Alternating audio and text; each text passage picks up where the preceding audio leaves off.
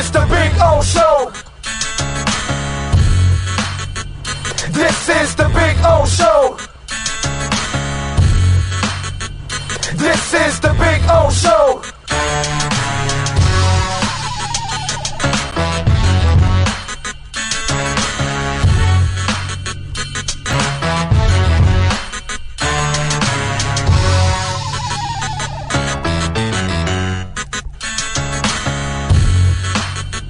This is the Big O Show.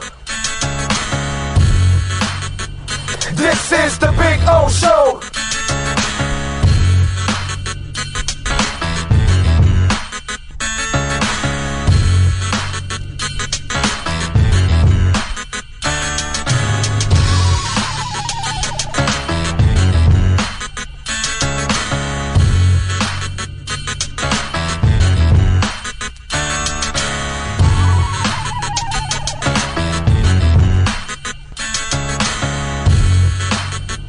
This is the Big O Show. This is the Big O Show. This is the Big O Show. This is.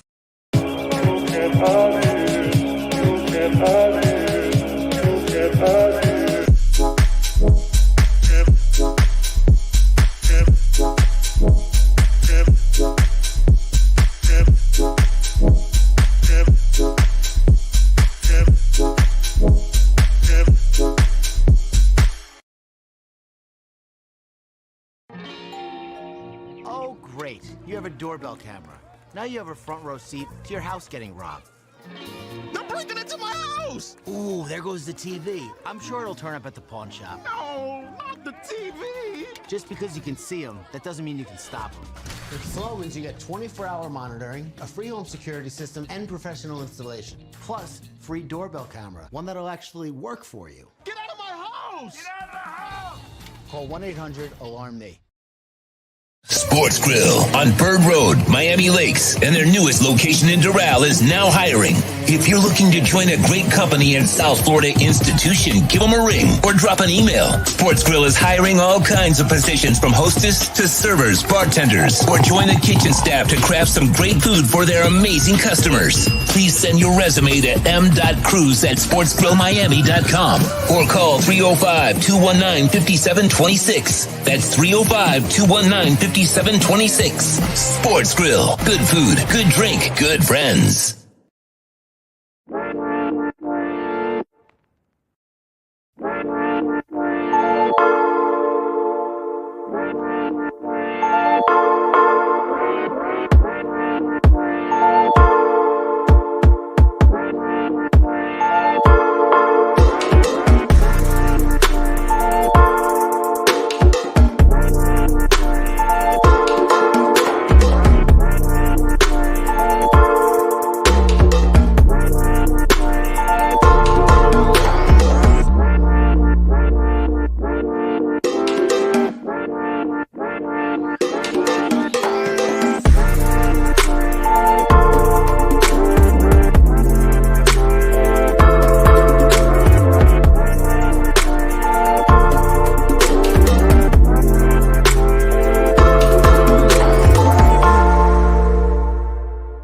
Wilton Rayom has more than 62 years of litigation experience handling insurance disputes. They're committed to resolving even the toughest insurance claims quickly. Call them for a free consultation. 954-966-4646. At Wilton Rayom, they don't get paid unless you win. Property damage claims to your home, business, or condo as a result of a hurricane. Welton Rayom can help. Water, mold, fire, smoke damage, Welton Rayom can help. Call 954-966-4646. Why is it that you get locked out in the worst moments of your life? Where are my car keys? Man, I can't find my house keys. In those frustrating moments, you need a locksmith you can count on. A. Lenny Locksmiths. In South Florida, from Miami to Port St. Lucie. In Central Florida, A. Lenny locks it down in Orlando and Tampa Bay. Lockouts or lock changes for home or business. Car key replacements and programming all model cars. 24-hour service. Call them at 855-869-5625. Go to the website at alennylocksmith.com. This is the Big O Show.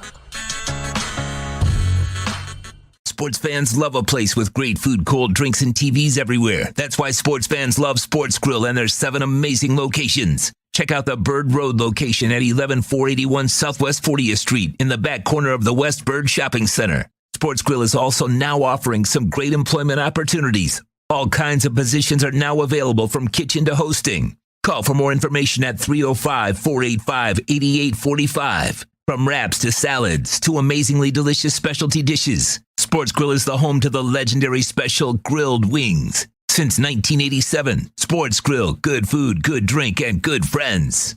It's the Big O Show. Judge, you tuned in to the hottest sports radio. When you need your warehouse looking good while staying efficient, there's only one place to find the finest racks in the business. Pallet Rack City in Hialeah. 305-424-8547. That's 305-424-8547. Pallet Rack City is the company you need when you want your warehouse sporting the finest racks in the business. After all, who doesn't love a great rack? Pallet Rack City. 305-424-8547. That's 305-424-8547. The viewpoint, statements, or beliefs expressed on the following program by the host, guests, or callers are not necessarily the opinions of FantasyXS.com, Media Group Inc. ownership, management, sponsors, or website. The Big O Radio Show is brought to you by HialeahParkCasino.com. Enjoy simulcast racing, dining, a magnificent poker room, and a casino with the most popular machines on the market. OKCoin.com. Download the app on iOS, Google Play, or Windows. OKCoin.com with over 50 different coins and incredible staking rewards. Pallet Rack City. There's only one place to find the finest racks in the business. Pallet Rack City. 305-424-8547. That's 305-424-8547. The Big O Radio Show originates from the OK Coin Studios.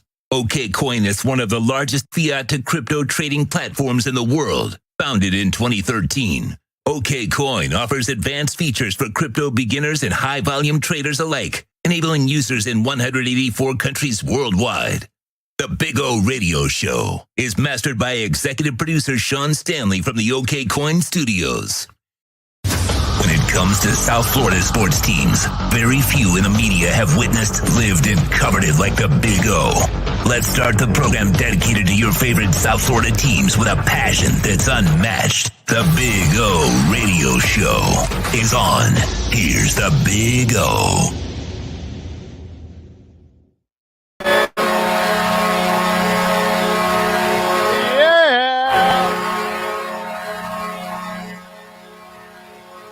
It's Monday. Hope you all are doing well out there. Hope you're feeling good. I mean, how can you not feel good on a weekend where the Heat win, the Panthers win, the Marlins win? What is it? 3 out of 4, correct? I think they took 3 out of 4 from the Phillies, including Sunday, to kind of, finish out the whole thing.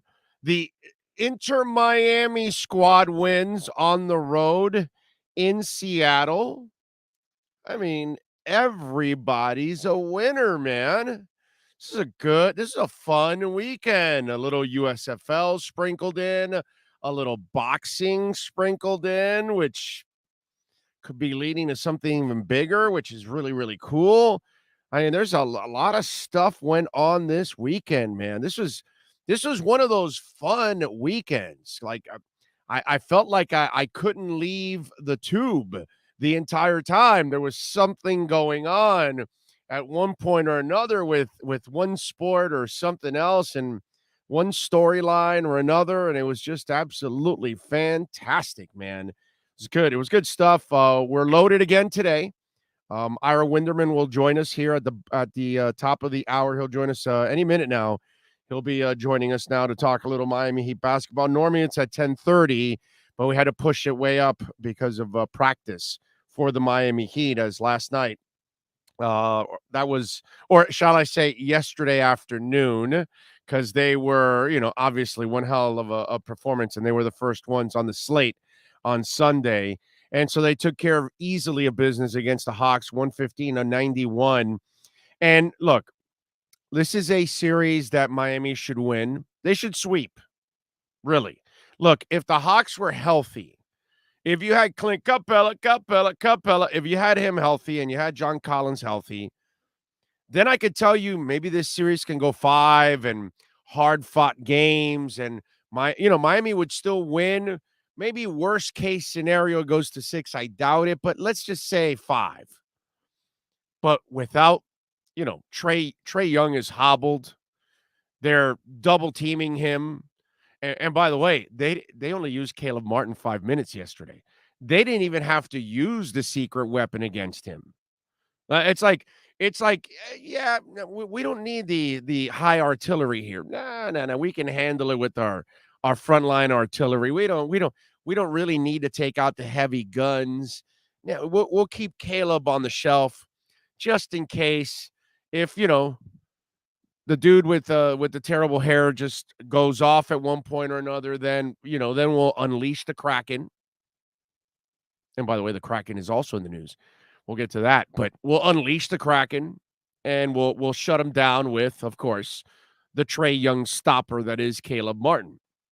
So it's just hard to see a hobbled Trae Young, a Hawks team that's not healthy. John Collins played. Even the coach said I was kind of, nervous about putting him out there because he's probably not 100, not even close to 100%. So it's just one of those things. They got to take care of business. Trae Young had 8 points, 4 assists, and 6 turnovers yesterday. He shot 1 of 12 from the field, 0 of 7 from three-point range. He's not going to shoot like that often, but the defense they're playing on him, it's going to be hard. And if he doesn't have enough people around him to take the weight of the world off of him, and Miami can play defense, I just don't see it, man. I just don't see it. It's just one of those where the Hawks really have no business winning any games in this series. The way they're constituted right now, the way they look. And Miami, you got to take care of business. You got to take care of business. This is an opportunity for you to wipe them out 4 straight, and then you sit there and wait for the next opponent and rest more and give Jimmy rest and Lowry rest. Very important. And Tucker rest. It's very important to eliminate these guys early to buy the older guys a little extra rest in between the series. You already get a day off, which is a blessing for them. But if you could give them a couple extra days in between the series, that'll be key. Part 2, we talked about this, and I harped on it for a long time. They did it. They finally benched Duncan, and they put Strus in. And one of the things I told you was Duncan Robinson now will play against backups. Duncan Robinson now, if he has to defend, will defend backups. He is in a much better position. And last night was a beautiful thing. 8 of 9 from three-point range, 27 points, a record night for the team in three-point shooting. It was fantastic. He was awesome yesterday. And he was where he belongs.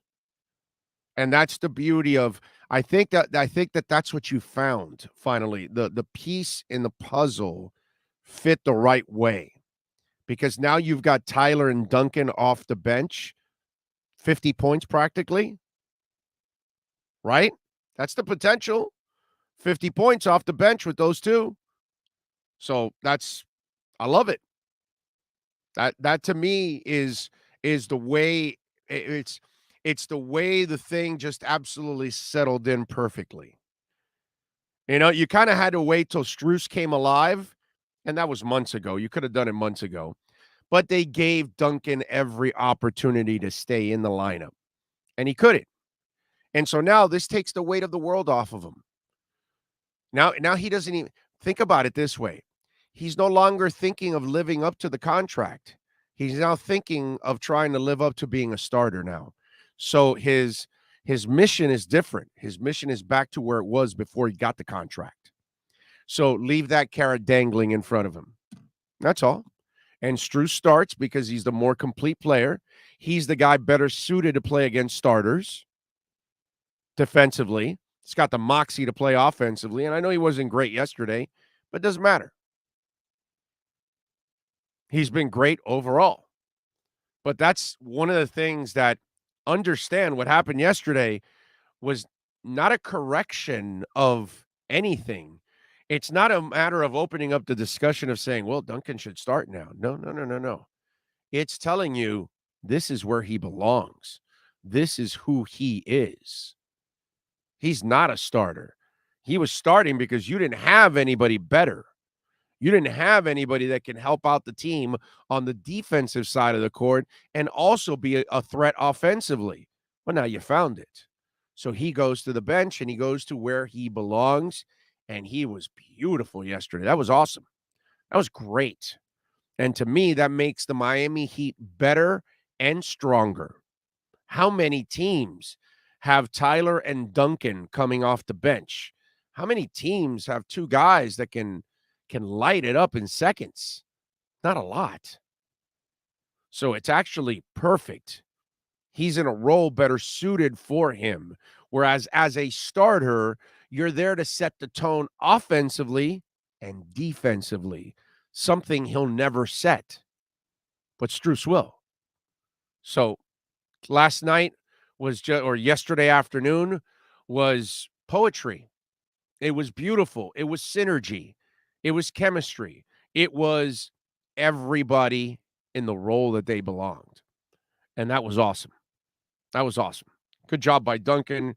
Great job by the team. Just coasting, man. Coasting. It's like watching what the Panthers went over the weekend. Let me see. What was it? It was 12-2. 6-1, 6-1. I don't know why I thought there was a 7, but 6-1 on Friday, 6-1 yesterday. It's like watching that game, right? It was like this wasn't a game. There was no doubt in that Hawks Heat game last night. No doubt in the Panthers watching, but stinking Avalanche are still winning. Damn it, bro. Holy crap, man. Anyway, but good stuff by the Heat. They'll continue the series game 2 tomorrow, and we'll have some fun. We'll talk about that, obviously. And Ira Winderman will be joining us any minute now to talk a little Miami Heat basketball as the Heat and the Hawks will continue their series. Obviously, we got more action tonight. The Sixers are leading 1-0. They will play the Raptors at 7:30 tonight. Utah leading 1-0. Game 2 at 8:30 tonight. Jazz and Mavs. Game 2, Nuggets and Warriors. Warriors are leading 1-0 in that series. That'll be at 10 o'clock on TNT. So we've got a triple header tonight of basketball. That's what I love is like every night now, man. We get it every single night, some basketball. And you get Ira Winderman 3 times a week here on the program. And we do it with the Acura Pembroke Pines Miami Heat, an NBA report. That's next.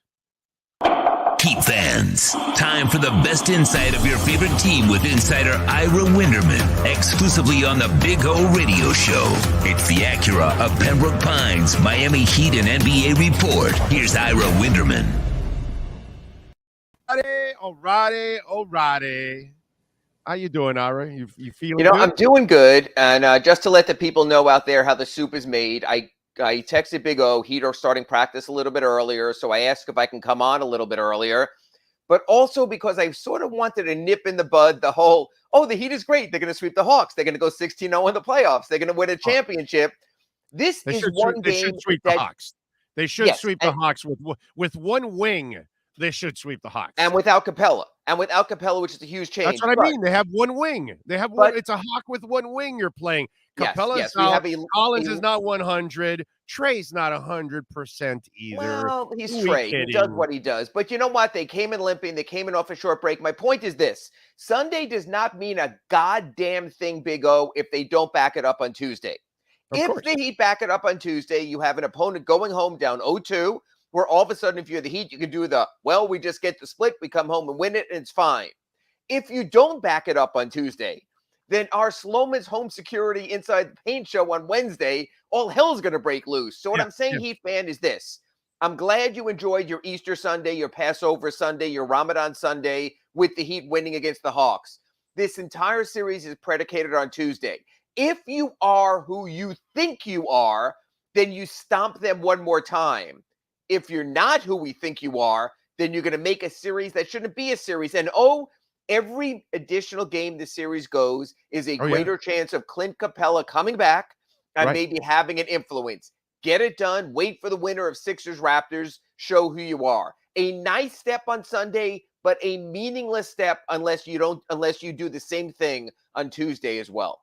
Well, just before you came on, what I was talking about is if you're the Heat, you know, the season's been pretty magical for you in the sense of you've had incidents and injuries where people have missed. And I say incidents because obviously Lowry wasn't an injury. He had some personal issues that he had to miss time. But for whatever reason, you've missed some key players and you haven't missed a beat. And you've been able to continue and have the number one seed. And so Jimmy has actually had some rest, and so has Lowry and things like that.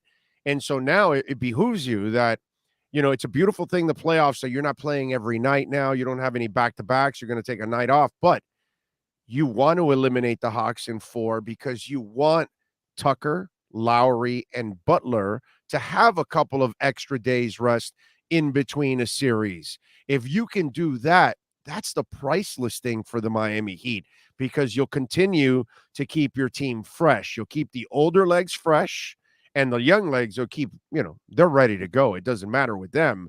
But I think there's also a method behind the madness to trying to eliminate them early because you want to take care of those older legs too. Totally agree. And again, there's a 2-day break after Tuesday's game 2. You will have the time, like you pointed out, Wednesday and Thursday off before you go to Atlanta. So you get the breaks you don't get during the regular season. You have to maximize it. You have to come out hard. There's no cruising in the playoffs. No. We saw that yesterday in the Bucks game. The Bucks should destroy the Bulls. It just doesn't work that way. You have to stomp. You have to be ready. Look, the Hawks are without their second best player. That matters, even for a number 8 seed. So you can focus a little bit more on Trae. But you know what? You don't want to give Trae a sign of life. Oh, so this is what I do. This is how I can do it. This is how I break free. It was one thing. You remember this, Big O. You've been doing this for 97 years. The Jeremy Lin game when the Knicks came in during Linsanity and Mario Chalmers and crew just absolutely destroyed his confidence, arguably for the rest of his career. But that was just one game. This is a 4-game series. You have to do on Tuesday what you did to Trae Young on Sunday to prove that it works, that you can keep going. Look, the kid is great for the NBA, but you've got to break his spirit. That's what you got to do now. And then you can worry about the hair club for men and move on from there. Yeah, no, I'm with you there. By the way, you know, last night, I think, or yesterday afternoon, the other thing I talked about before you came on was synergy took place, perfection took place, and that's Duncan Robinson. And it's not so much his performance, it's his place on the team, because it took months to do it, but the right balance is set. While Strus wasn't amazing last night, he brings the balance to set the tone offensively and defensively with the starting unit. And Robinson gets to shine now in the second unit against second teamers. And when he has to defend, at least he's kind of defending some second teamers too. And yesterday, it's not a matter of making a case to saying, well, maybe you should start again. No, it's cementing the case that having a Tyler and a Duncan off the bench can be one of the deadliest combinations in the NBA. Again, the Heat had 2 players this season who, as a reserve, average in double figures. We know about Tyler Hero, his 20-point average, top in the NBA among reserves. He will be your NBA Sixth Man of the Year. But we also know that Tell him you're busy. Tell him you're busy. You know what? That was actually my alarm when I was going to do you at 10:20, so I apologize. Right here, it says, wake up, Big O show, so I apologize. And so you have Tyler average 20, but Duncan Robinson averaged 10 off the bench. They're the only Heat players as reserves this year that average double figures. It works better. And, this is what you've said for the last couple of weeks, whether it was on our Accurate Pembroke Pines reports on Monday and Friday or Sloman's Home Security on Wednesday. He's playing second-team players. It works better for him. Look, guys have made careers, the Lou Williams and guys like that. They've built careers, Jamal Crawford, on playing against those kind of players. I wrote a story about this at sunsetl.com. It's posted. And even Duncan said, When you get the scouting report, the starters know, do not leave this guy open at all. And you even see sometimes the top opposing defender guards Duncan so he can't get going. But when you're cycling through reserves, you never know who's a reserve. Are you the first reserve, the third reserve, the fourth reserve? So Duncan comes in and his man loses him because they haven't had that kind of singular focus as a starter. And I like what Duncan said. Usually he can get his first shot or two and wind up, the guy's like, oh, yeah, that's the Robinson guy who was so good as a starter, and it gets him going. I'm not saying it's always going to be 8 of 9 of threes, but it's a night switch. That's what Erik Spoelstra's done every year, is he keeps working through his lineup, just like people are going to me, well, this guy didn't play last night, no Caleb Martin yesterday. There'll be a moment when they'll unleash the Kraken when they have to, and Caleb Martin will play also. The depth is good, but we've said all season, you go 9 deep. That's your comfort zone with this team. Maybe the 8th or 9th man, whether it's Gabe Vincent or Dwayne Dedmon. If an opponent goes small, you work through that. Absolutely. By the way, the under the radar player of the game, Gabe Vincent, 7 assists, 1 turnover. I mean, I thought he really, added something, and a lot of people aren't going to be talking about Gabe Vincent today.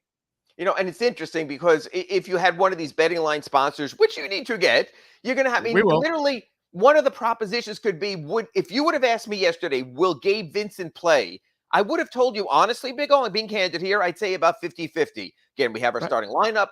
Tyler's your first reserve, Dedmon, if they have a big, your second, Duncan, your third. I thought it was going to be Caleb. I thought it was a big deal when Cody Martin, his brother, showed up. Always going to see his brother be the tray stopper. And I wrote my notebook at the Sun Sentinel about that. I was surprised that Caleb wasn't part of the mix. But Erik Spoelstra sees what we don't in practice. And he's seen this developing Gabe Vincent. Big O, you know this. For years, Ira Winderman has gone to Pat Riley about having a backup point guard. I mean, this is a 10-year kind of thing. Erik Spoelstra clearly has confidence in Gabe Vincent as that player. And that's all he wants. Hit a shot or two, get some assists, don't commit turnovers, and defend. And you know what? It takes a special player like that, because a Goran Dragic type, of course he wants to score. That's who he is. Gabe, you can put in a box, and Gabe will say, okay, that's my box. I'll fill that, but I won't try to do more than A, B, and C. And you see how that worked out so well. Yeah, that was sweet last night. All right, let's go around the league a little bit.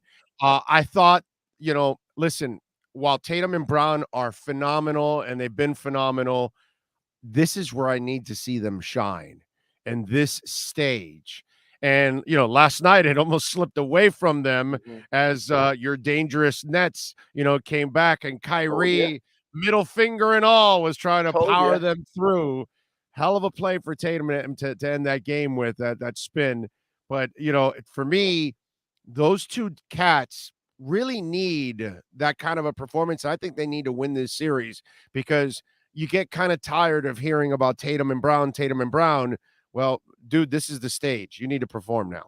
And really, their only third guy there is Marcus Smart. If you're trying to form a big three, I mean, they got Derek White. They made some other moves, but it's basically, Marcus Smart is the third guy. He's had his moments, but you can't rely on him.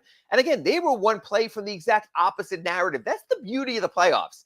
During the regular season, you always tell me this, Big O. You go, oh, don't worry about last night. There's 82. They'll find their way. 4-game losing streak. They'll be on a 6-game winning streak soon enough, Ira. It'll be okay. And you're always right. In the playoffs, every game matters, and especially that is not your typical number 2-7. And we said this all along. If the Nets are going to play the Heat, it wouldn't have been your typical 1-8. It's not like the West where it's all falling into order. So, yeah, Boston barely survived. Bad defensive play by Kevin Durant. Lost his man at the moment of truth, was ball watching. All of a sudden, Tatum sneaks behind him. But that series sure as hell has the look of 6 or 7. The Celtics are going to get worn down. I honestly don't know if the winner of that series will have much of a chance against Milwaukee in the next round after what they're going through in this round. Milwaukee's going to be done no more than 5 games against Chicago. Yes. That's my problem. It's like watching the Sun series. I had very little interest watch. Those are the 2 games that I watched the least, was the Milwaukee and the Suns one, because I just don't give those opponents. You know what the answer is. You know what the final result is going to be. You don't have to be a basketball savant to know how those 2 series are going. No, I'm with you there. Will the Raptors give the Sixers I thought they would give him a better fight. I don't expect them to win, but my Lord, I didn't expect a 131 to 111 ass whipping. Two factors in play there. Just like we talked about with the Celtics, if you find your third wheel, it makes it easier. Tyrese Maxey, we saw what he did against the Heat in that game when Harden and Embiid didn't play that Monday night game in Philly, and they absolutely waxed the Heat in that game. If he can be their third wheel, they're fine, even with Harden not being the best Harden. But let's be honest, if Scotty Barnes' ankle injury, and it looked bad, is as bad as it looked, and Toronto's without him, it's really Fred VanVleet, Pascal Siakam, or bust. And I don't see that as competitive. Scotty Barnes is a really good rookie. Is right up there. You mean Malachi Flynn? Malachi Flynn doesn't do it for you? Malachi Flynn doesn't do it. No, they're kind of limited there. Our good friend Precious Achiuwa hitting his threes. Look, that's a team that will be coached into the ground by Nick Nurse to get as much as they can out of him. But Joel Embiid is playing great. And if they get a Maxey-like performance, look, that's probably the Heat second-round matchup is going to be against Philadelphia. If Philadelphia is going right, they can be great. They are just so uneven, Big O. Yeah, no, I'm with you there. Mavs, do they have a shot without Luka, it's hard for me to see them get by in this series. No, you look at Dallas and you look at the rest of their roster and what they were playing, especially with Hardaway out now also. They just don't have enough. Right. When you're a singular team, it all rides on one player. It's a dangerous way to build a team because in the playoffs you're in trouble. That's the good part about the ensemble Heat. Tyler Hero was awful yesterday, but you know he's coming. You know there'll be a better Jimmy Butler. There'll be a better Kyle Lowry. There sure as hell will be a better Bam Adebayo.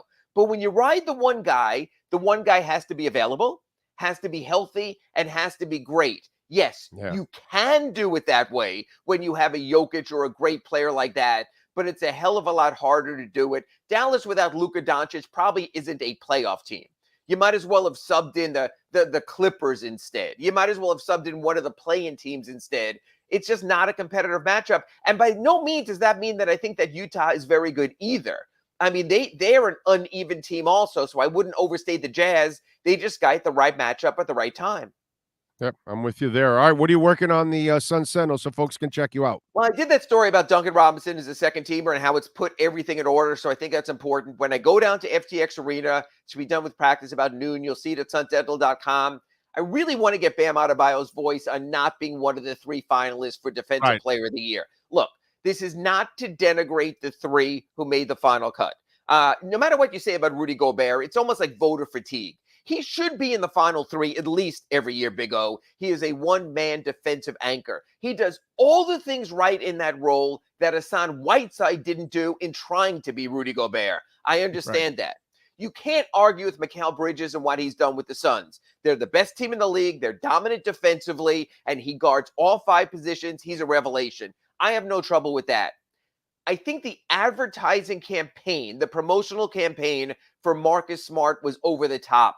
It was brilliant by his Celtics strategist. We will wait and wait and wait until the ballots go to the media. Then in the final 3 weeks of the season, we will start this all-out blitz. We'll come with our numbers and our video and our talk. And it's almost like, and I kidded Cooper Moorhead at Heat.com, who tried to do his job, as if the Heat were out-campaigned. You know, as if Hillary's people were encircled by the Trumpers at the end and went down to a loss. I think that's what happened to Bam. I think Bam got really short-sold and should have been there ahead of Marcus Smart. Not saying he would have won it, but I'm really curious. You know him well enough, Big O.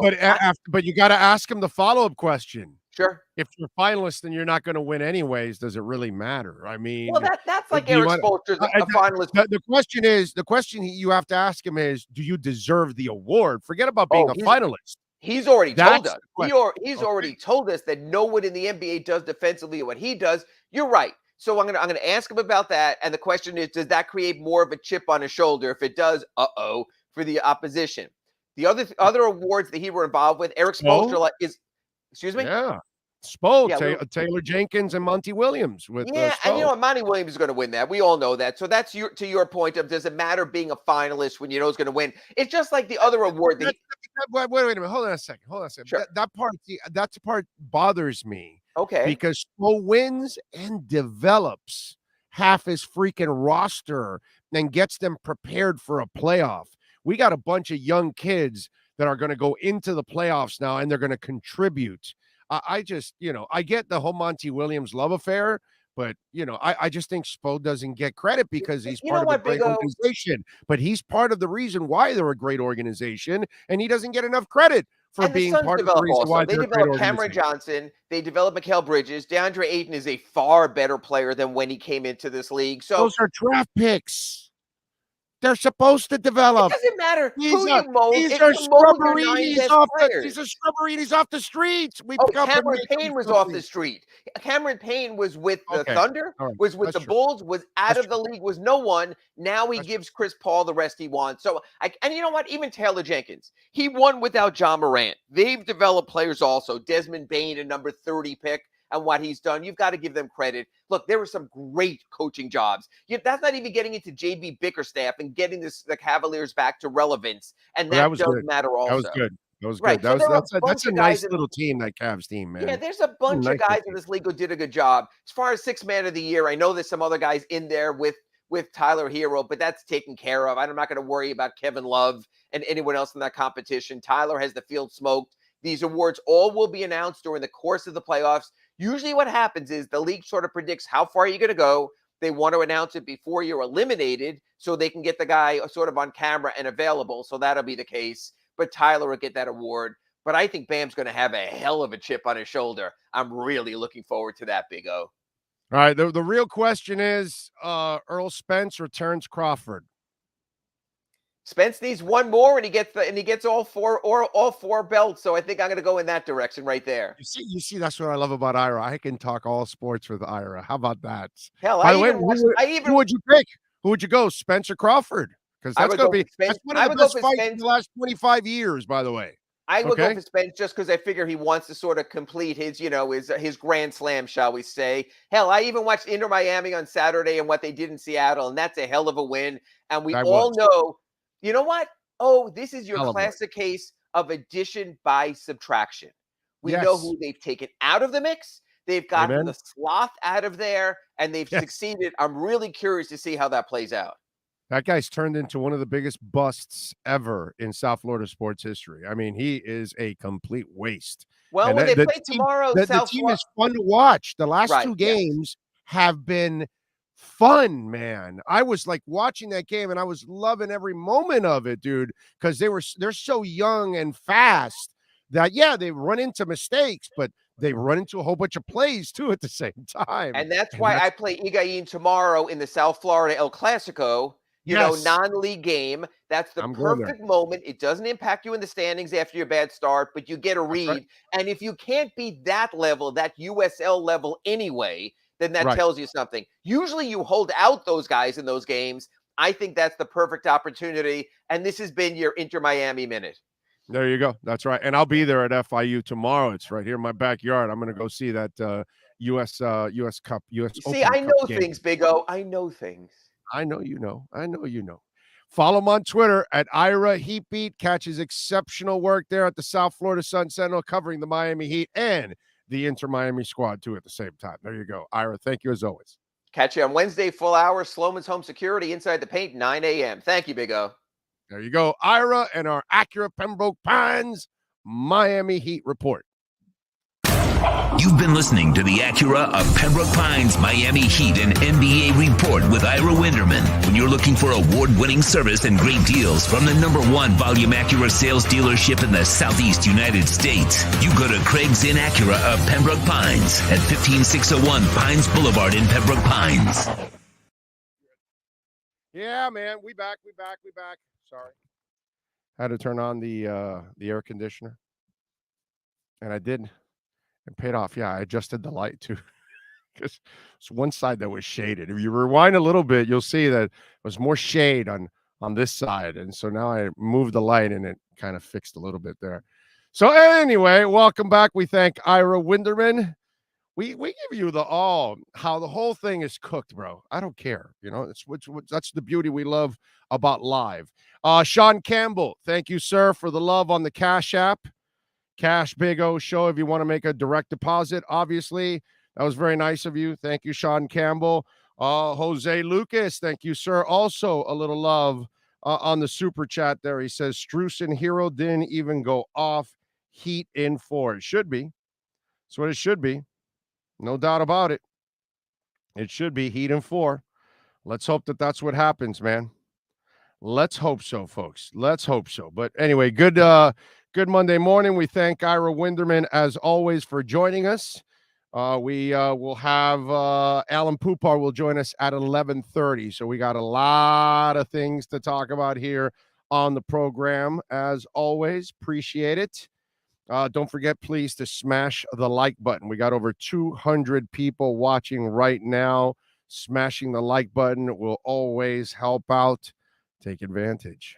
Little Bitcoin. Yeah. There you go. All right. Hope you had a great weekend. Oh, man, I had a phenomenal weekend. Heat win, Panthers winning, Marlins winning, Inter Miami winning. The Dolphins are going to win it. You know, it's a beautiful thing. Life is great, bro. Life is great. That was a fun win on Saturday night, man, in Seattle for Inter Miami. And watching the baseball this weekend, the kids were scoring runs, dude. They won 11-3 yesterday. They won 10-3 on Saturday. I'm sorry, they lost 10-3 on Saturday. They won 7-1 on Friday and 4-3 on Thursday. They took 3 of 4 from the Phillies, and they scored a total of, 25 runs in 4 games. Somebody was asking me something about the Marlins. I said, man, if they can get some run support, they're going to have a fun year, dude. This will be good. You get run support, it's going to be awesome because they can get pitching. It's nice to see Elieser Hernandez bounce back yesterday after the rough outing he had the other day. So if they get the pitching, which I expect them to, all of a sudden you get some hits. Life is going to be pretty good for the Miami Marlins. It's going to be some fun. I mean, I had a blast this weekend. I watched some of the USFL. I watched the first game, which was Alex Magoo threw a deep touchdown pass. I put the highlight on our Twitter page there of Magoo throwing that touchdown pass. But I watched a little bit of USFL too. I can't say that game I watched a lot of. The other games, I came in and out of it for a couple minutes. There was so much going on with basketball. I just could not pay attention like I wanted to. But 2 days ago, the first game, the only game that was on of the USFL, the Birmingham game, right? I think it was. That one I did watch. I did watch a lot of it. Didn't watch all of it live, but I watched most of it live because I had it on one of the TVs on. Because obviously I think we had basketball going on too at the same time. So yeah, that was front and center. And then I had the one on the other side. So it was good. It was good. Marlins scoring runs is exactly what they were missing last year. Amen, Nico. Not only that, Nico, it just becomes fun. Because you just can't have baseball without any runs, dude. You know, it's just America doesn't have the patience for 1-0 games, even though those are my favorite games. 2-1, 1-0, 3-1, 3-2. You know, those tight one-run games, I love those games. Every pitch, every walk, every hit is enormous. You know what I mean? The drama that adds to it is awesome. But America doesn't like that. They want to score runs. And in the end, in this game, in this day of baseball, you got to score runs. There's too many runs being scored, too many home runs. It's just, you got to produce, and they got a good pitching staff. It'll be fun. It'll be fun, man. So we got a lot of things to talk about today on the program. We had the spring game. Okay. And we're going to talk to Manny Navarro tomorrow on the spring game. Let me pump the brakes for some of you overzealous, uneducated, or maybe just idiot fans. Okay? Because if you're booing at a spring game, you're a loser. Seriously. What kind of a loser are you booing at a spring game? I had some moron send me a tweet And it's just this is why we get the bad rap as fans. Okay? The Miami spring game was pitiful. The pressure starts right away. The line is in the sand. It has to be drawn already. Miami paid $8 million a year for a head coach. The spring game sucked. I didn't know that Cristobal has been here for a couple of years and has coached a whole season and been able to straighten everything out. The guy's been here for a few weeks. He's recruited some kids, snatched some other ones on the transfer portal, and I'm sure he'll snatch a few more. I'm sorry, I must have missed it. Was he supposed to fix all the ills without even coaching one game? So let me get this straight. So some of you effing idiots actually went to the spring game thinking that the team is now Alabama, that they've had success of multiple championships. The foundation has been set. It's one winning season after another, multiple accomplishments, and that this team is piled on top of all the successes of the last couple of years. Am I reading that? Is that what you guys, some of you idiots, think? I mean, really, seriously, dude, you are a freaking loser if you're sitting there booing Mario Cristobal and these kids in a spring game. All these kids are learning an entirely new system. You think they're not going to make mistakes? Some of these kids are new. Some of them are new playing with each other. You think they're not going to make mistakes? Did you actually go to a spring game with a coaching staff that was just put in place? They just met these players over the last couple of weeks, and you're expecting Alabama precision. What kind of a moron are you? Please explain to me. How stupid can you be? How dense? How ignorant? This is why Miami fans at times get a bad rap, because of idiots like you that are booing at a spring game with a brand new coaching staff installing a brand new offense and defense and special teams and everything, habits, meetings, everything's an adjustment for these kids and their kids. So you're expecting perfection. Oh, because we paid him $8 million. And in my microwave society brain, well, you paid him $8 million. That erases all your ills. That makes you elite immediately.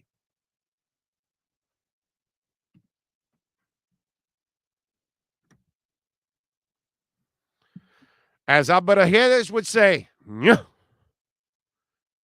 It's just like, it's baffling sometimes with fans, some fans. And you should be embarrassed if you carried yourself that way on Saturday for the spring game. I get it, man. Canes have been pathetic for 15 plus years. And Manny Diaz was a joke, and so was Al Golden, and so was Randy Shannon, and whatever else that we've had here. I get all of that. I've been through the same suffering that you have. But I want Mario to succeed. And so the way I give an opportunity for Mario to succeed is to actually give him some time to, put his team together, coach him up several times, allow them to make mistakes so you can then correct them. Plenty of students make mistakes, right? And then the teacher helps you correct the mistake, and then you fix it. And then later on in the week or a month later, you're no longer making that mistake. That's everybody, man. You start a job, you're in training. You don't know how to handle the cash register. You're not sure how to sell this. You're not sure how to stack this or stock that. They got to teach you. Sometimes you'll do it wrong. But that's usually early on. That's the process. We are in the process. It just started. And some of you idiots want perfection. You want a line that's fixed. You want a D line that all of a sudden in linebackers that all can play? No, man, that just does not happen overnight. You sign the coaches, they have to find the players, and then they have to develop the players. And sometimes it doesn't happen in the first day, doesn't happen in the first week. Sometimes it may not happen in the first season. I mean, listen, the team is good enough to win the Coastal. That's all you got to worry about right now. At least win the Coastal. But that you need a whole year. Let's wait. Let's not measure the man in April. April? You're booing the man in April. When none of this means anything whatsoever. When these coaches are still trying to figure out what player is what and where they belong and how mentally tough they are and how physically durable they are and how intelligent they are to adjust. They haven't figured any of that out yet with their players. Booing. God. Some of you out there, man, I swear, it's just, you're just pathetic, man. You really are. Yeah. These are the same people that think Tua plays O-line, receiver, and coaching at the same time. Willie. I was there. People at FSU gear was booing, not Miami fans. Right. Big O, those are the same fans that buy a box of cake mix. They open the box and expect the cake to come out of the box already baked. Big O, no patience these days. Mike says, this is why we have some of the dumbest fans in sports. Steve says, you should never boo college kids, whether it's a spring game, regular season game, or national championship. They aren't pro athletes. We lose sight of that fact sometimes. Actually, Steve, they're semi-pros now.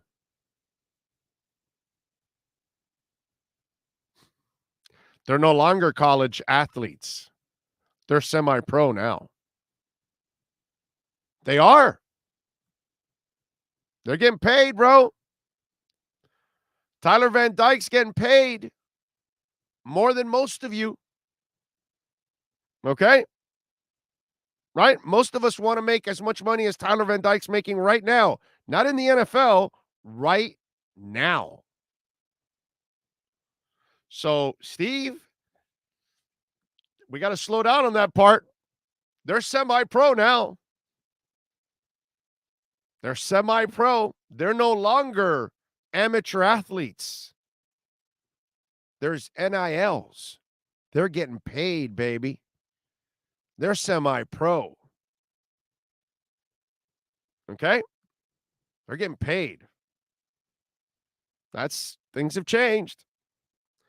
Before they were getting, some of them were getting paid, but it was like under the radar. Now we know they're getting paid.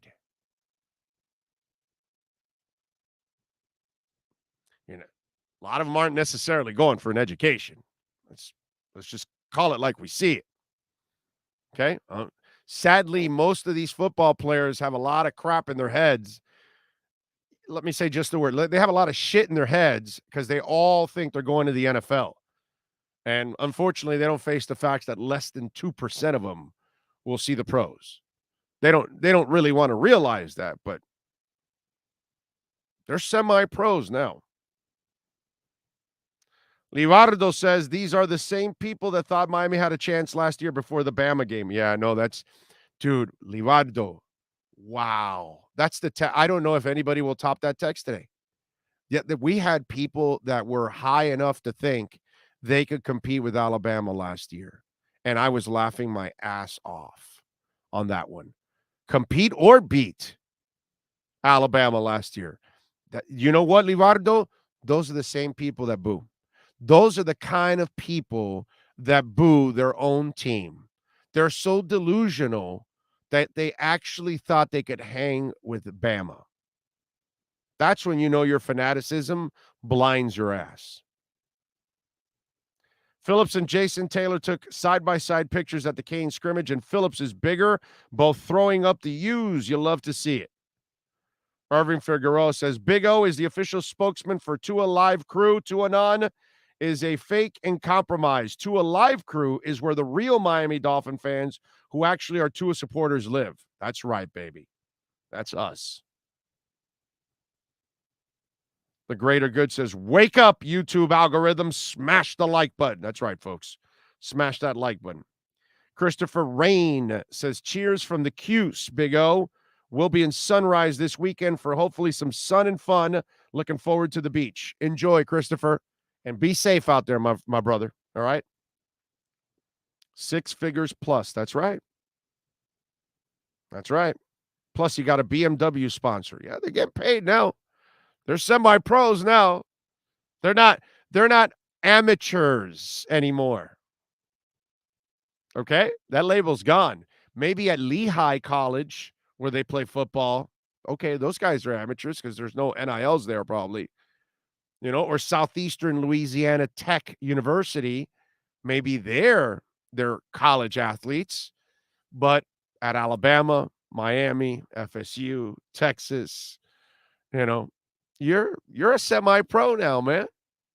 You're getting paid, cuz. They're paying you because you perform, right? So, John Young says, you have to be patient. It's a process. I'm a Kentucky football fan also, and Mark Stoops took 4 years to build us up now. He has 2 10-win seasons and an SEC Coach of the Year, 4 bowl wins. But, John, you get it, my brother. You understand. You know, this isn't Dennis Erickson taking over Jimmy Johnson, and this isn't Larry Coker taking over at a point where the program's at a high, program's at a low. It's been on a low for a long, long time. Cristobal is picking up jack crap, and he has to turn it into something. So turning the attitude, turning the confidence, turning the production, turning it over to real W's, all of that is one hell of a challenge for the man. And you don't just do that like that. And by you don't sign up and within a couple of months of your spring game, you fix all the ills of your program. I mean, that's just stupid. Greg Sportenwood says, any interest in the F1 race coming to Miami, Big O? Hells to the yeah. Now, I can't afford it. Somebody want to take me with them? You got an extra ticket? I'll go with you. I don't have a ticket to go. I can't afford a ticket to go. I will watch it. You know what I mean? I probably could order a media credential, but I'm not interested in doing the media credential thing. You know what I mean? So I probably will watch it, but hell yeah. Sean and I are trying to make sure we're at the F1 race in Vegas next year. You know, hopefully my trip to Vegas, while we're there, I hope to finalize a permanent home for us there in Vegas. So yes, I'm very interested. Now, total 100% honesty here. I'm not Mr. F1. Okay? I don't know jack about. I know the generalities of F1, but I don't follow F1, and I'm going to, start delving into it and tell you about one racing team or another and one race for another or what the history. I don't know anything about that stuff.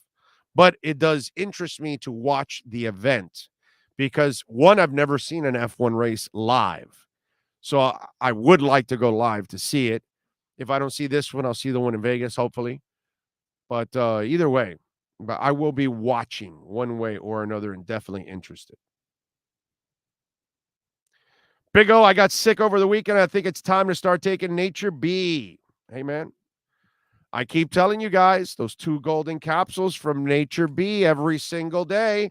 27 vitamins and amino acids, 28 minerals and powerful antioxidants. That's why I take it every single day. Right there. and use my code Big O so you can get free shipping on the Power of Pollen. 1 month supply, 3 month supply, 6 month supply. All right? Free shipping, Big O. Not for the soap, not for the lip balm. No, no, no. By the way, I got another lip balm. There we go. Nature B, baby. That's the way. My wife swears by the wrinkle cream. I don't use it, but she uses it. She likes it.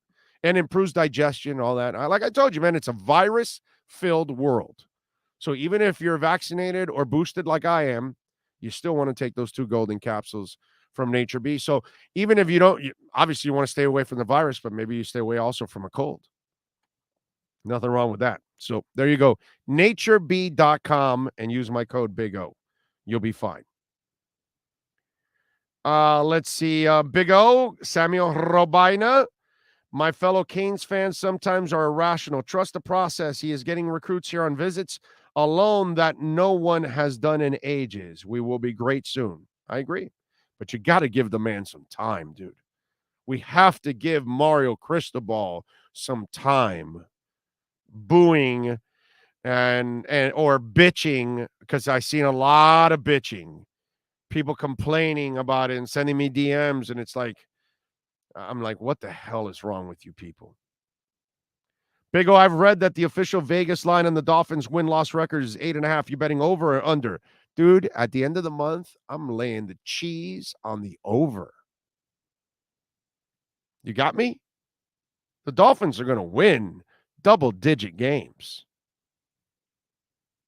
I'm counting on these guys to fix the damn run. And we're going to the playoffs. Tua will do his thing. I'm not worried about Tua. Others are worried about Tua. I'm not worried a damn bit about Tua. Tua's a freaking stud. He just needs the help, man. He has no help. So I'm counting on Mike McDaniel to be that help that he needs. I'm counting on Frank and Applebaum and all these guys to fix the damn run. And if Tua has a line and a running game, then he will be slinging the ball all over the place. He'll be just fine. He'll do his thing. Fix the run, fix the line, he'll be fine. That's all he needs. Give him a damn coaching staff that can call plays and play design. And I know he knows play design. That I know. So I know Tua's going to benefit from that, and so are the linemen. So, yeah, hell yeah, I'm going over 8.5. Oh, yeah. I feel good about the Dolphins this year. Big O is a straight-up gangsta. Best show ever. Well, I don't know about that. Either one, gangster or best show ever. But, John, I love your enthusiasm and I love your support. And thank you so much, sir. Appreciate it. On behalf of Sean and myself, we definitely are incredibly grateful for all of you out there. Big O, I ordered my first items from Caneswear. Thank you. I never knew it existed. There you go, my man. Thank you for supporting us and supporting Caneswear. Medical knowledge. The common cold is also a coronavirus. This has been with humanity for all time. Yes, there's all kinds of viruses, sir. Yes, some are worse than others. Not that you may want to, I'm sure you don't want to admit that, coronavirus is worse than the average cold. And I'm sure the Spanish flu was worse than the average cold. And, I'm sure you want to loop them all in the same way. That's why, I know no one that's died ever of a cold. Even though people do die of the cold, I know no one. But yet I know lots of people now that have died from the coronavirus. But, it's the cold. It's all the same. I know what you're saying, Mob Rule. Yeah, a little NyQuil and it kills COVID. That's it. Yeah, I got you, bro. I got you. Facebook facts. It's all the same. Let's see. Need a blind-ass fan alert for all those folks who booed at the Cane Spring practice. Will Sean... Blind-ass fan alert. Look out, everyone. We've got a blind-ass fan coming through.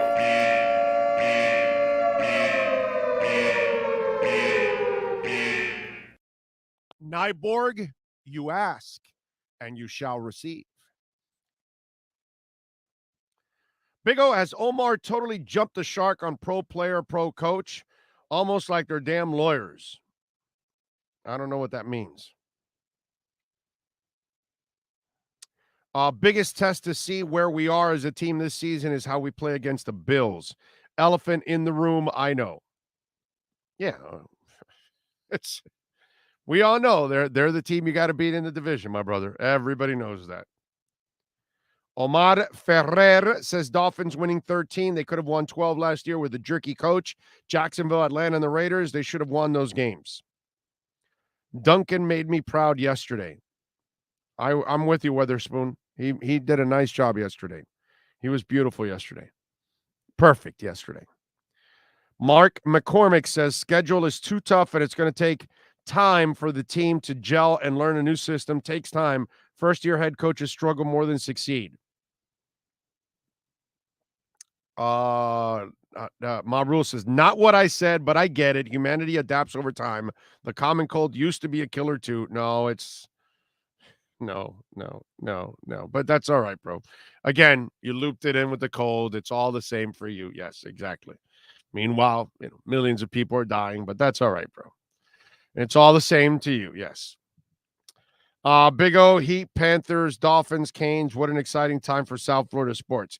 Hey, let's give Inter Miami a little love and the Marlins, okay? The Marlins took 3 of 4 from the Phillies this weekend. They're 4-5. They're just one game under 500. And Inter Miami, maybe, just maybe, they have found their hook here. And, maybe they can be an entertaining squad now. And they found some young guys. You never know, man. Lassiter, Campana, some of these guys may turn out to be some nice players for them. And they're young. So it's all around. There's a lot of love, man. It's not just let's not leave out the soccer team here the last couple of games and the baseball team. Give them a little love. Obviously, we know the Panthers are the best team in town. We know that, and the Heat, obviously, the best franchise in town. We know that. But there's some other positives this weekend, and I don't want to forget the folks. For the Marlins and definitely Inter Miami. They had a good weekend this weekend. Arnaldo says, Big O, Heat, Panthers. Oh, no, I got that. Lemon City Live is on the chat board. Oh, you need us on to talk F1. We're legit. We're F1 or FU. LOL. Hey, listen, I need any help. So when F1 rolls around, we'll do that. I don't have a problem. Which one of you guys? Because it ain't Gus, right? It ain't Gus following F1. And let me see. Trying to think. Tenard definitely is not an F1 guy. I'm trying to think between the other two. Which one is the F1 guy? Go ahead, Sean. Which one's the F1 guy? Because it's not Tenard or Gus, right? It's probably Achilles. Yeah, because he's but they're both soccer guys. But I'm going to go with Achilles. I'm with you there. Yeah. Edwin's, yeah. Let's go with Achilles. Yeah, because I know for sure it's not Gus and Tenard. Yeah, Edwin's more of the Joker. Right. Yes. Achilles supposedly is the refined one, which is why I go to it. Which kind of sounds very F1. Yes. Wine sipper. Yeah. Achilles. Yeah, because Achilles is like the smartest guy in the room normally. So yeah. I'm not going crazy. I don't know if he's the smartest guy. Well, he's smarter than I am. I don't know. He pretends to be the smartest guy. I mean, everybody's smarter than I am, but I mean, I'm going to go with Achilles. That's my gamble. So it'll be Achilles, the insider on the F1. That's it. If we did. How does this microphone sound, though? It sounds pretty good. A little echoey. Okay. But that's probably because the room has no. I don't have padding in the room, but I'm trying a new mic. I don't know if you can see it right here, the little lavalier. So. Yeah, I think I have some spare padding, by the way, somewhere stashed. Yeah, I just don't have it. I have it for when I have my mic on, but I'm trying this one so we can. We got to pad your room the way mine's padded.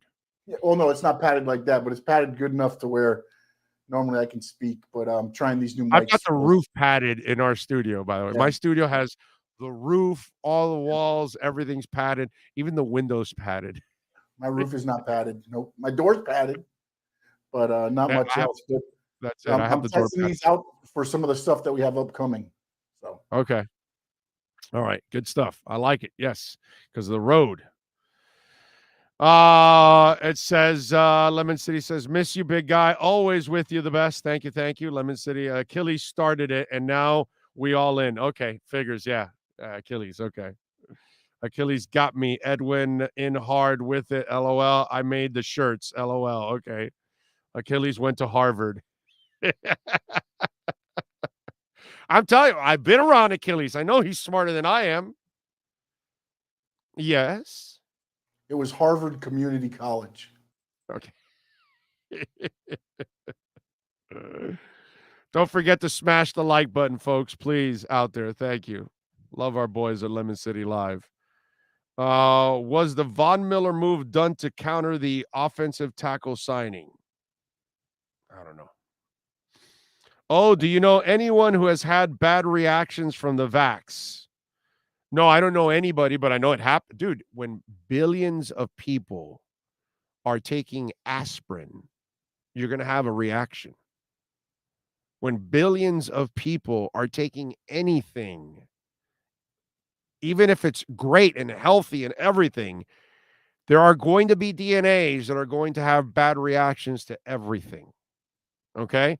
And those percentages are so minute that it does not make a difference.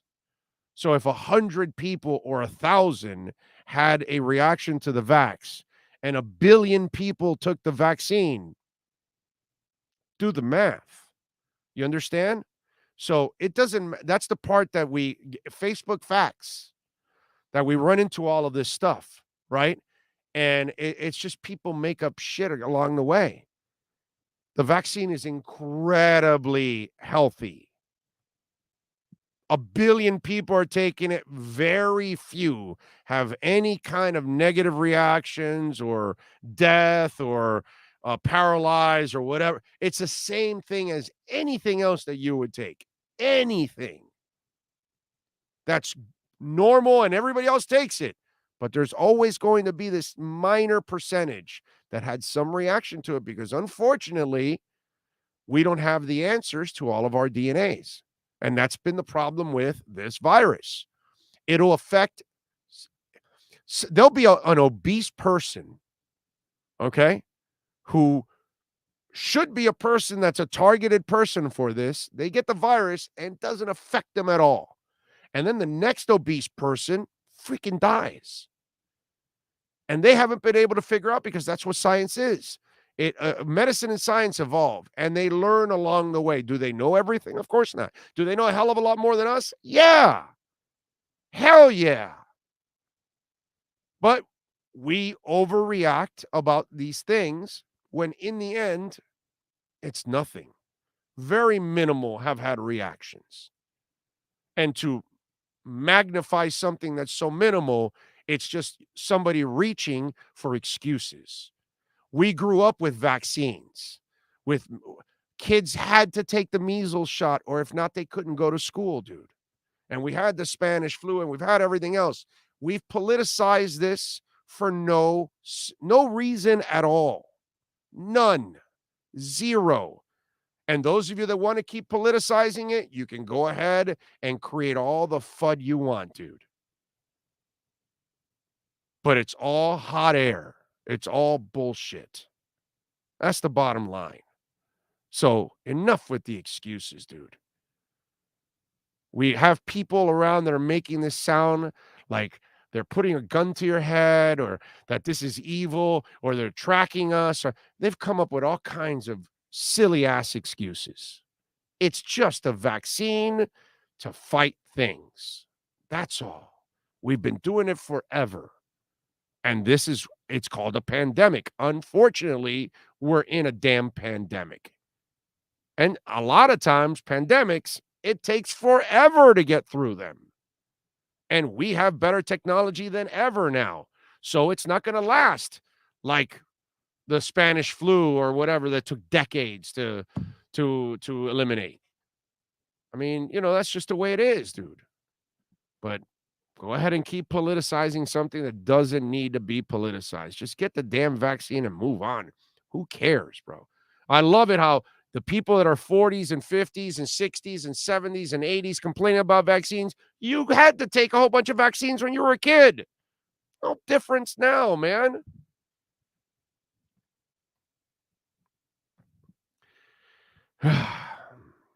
Ray says, Big O, I hope you and the family had a wonderful Easter. Would love to know what delicacies were on your Easter menu.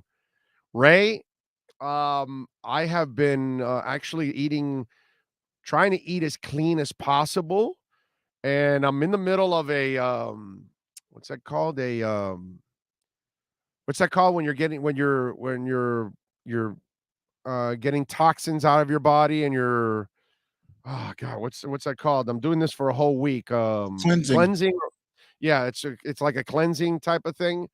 So I'm trying to eat, as clean as possible. So I didn't eat anything crazy, and didn't do anything crazy or anything for Easter. I was home, man. I was relaxing. Didn't do anything.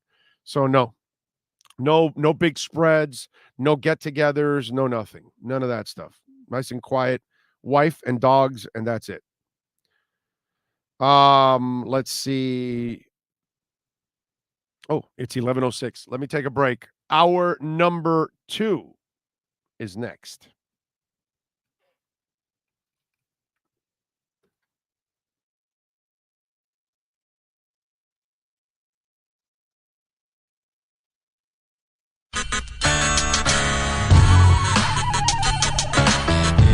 For over 16 years, EJDconstruction.com has provided South Florida residents quality craftsmanship, accurate project management, and exceptional service. That's why EJDconstruction.com is an A-rated member of Angie's List and the Better Business Bureau. When you're looking for the right custom home builder for additions or home remodeling, please call my friend Eric at 305-433-4843. That's 305-433-4843 for EJDconstruction.com. When you need your warehouse looking good while staying efficient, there's only one place to find the finest racks in the business.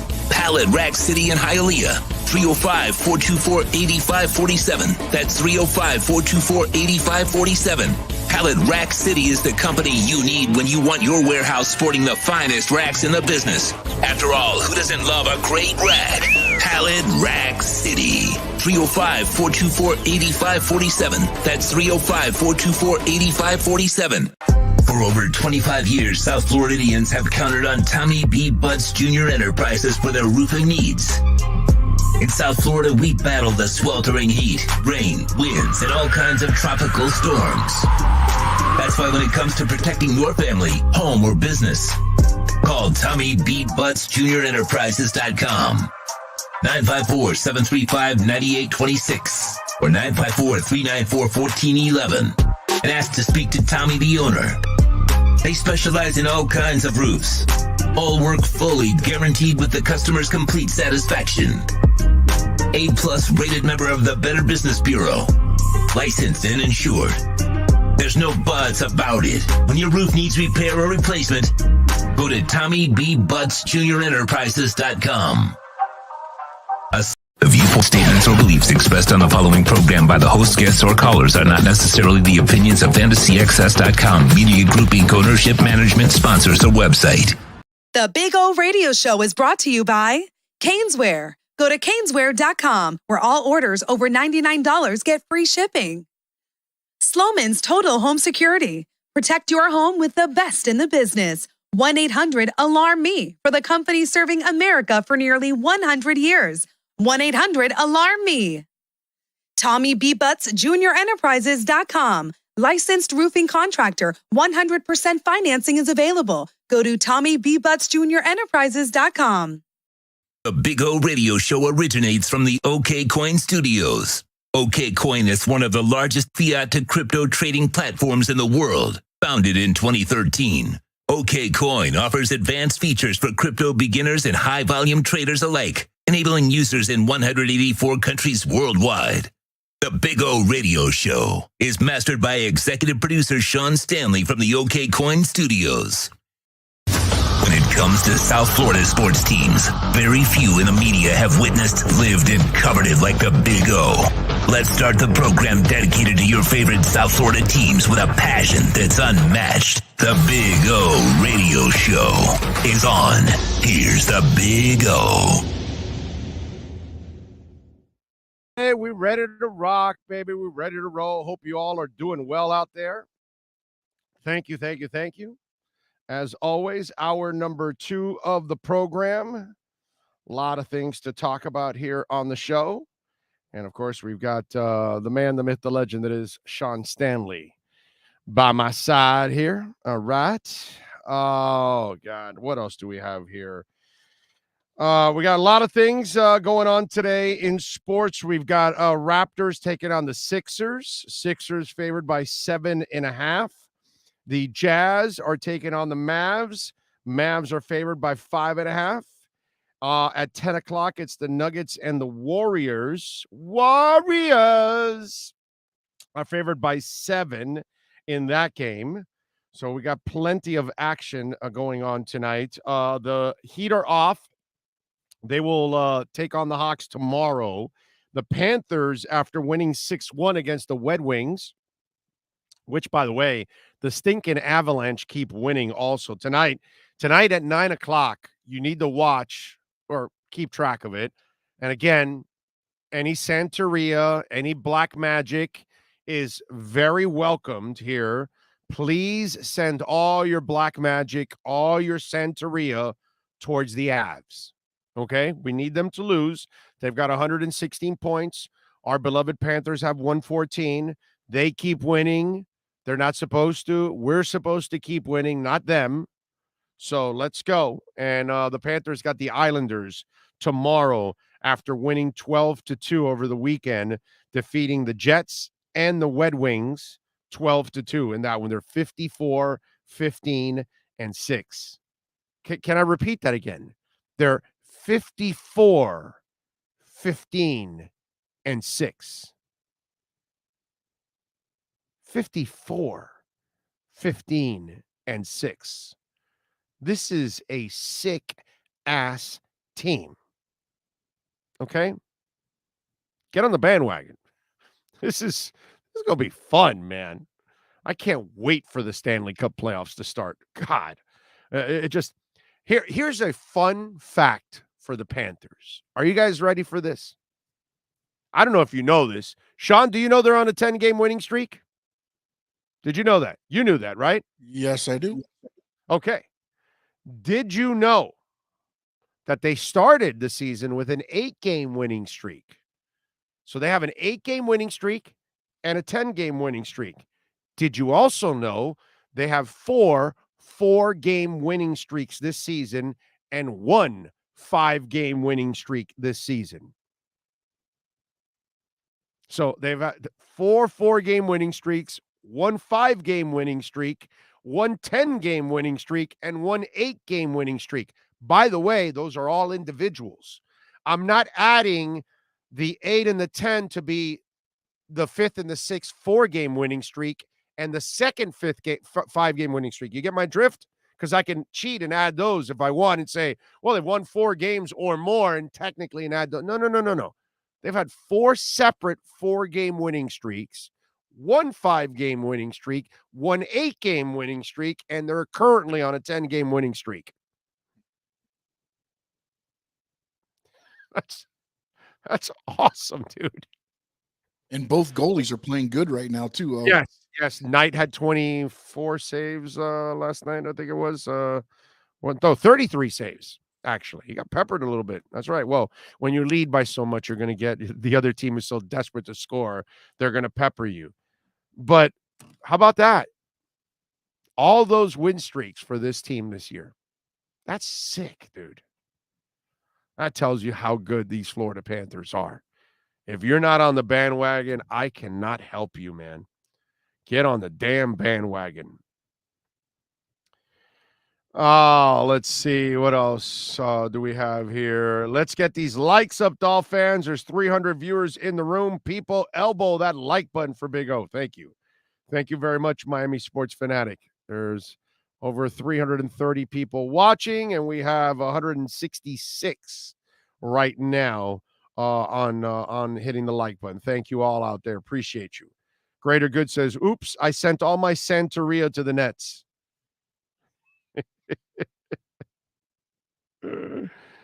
Let's see. Big O, is it me or Victor Oladipo is so out of it, like he don't want to be there? Before he used to get up jumping and all for his teammates, and now that he's benched, don't want anything to do with it. Well, I mean, he's kind of it's rough for him, man. But they have to do what they have to do. They got to try to win the game the way they got there. And right now, Depot is a luxury. And the interesting part about the whole Oladipo thing. All right. Now, notice how everything has developed with the Oladipo thing. In the offseason, oh, no, hey, man, if we could get him, on a cheap contract and bring him back, hey, he might be able to come back, be himself, and he'd be a real boost. And then as the season was going on and the season's going pretty well, we're all thinking, hey, man, Oladipo's there. He's rehabbing. He's getting better. Talking about practice. Oh, man, I can't wait. You know how much better the Miami Heat are going to be with Oladipo? Remember, we were all saying this. This was all our talking points. Yours, mine, all of it. Guess what developed? Young guys. Guess what developed? A team. Guess what happened? Eric Spoelstra put it a rock in a hard place. You can only play so many guys. So Oladipo got healthy. Oladipo's ready.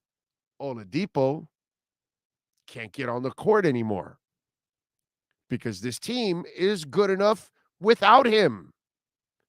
So until they need to break glass, there's no use of Victor Oladipo.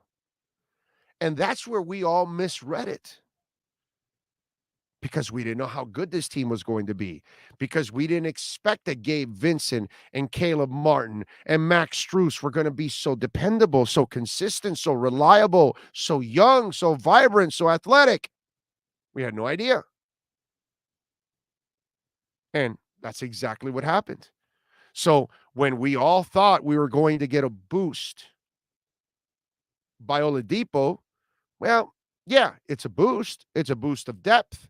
But it's not a boost that's going to make an impact right away because little did we know they weren't going to need Victor Oladipo. How crazy is that? And that's what Victor Oladipo is now noticing. But Victor Oladipo better be grateful because he may not be in this kind of shape if it's somebody else rehabbing him. And as Kyle Kuzma noticed, that the Miami Heat develop everybody, well, I think Oladipo needs to take a step back and be grateful that he's healthy, he's pissed, he's got confidence back, he's got his edge back. It's not just the energy drink, it's what we all live. We all live to find the edge in life. And Oladipo lost his edge. This is helping him keep his edge. Because now we're not keeping you down because you're unreliable.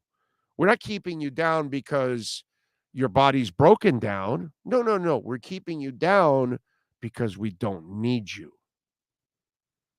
That will motivate you. And that's where he's at right now. And I understand it.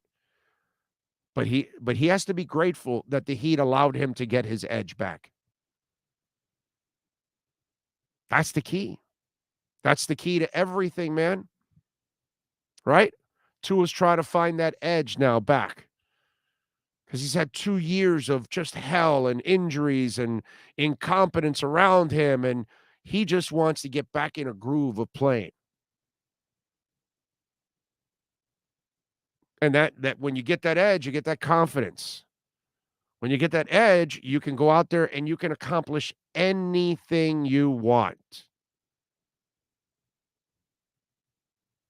And that's the good thing about Oladipo, and that's a good thing for the Miami Heat. Because now they developed a guy, they rehabbed him, they redeveloped or let's say rebuilt that confidence and gave him that edge. And right now, Oladipo is like Braxton Berrios trying to bust out of the locker room, and they're holding him back. And that's beautiful. And that's beautiful. You got a caged dog waiting to get after it. So the second you unleash it, it's going to perform. And every time he comes off the bench in these playoffs, when you break glass, you should get a guy that's going to be playing for the Heat and playing for his next team. So it sucks the way it's kind of developed, but it's also not bad because Miami found some young guys that they can build on for the future. And that's really, really important. Hey, who knows, man? You find a way to keep Caleb Martin and Oladipo and you trade Duncan. That might be the thing you do because you control Strus another year. You don't have to worry about him for 2 more years. So if you can do something like that where you're moving, and if Duncan performs the way he's performing, you might be able to move him. And then all of a sudden now you've got what you need with Oladipo if he's back with that edge. But for now, you have to go with what you have and what got you here. You know, that's all. Welton Rayom text line 855-912-1056. That's 855-912-1056 if you want to get in on the program on the Welt and Rayom text line. Great law office, by the way, if you have any personal injury issues, homeowner property damage, condo damage, criminal defense, business owner claims, commercial litigation, all of those kind of things, man, you need to call Welton Rayom at 954-966-4646. That's 954-966-4646. Bankruptcy, call Welton Rayom. Great people. They know how to get it done. And, of course, you can join us here on the Welt and Rayom text line at 855-912-1056. Let's see what we got here on the Welt and Rayom text line. See what the folks are chiming in with here over the weekend. Big O, I am ready to run my half marathon in Wilmington, Delaware this Sunday morning, and I'm ready for draft next week to watch your draft show with Sean at Tommy Rockers. See you guys in Vegas. G from Pennsylvania. All right, G. Looking forward to that, bro. That's going to be awesome. Can't wait to get to Vegas. All right, what else do we have here? You guys are sending me. Oh, yeah, Snyder. Yeah, it's getting ugly for Snyder. They need to eliminate that clown, man. This is just bull crap. Kyler Murray, they put in place rookie contracts for a reason. What's next? Kid coming out of college and say, I'm not going to sign a rookie deal. They need to stop this sooner rather than later. Rookie players have destroyed franchises for years, and some of these veterans needs to step in and support it. They don't pay the rookies like they used to, my friend. That's the thing. Rookies don't get paid like they used to. So those contracts are a little bit more controlled. You know? That Kyler Murray situation, that's an interesting one. That's an interesting one. What deal are they going to give him? Because he's done a good job, but he hasn't been great yet. You know, he has his moments, but he hasn't been great yet where you feel like you could give him a big deal and you feel confident that he's crossed that threshold.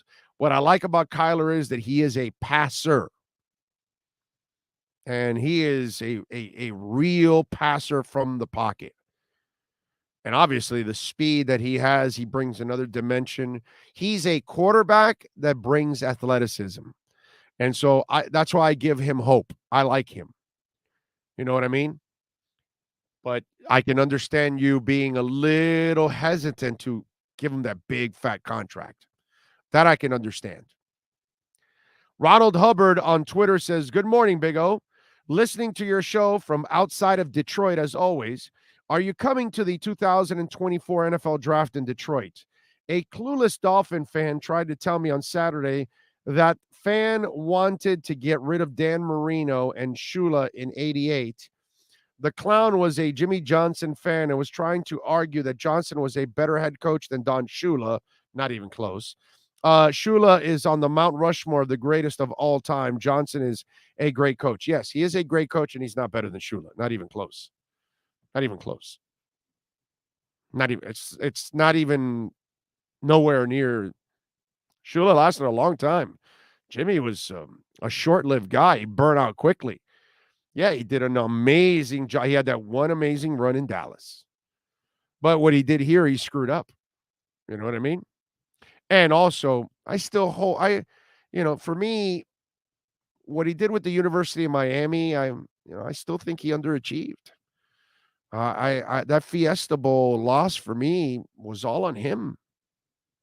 That was an easy game. That was the easiest game plan I've ever seen in my life. Just keep handing it off to Alonzo Highsmith, and Jimmy wasn't smart enough to figure that out. He kept allowing Vinny Testaverde to throw the ball away with 5 interceptions. So, yeah, there's no way. Shula got to the Super Bowl with Woodstock, and he got to the Super Bowl with Marino, and he won it with Greasy and company. So he got to the Super Bowl with 3 different kinds of teams. Yeah, no. Shula is a superior pro coach to Don Shula. It's not, Don Shula is a superior coach to Jimmy Johnson, and it's not even close. So, yeah, that's how I would settle that argument and that discussion at times. Jimmy was great, there's no doubt, but, it's kind of a lightning in the bottle thing and a little bit of a, riverboat gambler in a way, because a smart coach would have understood, okay, I'm going to keep giving it to Highsmith with no problem. And he didn't. He had a problem with that. And that was weird. Welton Rayom text line 855-912-1056. That's 855-912-1056 if you want to get in on the program. Let's see what else. Big O, NorCal says, looking forward to seeing you and Sean at Tommy Rockers. So bummed 2020 was stolen from us, and now I'll never get to party with Bill in Vegas. Yeah, tell me about it. The fact that we don't have Bill here anymore is the real problem, And by the way, Bill had never been to Vegas. That was going to be his first time in Vegas. So yeah, it's just one of those things, man. I think about the guy every day, man. Every day. Every freaking day. Every day and several times a day sometimes. It's just weird. Because a lot of, my last 40 years of my life, Bill was a part of it in one way or another. You know what I mean? So it's just the oddest thing, man. It's just something that I just feel like I'll be in this haze for the rest of my life. Because it's a void I can't fill. How do you replace your best friend? It's weird. Let's take a quick break. Let's get ready. Alan Poupart and our Sports Grill Miami Dolphins report next. Let's get ready to talk Dolphins football. It's the Sports Grill Miami Dolphins Report with Sports Illustrated's Alan Poupart. With locations throughout South Florida, Sports Grill is the home of the special grilled wings. Check out our sponsored locations in Miami on Bird Road and 114th and in Miami Lakes in the Royal Oaks Plaza. Here's Miami Dolphins insider Alan Poupart. That is Alan Poupart. How you feeling, baby? You feeling good? Doing great. Yourself? I cannot complain. Getting ready for Vegas. The draft. It's going to be a lot of fun. Vegas. The draft. It's going to be a blast. Can't wait to go to Vegas. The draft. It's all good, man. It's all good in the hood, as they say. Did you watch any USFL this weekend? I watched 2 plays, and it was like, oi, that looks bad. No, and I'm one of those who's, you can tell by all the white hair and the beard. I'm old enough to remember the first USFL, which I actually enjoyed a lot. I thought that was a great league. Yeah, that was a great league. That was a fun league, man. I enjoyed it. I did like that. It's the old names, the same logos and all that. They did bring those back. So for me, that was actually pretty cool to see that the USFL did that. That part I think was actually was pretty awesome for them to give the USFL, you know, the its due in that sense.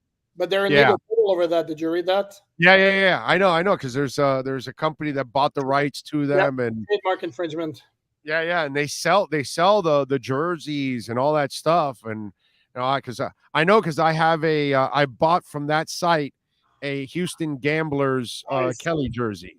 There you go. Nice. Yeah, I had I wanted to get one of those jerseys, and I said I got to get Jim Kelly's jersey, you know, and so I have a what is it, Houston Gamblers or Bandits? No, it's what is it? The Gamblers, I think. It's the Gamblers, right? It's Houston Gamblers. Tampa Bay Bandits. No, Tampa Bay Bandits, right? That was my favorite team actually, because we didn't have one here, so I would always inherit whatever the Tampa or if they gave it to Jacksonville, because there were times also where Jacksonville ended up having a secondary league. By the way, somebody was telling me about, you know, do we call college football players now semi-pros? Yeah, kind of, sort of. I mean, well, hell, with the amount of money they generate. You're not an amateur anymore. Seriously. You're not an amateur. Yeah, I have zero problem with it. Right? Personally. Right? Yeah. Yeah, you're no longer an amateur athlete anymore. You are getting paid. Once you're getting paid for what you do, you're not an amateur anymore. You're a pro. You know what I mean? So I'll go with semi-pro, because obviously not everybody's getting paid, but everybody's getting some kind of money there. You know what I'm saying? Overall, all right. Hey, Dabo can make $6-7 million a year, whatever he makes. You know what? Good for the players to get some too. Seriously. Yeah, no, I'm with you there all the way, dude. What'd you think of the Colin Kaepernick story, which I find it so useless? Some people are saying that some may even think of signing him. He's open to being a backup. Why do we keep going over a story that I think will never happen? I don't understand that one. What do you think about that? Oh, I have a lot of thoughts about it. None of them good. I mean, talk about getting screwed like nobody's business. I don't think that any team is going to have the stomach to sign him.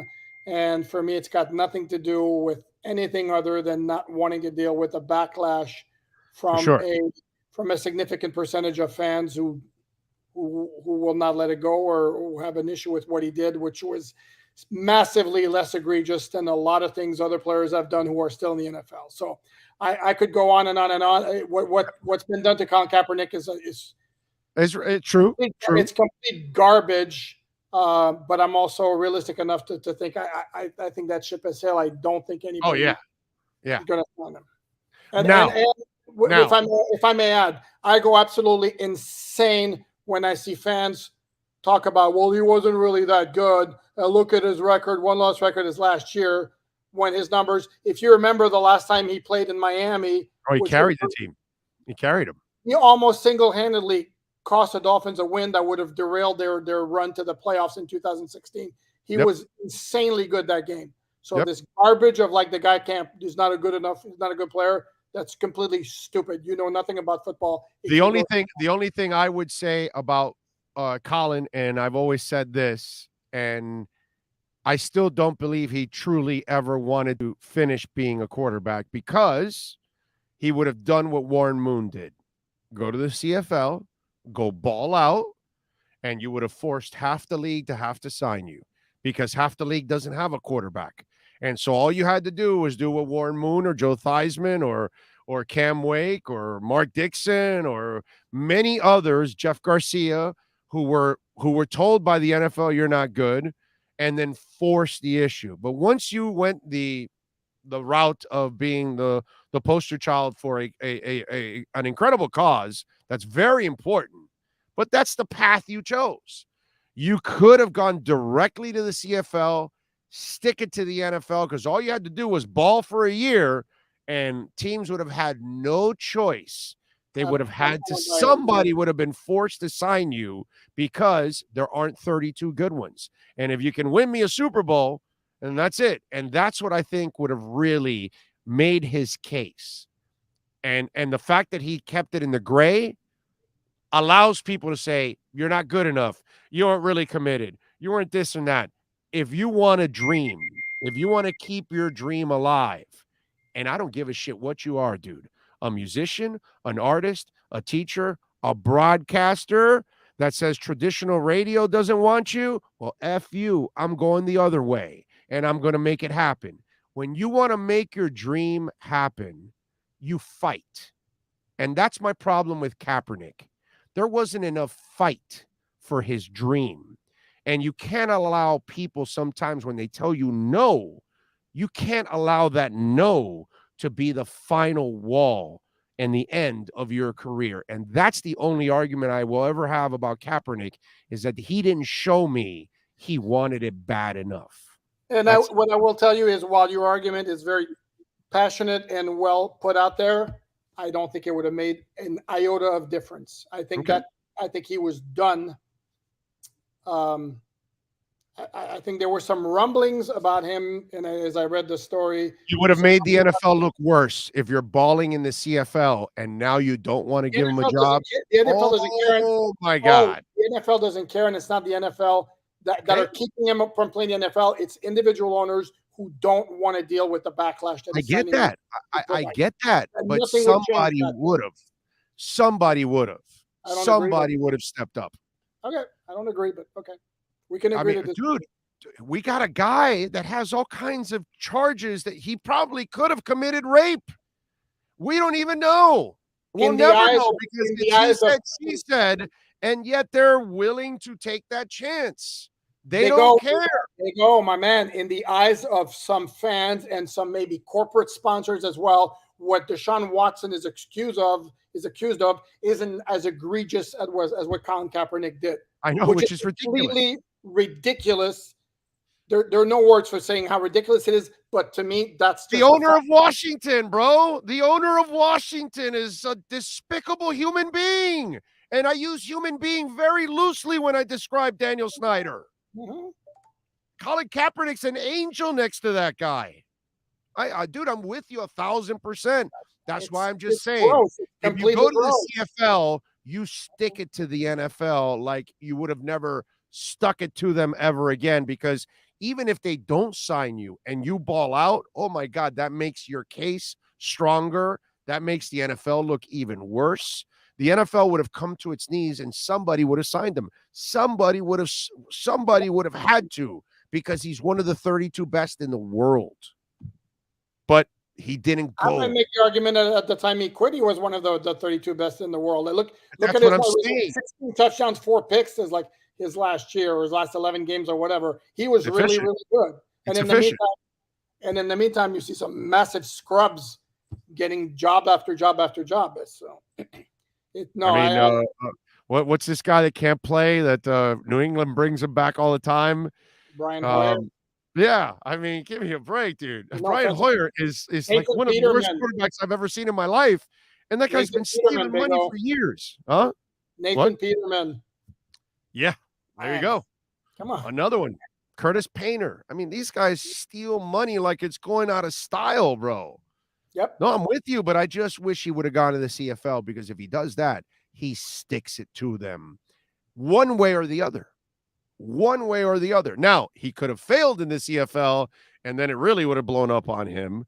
But if he goes out there and balls, he forces the NFL one way or the other to either make the move or look incredibly bad. And that would have been the nail in the coffin for his case against the NFL. Here, he left a gray area so people can argue about it. You know, is he blackballed or is he not blackballed? Is he good enough or is he not good enough? You go to the CFL, you eliminate the gray. That's except not the term gray, again to me. Not the gray cup, the gray area. No, correct, but the term blackball to me suggests that everybody got together and said we can't sign this guy. But to me, it's simpler that there's not one owner who wants to deal with the backlash. Yeah, and that's maybe. And they were rumbling. I think it might have been Baltimore or something who thought about signing him. Like, but then again, the Steelers just hired a guy that is suing the league. So anything's possible, dude. Are you hearing any kind of animosity and hatred toward Brian Flores as you did toward Colin Kaepernick?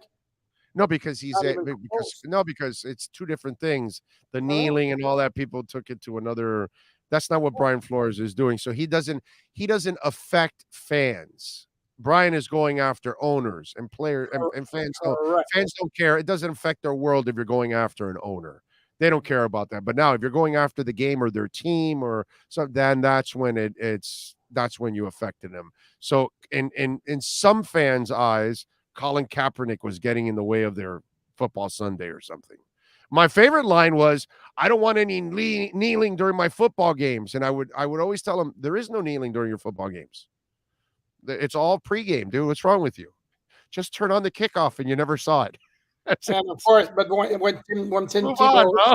I don't want any kneeling during my football game. I must have missed it. They didn't do it in the first quarter or at halftime. In the fourth quarter. Oh, you mean the kneeling after the game when they pray on the middle of the field? Oh, that kneeling? Okay, I'm sorry. Correct. When Tim Tebow or others pray, like get on their knees to pray, that's perfectly fine. But he was kneeling to bring attention to a particular cause that was completely legitimate. Then that's a major issue. And at no point during a game. Correct. But there's no racism. There's no racism. No racism involved. My favorite part. I don't want kneeling during my game. Well, it's actually not going on during the game, dude. Turn on the game at 1:00. There's no kneeling. It's a football game. At 12:58, yeah, there was some kneeling going on. I don't want politics in my sports. There'll be the national anthem and the flyovers from the military, which is run by the government, but no politics in my sports. No, of course not. No, it's completely. It's a beautiful thing. It's a beautiful thing. Actually, all right. So what do we?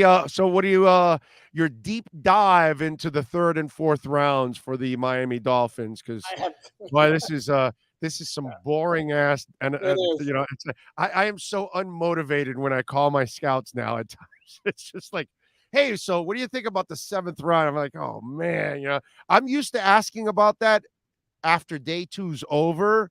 Correct. Then I find out what's left over, and then you know, and that's probably what I'll do. I'll wait till the first day's over to then start to delve into some of my, so I can know, so that way we know who the hell's off the board at least, you know.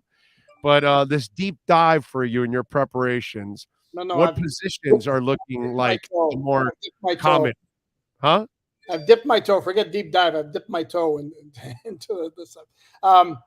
Yeah, running back. I'm not buying offensive linemen for a second. This is third or fourth round because they're because after that you get such a long wait before you pick until the seventh round. A crazy gap between those two picks. So I'm not buying. I don't see offensive line in the least. I can see a running back. I absolutely can see an edge defender. I can see an inside linebacker. I absolutely can see a cornerback. So those would be the four areas. And at that point, it's like you're going to go, you know, best available. The 33rd team, the website run by Mike Tannenbaum, Joe Banner is also involved in that. They came out with a mock where a bunch of their guys were picking different teams, and they wound up with Matt Corral, the quarterback from Mississippi for the Dolphins in the third round, which caught my eye, and I was like, and which made it. And then furthermore, the next day, the NFL announces, like, I don't know the exact number, that like the 25 or so players who are going to be in Vegas in attendance. And those are basically based on conversation that they have or knowledge that they have that those guys aren't going to last until the third round, and Matt Corral was one of those. So and basically the rationale for them giving the Dolphins Matt Corral in the third round was to end this slide. I don't see it in any way, shape, or form from either end. So to me, it's one of those positions. Yeah, definitely not the Dolphins. That's for sure. They need a middle linebacker. They need a running back. They can use another defensive tackle. If you want to take another lineman, O-lineman, that doesn't hurt either. Another corner, if you wanted to take another corner, you can do that. There are so many needs, or a special teams guy, you know, that can help you out, whether it's a corner / you know, flyer, something along those lines. They have so many positions of need at this point. Not so many, but a few that to reach for a quarterback at that point, you know, unless you know you can trade Matt Corral for something. Unless somebody had you draft him for them in the third round, and they're giving you, you know, 2 third rounders next year because they don't have a third rounder or something. You know what I'm saying? I can see that. I can see that. Like, hey, guy, hey, can you guys draft us Matt Corral? We'll give you our 2 third-rounders next year. Okay, great. We'll take that. You know what I mean? Or we'll give you our 2nd-rounder next year or something. Boom. I can see that happening.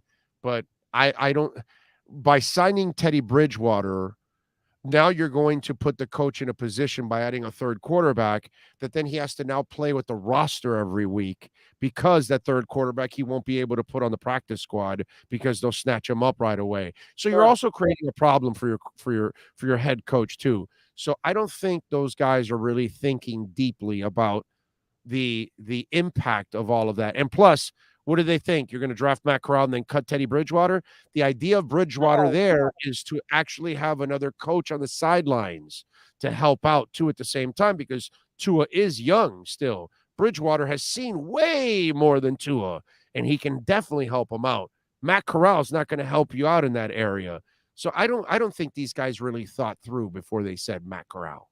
Except here's the thing I would say though is you would take Corral if, for example, if on your board you project him high 2nd or late 1st, you pick him for value, and you mentioned like creating a roster dilemma. To me, you can make him your 53rd player and he's inactive every week, and then carry three quarterbacks on the 53. I don't think that's a major issue. And the other point I want to make based on what you said is, I'd say the Dolphins right now don't have a lot of what you would call quote unquote need, because we look at their roster right now in terms of the starting positions, other than figuring out what's going to be what on the offensive line. I see what you're saying. But you still would like an extra D tackle, definitely a middle linebacker, a running back, and maybe even a corner. I could actually make an argument for to have in there. So I mean, but they're not beating out. They're not crying out. Yeah, I got you. No, I'm with you there. Which is a much better position the Dolphins have been before in the past couple of years. Oh, hell yeah, definitely. Because you did in free agency, you got guys that really are going to fill the needs that you desperately had. So it looks to you more like middle linebacker, running back, maybe defensive tackle in that 3rd and 4th rounds. Corner. Oh, corner also. Okay. All right. I mean, because unless Noah develops, you don't have really a 4th corner, and you're going to need 4 corners because they lost Justin Coleman in free agency, who actually was very good last year, played very well. So yeah, he started off bad, and then he adjusted and played well throughout the year. Yeah, he did. You're right about that. It's it reminds me of the lineman that didn't start, the D lineman. He didn't start out well, but then he adjusted and played well and really helped him out. He came from the Patriots. I forgot the kid's name. Adam Butler? Butler, yes. Butler kind of started a little shaky, and then he got better as the year went on and helped him out. And was a steady rotational guy. All right, so give me a deep name. Give me a name you like for the 3rd or 4th round. That if you heard that name, Dolph fans would be happy. Give me a James name. Cook. I'm going to give you that one. Okay. All right. Why? So we've talked about before, because he's a good fit for the offense and he's a quality player. And again, I made a mistake last week. I said all their running backs were on 1-year contracts or contracts ending after next year. Chase Edmonds actually had a 2-year deal. Yeah. As was pointed out. But Mostert's on a 1-year deal. Myles Gaskin's coming up on his deal. Ahmed's on a 1-year deal. So he's a guy who can help you right away and who can, even more of a factor moving past this year. What are you working on SI so folks can check you out? Everything and anything. How's that? I would imagine so. Yeah, no, I haven't quite pinned down yet. I'm going to be doing some look back, look ahead analysis stuff. I can't give you anything definitive at this moment, though. What are the Dolphins going to provide for entertainment on that first day of the draft, since they have no stake in it, while you guys are sitting there? Dolphin cheerleaders are going to come out for some dances. What's going to happen? They're going to give away some prizes for you guys, a better spread. What are the Dolphins doing to entertain the media on day 1 when there's no action?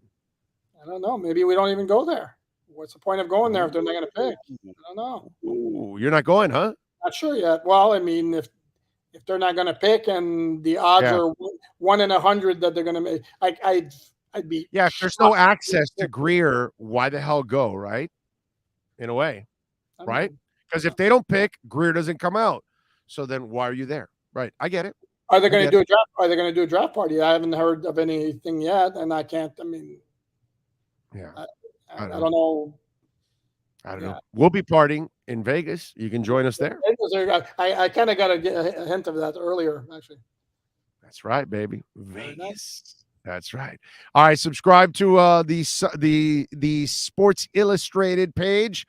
All Dolphins, right? Is it? AllDolphins.com. Right? No subscription needed. Just go to the page. AllDolphins.com. AllDolphins.com, baby. That's it. And bookmark that bitch, because you're gonna get article after article after article. Tons of content. That is what Mr. Poupart produces every single day. And you can catch him twice a week here with our Sports Grill Miami Dolphins report. Thank you, my brother. We shall catch up later in the week. Sounds like a plan. There you go. The great Alan Poupart. This has been the Sports Grill Miami Dolphins Insider Report with Alan Poupart, exclusively on the Big O Radio Show. Make sure you subscribe to the podcast and never miss a report. Search Big O Radio Show on most platforms. Visit Sports Grill in our sponsored locations in Miami on Bird Road and 114th, and in Miami Lakes in the Royal Oaks Plaza.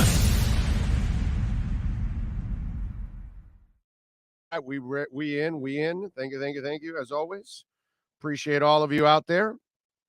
Thank you for keeping it locked here on the show. And we thank Alan Poupart, as always, getting it done here on the program. Where is Bitcoin hovering around 40, 39? God, this has been 39.3 right now. This has been a magical 5 months for a lot of people that have taken advantage of this. Hey, Lenny Locksmith. Yeah, baby. Hey, you getting locked out of your car, locked out of your home? This is what I want you to do. Save it on your cell phone, alennylocksmith.com. The Twitter page is alennylocksmith. Follow them on Twitter, by the way, and they do it all right? And they've got locations all throughout South Florida, Dade, Broward, and Palm Beach County. They've got about 7 locations throughout South Florida, so it doesn't matter where you're at in South Florida. They've also got 2 locations in Central Florida, in Tampa and Orlando, and they've got one out in Phoenix. So if you happen to be out in Phoenix, they also can take care of you there. And what I love about A. Lenny Locksmith is they do it all, okay? You get locked out of your home, they can do the key. Maybe you need a spare key so you can stash it somewhere else, or you need it for the kids or an in-law that's living there or anything along those lines. They can do that for you. You get locked out of your car, they can get you in your car. You need an extra key for your car, they can do that. They can program the key also. It's a 24-hour locksmith. So if it happens in the middle of the night, you're coming out of the club, you lost your keys, call A. Lenny Locksmith. You're at home, you lost your keys, call A. Lenny Locksmith. Maybe the dog hid your keys and buried them somewhere in the backyard and you can't find them. That would be a bitch. Residential, commercial locksmith, you name it, 24 hours a day, serving South Florida, Central Florida, and even Phoenix, Arizona. You call alennylocksmith.com and tell them that Big O sent you. They will take care of you. Promise you. alennylocksmith.com. All right, don't forget, keep on smashing that like button. Very important that you smash that like button. All right? Very, very important. What else do we want to talk about a little bit here on the program? What else did I have here that I needed to talk? Oh, by the way, I do want to remind you, Omar Kelly will stop by at 11:30. I'm sorry, no, not Omar Kelly. That's tomorrow. Joe Shad will stop by at 12:30. I was looking at it last week. Joe Shad will stop by at 12:30, and Marcel Louis Jacques will stop by at 1 o'clock. So we've got those gentlemen stopping by to join us here on the program. Marlins defeat the Phillies 11-3. Jazz Chisholm, Mr. Triple. Can we call him Mr. T now? Is he the new Mr. T? Right? Doesn't he like to wear chains too? So we can actually call Jazz Chisholm now Mr. T. I pity the fool. I pity the fool who puts it over the plate. Jazz Chisholm, man. 2 of 4, 3 RBIs yesterday. That was nice. Mr. T. I love it. So they win 3 of 4 against the stinking Phillies. They're 4-5. I know they're not, battling for the division, but they're 2.5 games out of first place. I have to just say it. At least they're not in the bottom of the damn division. At least they took 3 or 4. They're off tonight, by the way.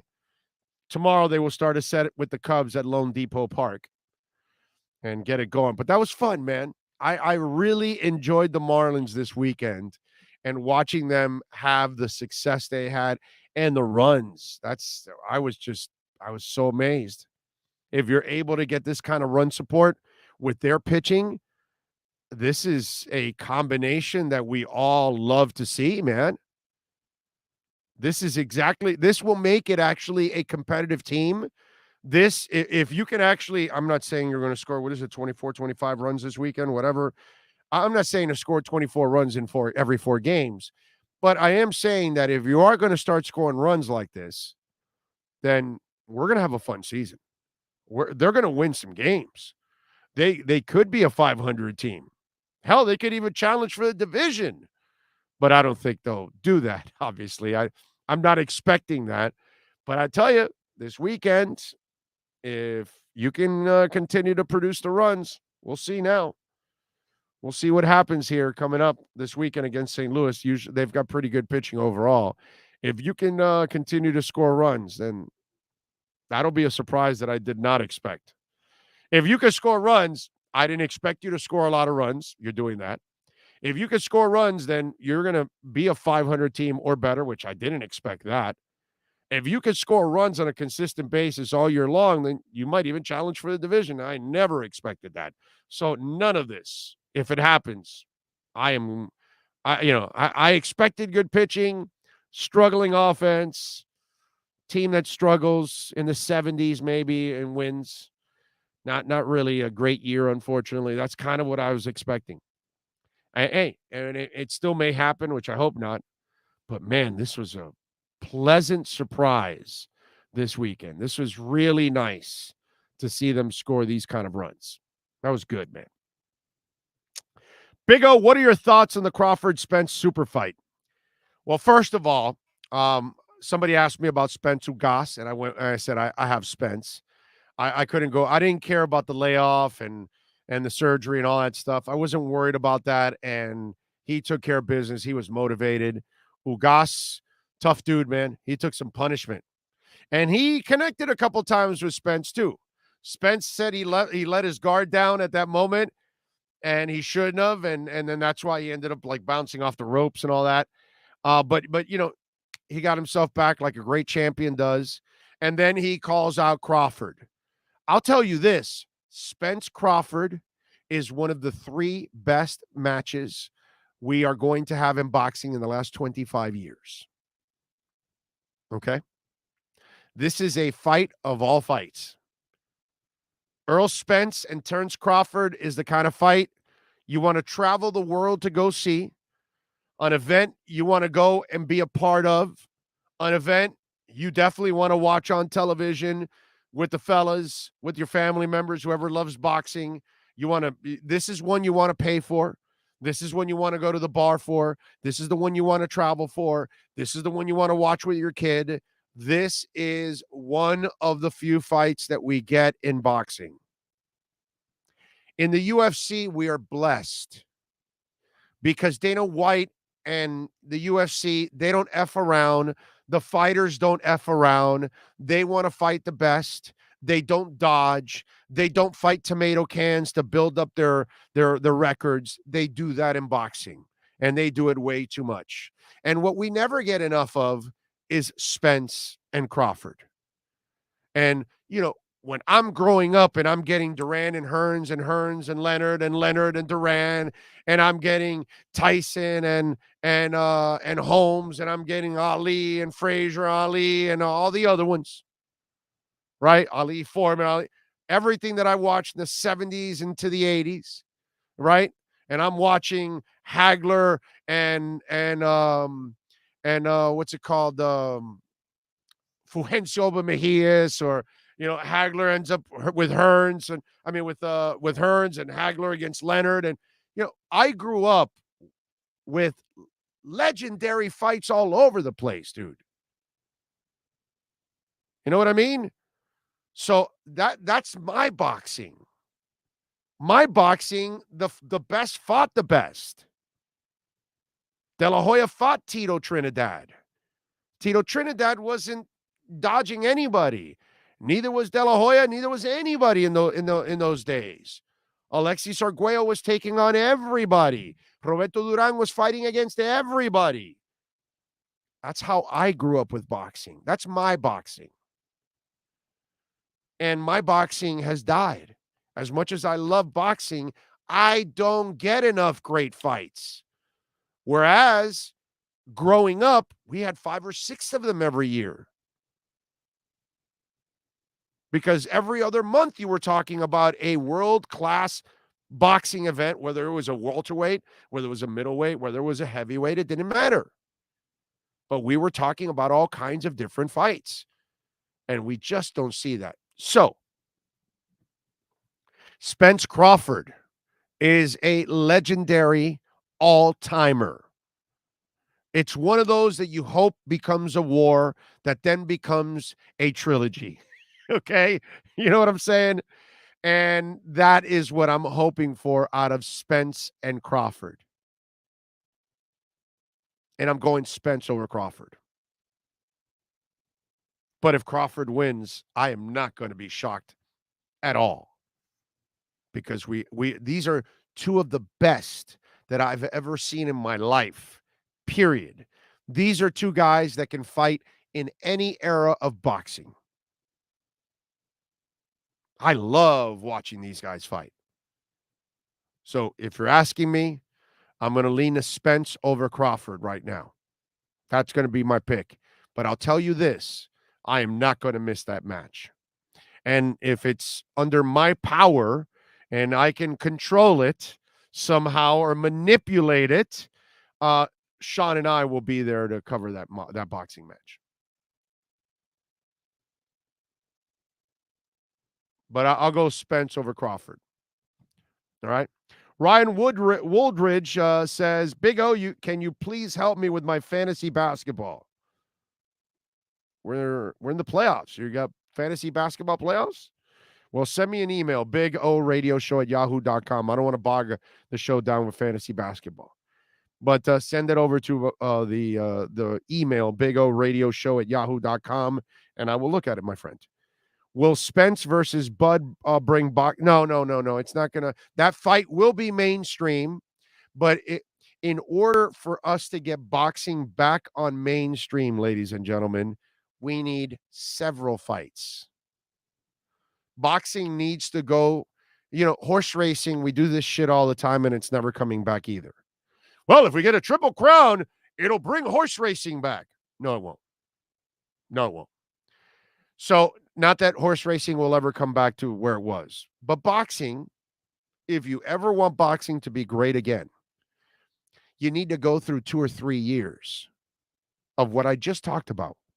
Every other month, a legendary fight has to take place. Every other month, you have to have the best of the best fighting the best of the best in some weight class. You need to go through 2 or 3 years of that. That's how you bring boxing back. One fight, and then you disappear for years, doesn't bring boxing back ever. So boxing will stay what it is now, a fringe sport. And it will probably always be a fringe sport because promoters will not allow themselves to do what's best for the sport because it doesn't line their pockets long enough.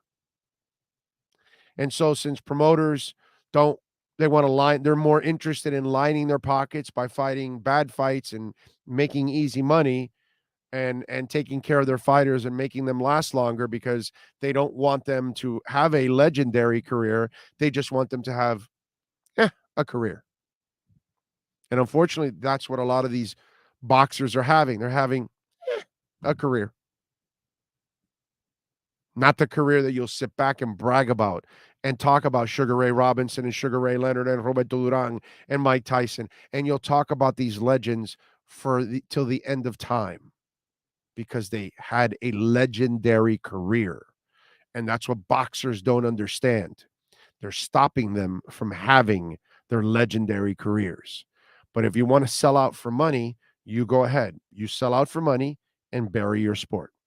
And that's what you've done. Our number 3 of the Big O Radio Show, mastered by the great, the one and only Sean Stanley, comes back next.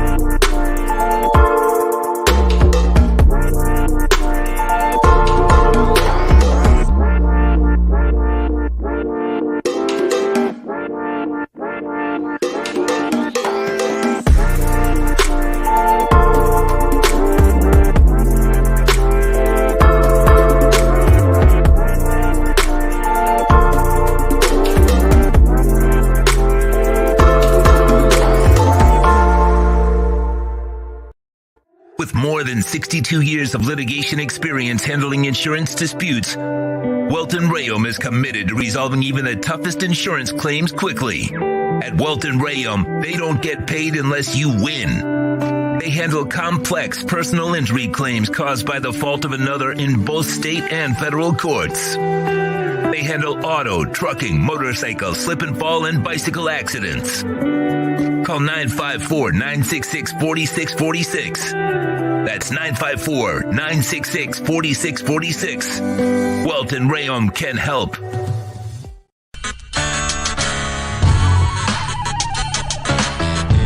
For over 16 years, EJDconstruction.com has provided South Florida residents quality craftsmanship, accurate project management, and exceptional service. That's why EJDconstruction.com is an A-rated member of Angie's List and the Better Business Bureau. When you're looking for the right custom home builder for additions or home remodeling, please call my friend Eric at 305-433-4843. That's 305-433-4843 for EJDconstruction.com.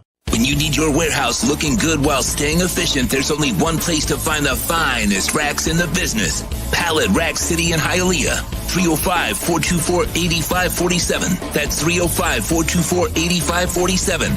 Pallet Rack City is the company you need when you want your warehouse sporting the finest racks in the business. After all, who doesn't love a great rack? Pallet Rack City. 305-424-8547. That's 305-424-8547. For over 25 years, South Floridians have counted on Tommy B. Butts Jr. Enterprises for their roofing needs. In South Florida, we battle the sweltering heat, rain, winds, and all kinds of tropical storms. That's why when it comes to protecting your family, home, or business, call Tommy B. Butts Jr. Enterprises.com. 954-735-9826 or 954-394-1411 and ask to speak to Tommy, the owner. They specialize in all kinds of roofs. All work fully guaranteed with the customer's complete satisfaction. A-plus rated member of the Better Business Bureau. Licensed and insured. There's no buts about it. When your roof needs repair or replacement, go to TommyBButtsJrEnterprises.com. A certified widening contractor.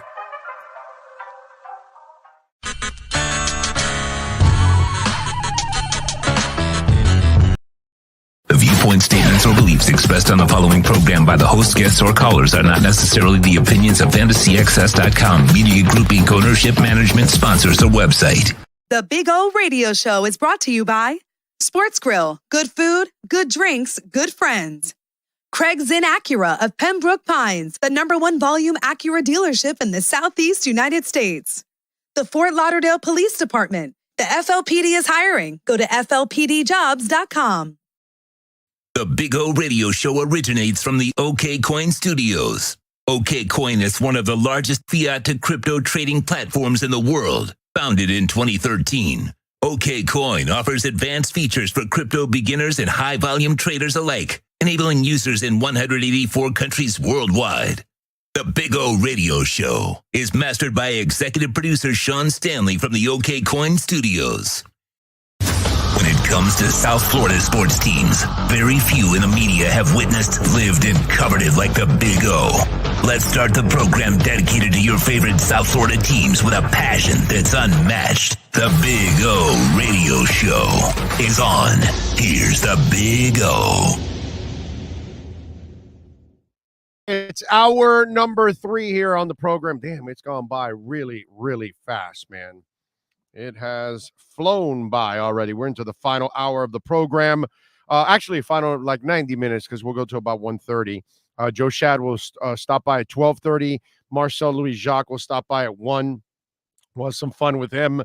We got some games on the slate tonight. The Raptors taking on the Sixers, the Jazz and the Mavs, the Nuggets and the Warriors. And, you know, this weekend, you should have been enjoying a little liquor split, which there's nothing wrong with enjoying a little liquor split. Don't you love to tap that app? Because I don't know about you, but I love to tap that app. And, you know, liquor split, you get that liquor delivery right away. You're saying, well, wait a minute, I didn't order that bottle of Johnny Walker. The boys are coming over. We got the game on tonight. And you got playoffs every night tonight. So if the family, the fellows are coming over, you forgot the wine, the beer, the whiskey, you whatever it is, the Grey Goose vodka, the Tito's, you name it, Liquor Split will deliver it. Flat fee of $2.99, no extra charge anywhere. $1 of that goes to help homelessness in Miami. iOS or Android, download the app. It's Liquor Split. How about this? How about our Liquor Split matchup of the night? It's time to tap that app. And no one loves to tap that app like the Big O. Here's the Liquor Split matchup of the night. That app tonight, just $2.99. You can get the chips, the dips, all kinds of snacks, all kinds of drinks, even Edge energy drinks, so you can mix it up with that Tito's vodka. You're going to love it, baby. Flat fee of $2.99, our Liquor Split matchup of the night. All right, so we've got 3 games on the slate. Raptors and Sixers, Jazz and Mavs, Nuggets and Warriors. And when I start looking at these lines, I start looking at the Jazz and the Mavs because Luka Doncic is still injured, probably won't play tonight. The Jazz are favored by 5.5. They won 99-93, so by 6. I just think that the Jazz will end up wearing down the Mavs as the series goes on. I don't know when they're going to get Luka back, if they get Luka back, and I don't know how healthy Luka will be when he does come back. But obviously, this is, you know, and maybe, just maybe, they're waiting to get back to Dallas when they give Luka a couple days off and then they can play in Dallas and try to get back in the series. Maybe that's what they'll do. I'm going to lay the 5.5 either way tonight. I think the Jazz, again, as the series goes on, they will be the better team. I don't expect them to win a title or anything, but I do expect them to advance in this series. I'm going to lay the 5.5 with the Jazz here against the Mavs. It'll be on NBA TV tonight at 8:30. Jazz minus 5.5. That is my Liquor Split matchup of the night. The matchup of the night is brought to you by Liquor Split, Miami's own online liquor store. Liquor Split. Download and tap that app and get your favorite liquor delivered to you for just $2.99. No risk, no drinking and driving. Tap that app with Liquor Split. Tommy goes, Mavs played scrappy without Luka. They did, and it's just, I guess I've seen this story before, and you admire the scrappiness, but eventually the scrappiness kind of wears out because you're just not good enough. You see what I'm saying? And that's what I think is going to end up happening to them, that eventually it'll just prove that they're not good enough. They'll wear down, you know, and if they had Alarmo on there, then maybe, you know, with Alarmo, I know that they could get the proper defense to win, but because they don't have any Alarmos on their team, that's a problem. That's a problem, dude. You can't be without Alarmo. You got to have your Alarmo. And by the way, I hope you are calling Sloman's home security, 1-800-ALARM-ME. Not only your home, but your business also. Sean does it. So do I. We both have our homes protected by Slomin's. We wouldn't tell you to do something we wouldn't do ourselves. They're in 14 different states. So this is not just a Florida thing. So remember, some of our sponsors, we're kind of growing now. So some of our sponsors are not just local. Now we're adding national sponsors now because we're hitting so many people around the country and even around the world actually now. So our sponsors are growing. We're getting a lot of national sponsors, and Slomin's is one of them, and they're in 14 different states. So please call them, 1-800-ALARM-ME. Right now, we're going to give you a free doorbell camera, and you're going to love that doorbell camera because you can keep track of everything going on. Somebody's delivering something. Somebody's bringing you food. Maybe it's somebody you don't want to talk to. You're always going to know who's there, whether you're at home or you're away. It's a beautiful thing. And with the Slomin's Home Security, also, the touchpad is so easy to use. You can use it through your mobile phone to arm it, disarm it. You know, I love them. This is one of the things I love about the Slomin's Shield, right? So you get home, right? And you know you've got several things that you've got to carry. So it's harder for you to hit the damn numbers on it. So you grab your phone, boom, you disarm the alarm. So that way, when you open the door, the alarm isn't going off and you're trying to juggle stuff and you might be dropped. No, dude, my alarm is off. I walk right in, boom, dogs are going crazy, all that stuff, but the alarm isn't. The Slomin's Shield is really easy. And when they come to install it, they are incredibly polite and patient for a dummy like me. But if a dummy like me can use this keypad, anybody can use it. It's really easy. So please call them, 1-800-ALARM-ME for your home or your business. Tell them that Big O sent you. And right now, the first 40 Big O listeners will get a free doorbell camera. 1-800-ALARM-ME. Tell them that Big O says, I want my free doorbell camera. 1-800-ALARM-ME. There you go. Please don't forget to smash the hell out of the like button there. Appreciate all of you out there. 76ers, by the way, are favored by 7.5 in this game tonight. Let's go over some of the games tonight. Raptors and Sixers. Sixers by 7.5. Over and unders 217.5. Sixers are minus 330 in the money line. Raptors are plus 265. They beat them by 20 in game one. And I got to give the Sixers a little love. They played better than I expected. And right now, if Maxey can play the way he's playing and you're going to get what you're getting from Embiid, I just don't know how the Raptors are going to hang with them. Although I will say I expected, and, you know, they picked up obviously another injury, which is not good, but I expected them to give them a little bit more fight. And that's where I was wrong in game one. I expected the Sixers to win, but I thought the Raptors would give them. I thought they were gritty enough that they would give them more of a game. The Jazz, we talked about, the over and under is 205.5. The Jazz, by the way, are minus 225, and the Mavs are plus 185. As I told you, 99-93 Utah on that when they lead in game one so far, 1-0-0. Game two tonight, that is. 10 o'clock, TNT tonight. Warriors are favored by 7 over the Nuggets. The over and under is 224.5. The Nuggets are plus 240 in the money line, and the Warriors are minus 300. Again, they just don't have enough on the Denver side to win this series. And I give Jokic a lot of credit with the way he's played, and maybe he wins the MVP and all that good stuff. But this is one of those, it just bores me. The Suns series bores me. The Warriors.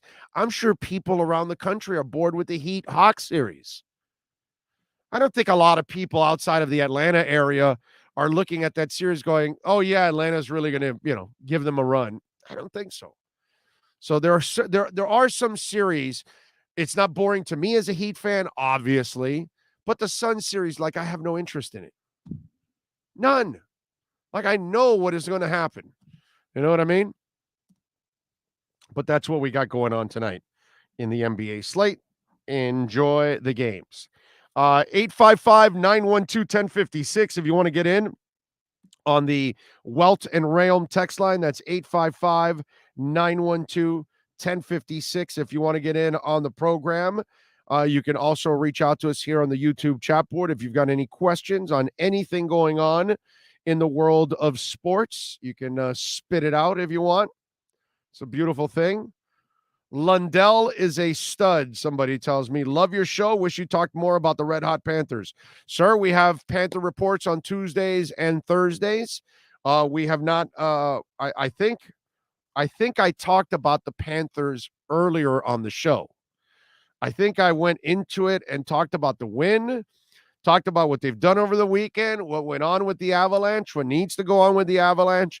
And I also gave some nuggets on the winning that the Panthers have done. You might want to rewind a little bit so you can go to that segment. But we did talk about the Panthers, and we will have George Richards on Tuesdays at 1 o'clock and David Dwork on Thursdays at 1 o'clock. So we do talk Panthers, and I'm looking to add a Marlins segment also.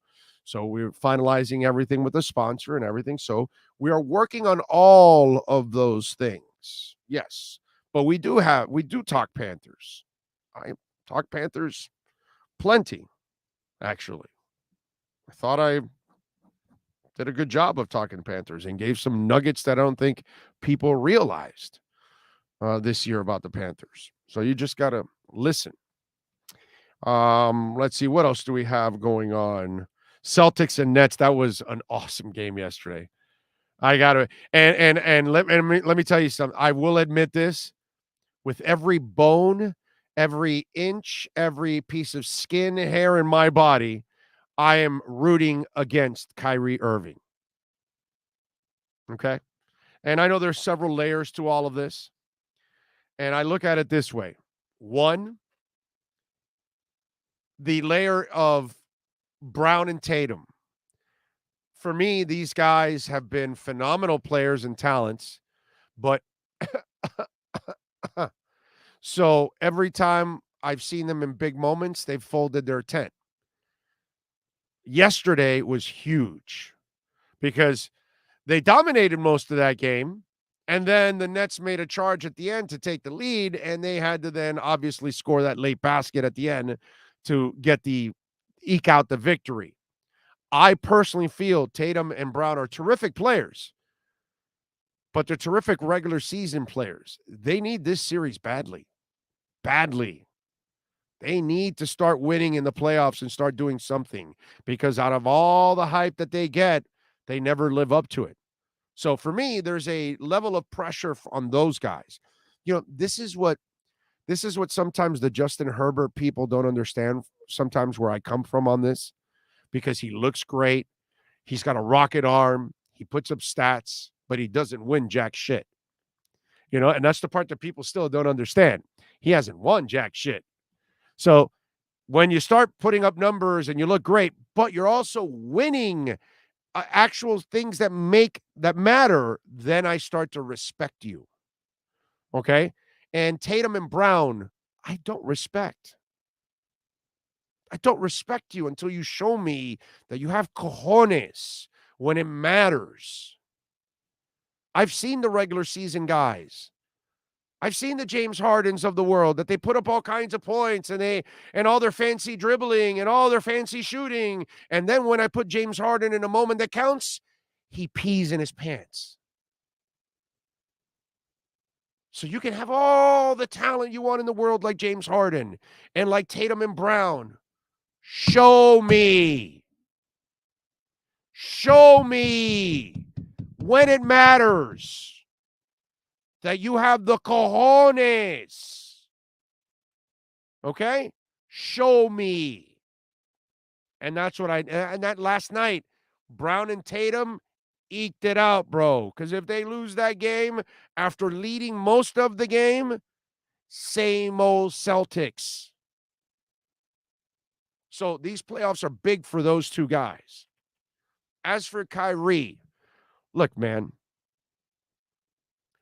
Kyrie is an incredible player, okay? Not a leader, never been a leader, never will be a leader, because he's not wired to be a leader. But he is so gifted as a player that he can do what he wants on that court. He's not a great defender by any stretch, but he's so smart that he can steal the ball. He had like 5 steals yesterday, But again, he's not a great defender, but he's so smart that he is an opportunistic a person on defense at times. He has to have that extra motivation to kind of find, and maybe the people in Boston gave him that extra motivation. Now, as for the middle finger stuff, what do you expect? He's soft. This is a kid that can't handle things that go on in the world.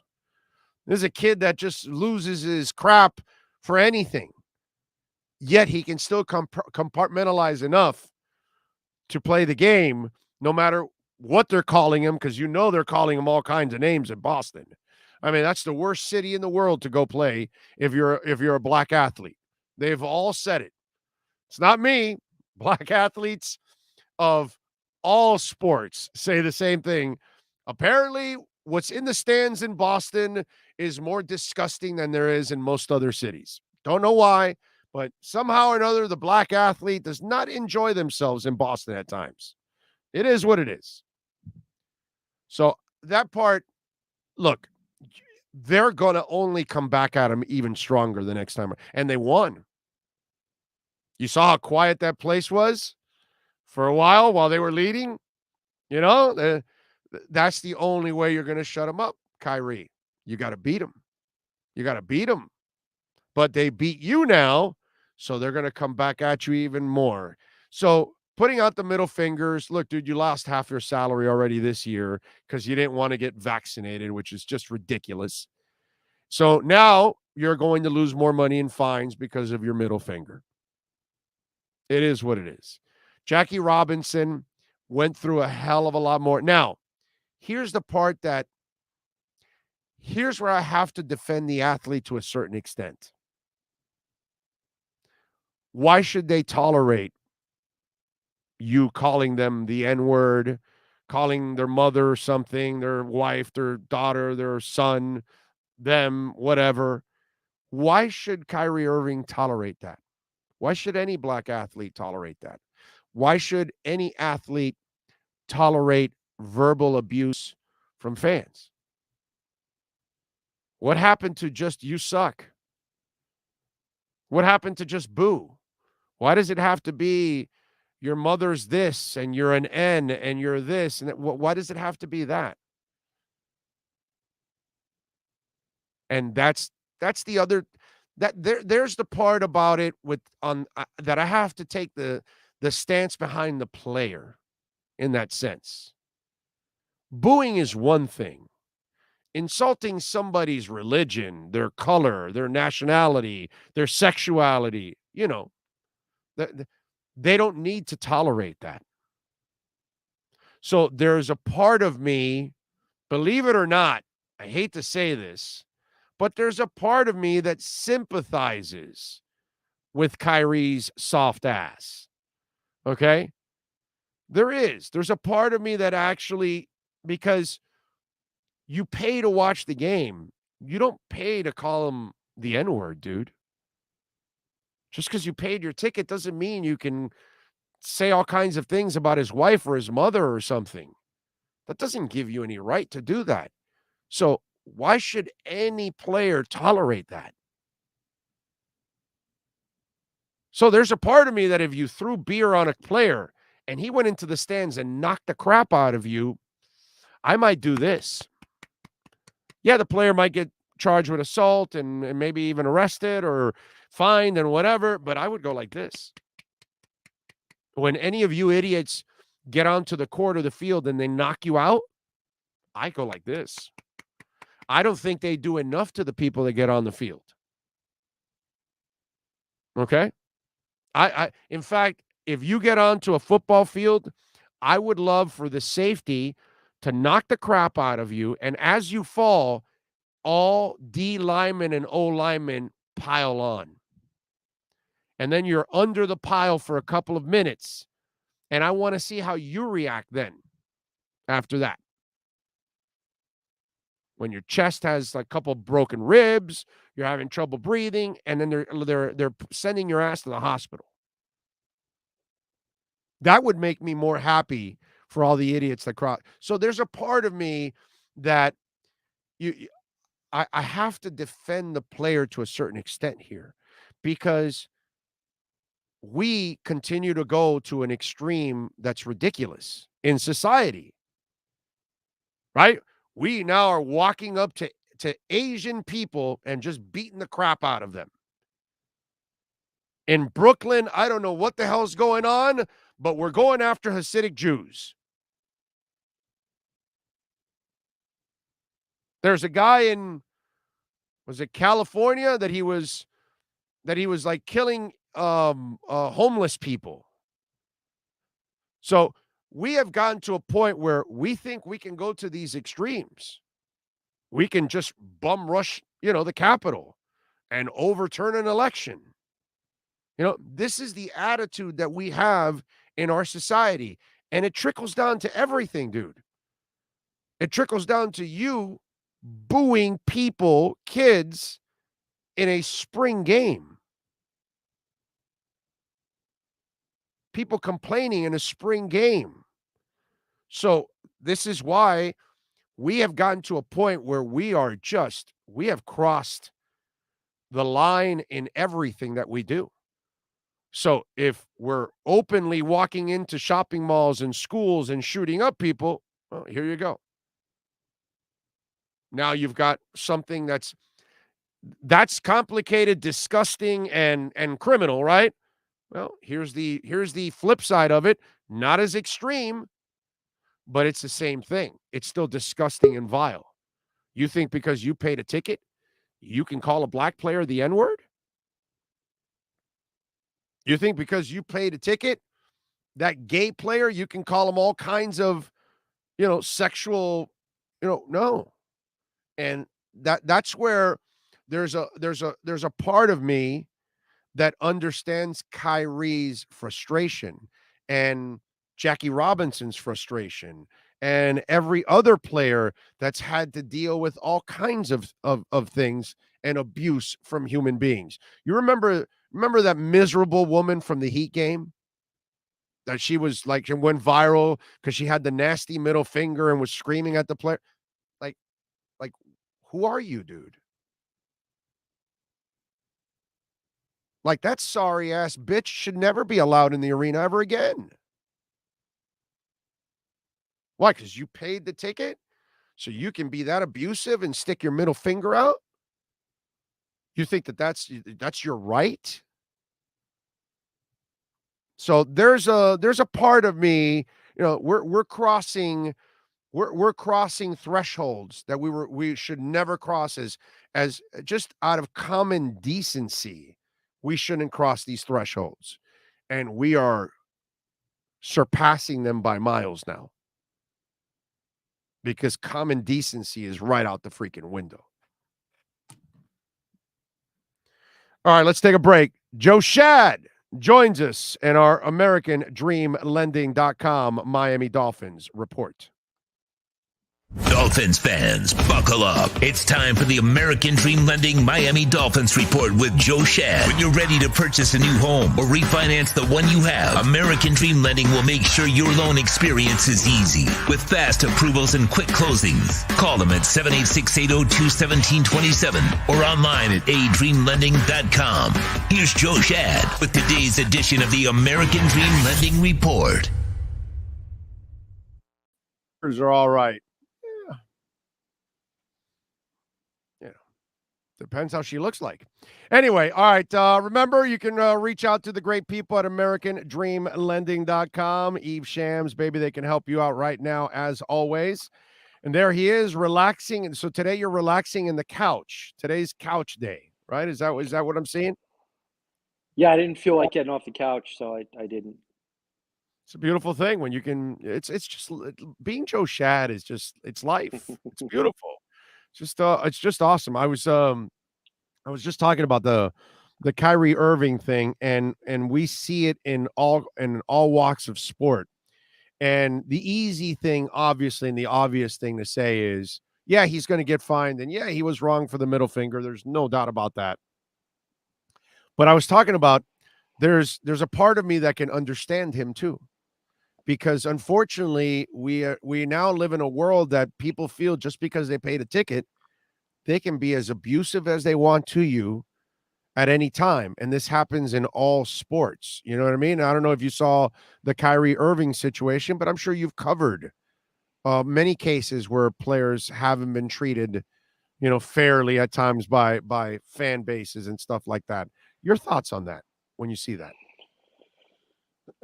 Yeah, there are certain places that fans shouldn't go. Just utilizing common decency and self-respect. There are too many times where fans say things to athletes that they would never, ever, ever say to them on the street or in the grocery store. Never, never. I mean, even journalists. I remember in my last gig, I remember some guy came up to me and he was like, "Listen, man, I really have to apologize for all those things that I said to you on Twitter." And I'm like, "Well, first of all, I have no idea who you are and what you said, but why did you say all those?" I looked it up. It was a bunch of very nasty things. Why did you say all those things to me on social media that you never would have said in person? And so, yeah, I think Kyrie Irving. I'm not a huge fan of Kyrie Irving. Me neither. But Me neither. yeah, because I don't like the way he talks about journalists as being pawns and things like Yeah, that. yeah. He's a schmuck. So he's disrespectful. Yeah, no, he's a putz. Yeah. There's no doubt he's a Yeah. putz. But I, to a certain extent, I have to understand him a little bit because there's this free reign all of a sudden in our society because you bought a ticket, and you feel like the right to, you can say whatever you want. You can call him the N-word, and you can call his mother this and his wife this and his daughter that, his son, and no, you don't earn that. You don't have that right. No, you don't. And so, the thing is, what happened to booze and what happened to you suck? That was normal. You know what I mean? that was kind of accepted. Okay, you can move on. Booze and you suck. Okay, but we take it now that we sound like the defensive and offensive line players at the line of scrimmage. That's a whole different world there. We're not allowed in that world. You know what I'm saying? Those guys are in a different, Didn't LeBron James, who's, as professional as it gets, didn't he lose his cool during the season because someone said something about a car crash and he hopes his kid is in a car crash? Even I LeBron forgot James what exactly, but I remember he something lost like it. that. Yeah. Yeah. And I don't have a problem with that. LeBron losing it a little bit on that because you don't have that right. You don't get that right, bro. You don't get that right. It's a skill to box things out. Oof. And to pretend you don't hear it. That is a skill. I saw a video of Joey Votto, the Reds first baseman. Someone was filming his friend trying to bait him into saying something crazy. And Votto said something that makes a lot of sense. He said, you have nothing to lose. I have everything to lose. Right. And that's exactly right. People who feel that they have absolutely nothing to lose. What are you going to do? Kick me out of the game? I don't care. Whatever. Right. Exactly. Yeah.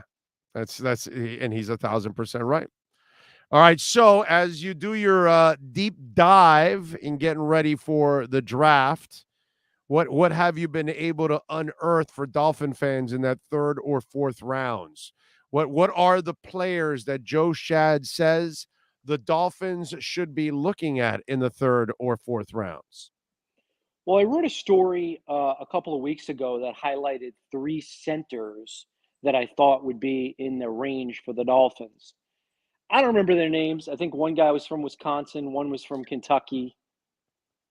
Maybe a guy from Boston Texas College? A&M. Okay, all right. Maybe Boston. The Boston College guy might be a little later than the third round. Maybe he's a fourth like round. a fourth or fifth round. Yeah.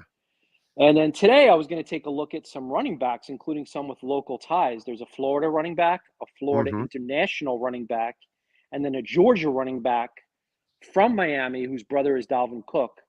I was going to look at those 3 guys because they could all be in that fourth round range. And you might say, well, did the Dolphins really need another running back? Well, yeah. Oh, yeah. Yeah, because the Dolphins are going to utilize 2 running backs in the backfield more in the Mike McDaniel offense than they did in previous offenses. And yes, sometimes one will be a fullback, and yes, sometimes one will be a receiver or a tight end. I reposted a story on my Twitter account, Chad Joe, a short time ago. It was a look at like 10 things you should know about the Mike McDaniel offensive scheme. And it really helps people understand what McDaniel will try to do in order to make the Dolphins offense more effective. So click on that if you get a chance to look back at an old story that I wrote. But yeah, another thing that I've been hearing is that even though the top of the draft is not very intriguing, not a lot of great quarterbacks or receivers. It's a terrible year to have the first 3, 4, 5 picks in the draft because you're really not getting you're getting a good player, but you're not getting that franchise game-changing player. There's not a couple of those.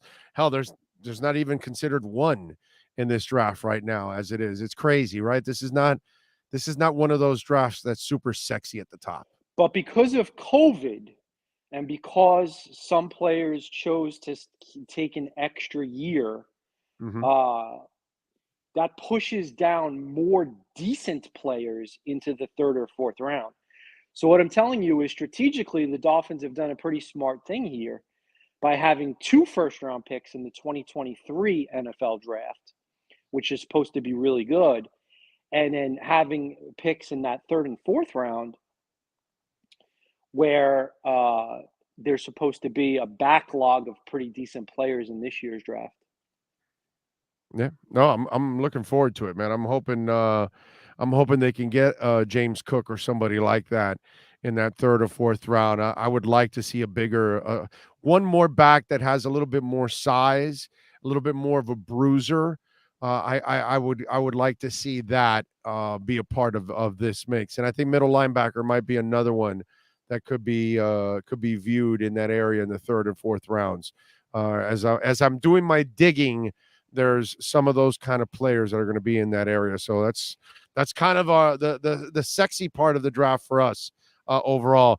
I think we talked about the events from last week, right? We talked the Tua, Luau, the Luau and all that stuff. We covered all of that. All right, good stuff. All right, anything else? Any other nuggets you want to share with the? I posted a column over the weekend about. Okay, everybody keeps saying that in relative to Tua, that this is a prove-it season, and it's a little cliche, and it's a little boring, and it's a little monotonous. And I listed all the different television shows that have had that same exact conversation. And there was 7 or 8 between Pro Football Talk, ESPN, Fox Sports, NFL Network. It's all the same conversation, make or break, prove it, all that sort of stuff. So I said, well, so I wanted to write about what would a prove-it season look like for Tua? What could he actually do to change the so-called narrative? And so I came up with 4 points, and I don't know if you read the column, but they're pretty simple and pretty logical. 1, lead the Dolphins to the playoffs. Right. 2, finish in the top 12 in the NFL in passer rating, which is a very reasonable target. Teddy Bridgewater was 12th. Did you know that Teddy Bridgewater was 12th last year? All right, so let's go ahead and do better than Teddy Bridgewater. Yeah. 12th in the NFL or better in yards per attempt. Tua was 28th or 29th last year. Jimmy Garoppolo, operating the 49ers offense, was 2nd. Those 3 things, they're specific statistics. We will know at the end of the year, did Tua hit on those 3 markers? And the last one, play design has a lot to do with it. And so that will change this year, and that's where it should absolutely improve. It'll get and better. The addition of Tyreek Hill. Because these guys, but what I mean is the coaching will make life easier for not just Tua, for the offensive linemen, for everybody else, because these guys have a more cerebral approach to what they're doing. You could just see it the way they design everything. It's different, dude. They give their players an opportunity to have an advantage at times because of all the movement. It gets the defense out of place consistently. And when you're doing that, you're giving your players an edge. And if the linebacker's too late to pick up Mostert on the crosser, it's over. Once he crosses the line of scrimmage, it's dumped and he's gone for 8 or 9 yards. So all these kind of things are going to change. And that third part is one that's going to help everybody, bro. Tyreek, the lineman, the running back, Tua, everybody's going to benefit from play design. That's the fourth one is be a strong leader. Now, Brian Flores questioned Tua Tagovailoa's leadership. Tua was not a captain in 2021. I expect that he will be a captain in 2022. Some have said he didn't want to be a captain. Well, is that great? If he didn't want to be a captain, there's really no great answer to that. So I fully expect that he will step forward and say he wants to be a captain in 2022. He's the quarterback. He should be a captain. No questions asked. That one we'll have to see because, some guys are more vocal leaders. Some guys are just lead by example. But if Tua can hit on all four of those, then I think that there's a very good chance that the Dolphins will bring him back in 2023. Make the playoffs, top 12 in passer rating and quarterback rating, and prove himself to his teammates and his coaches as a leader. Do you agree with that? That if he hits on those four targets, that he'll probably come back? Well, I know he's going to come back. I know he'll hit those targets. I'm not worried about that. I worry more about what's around.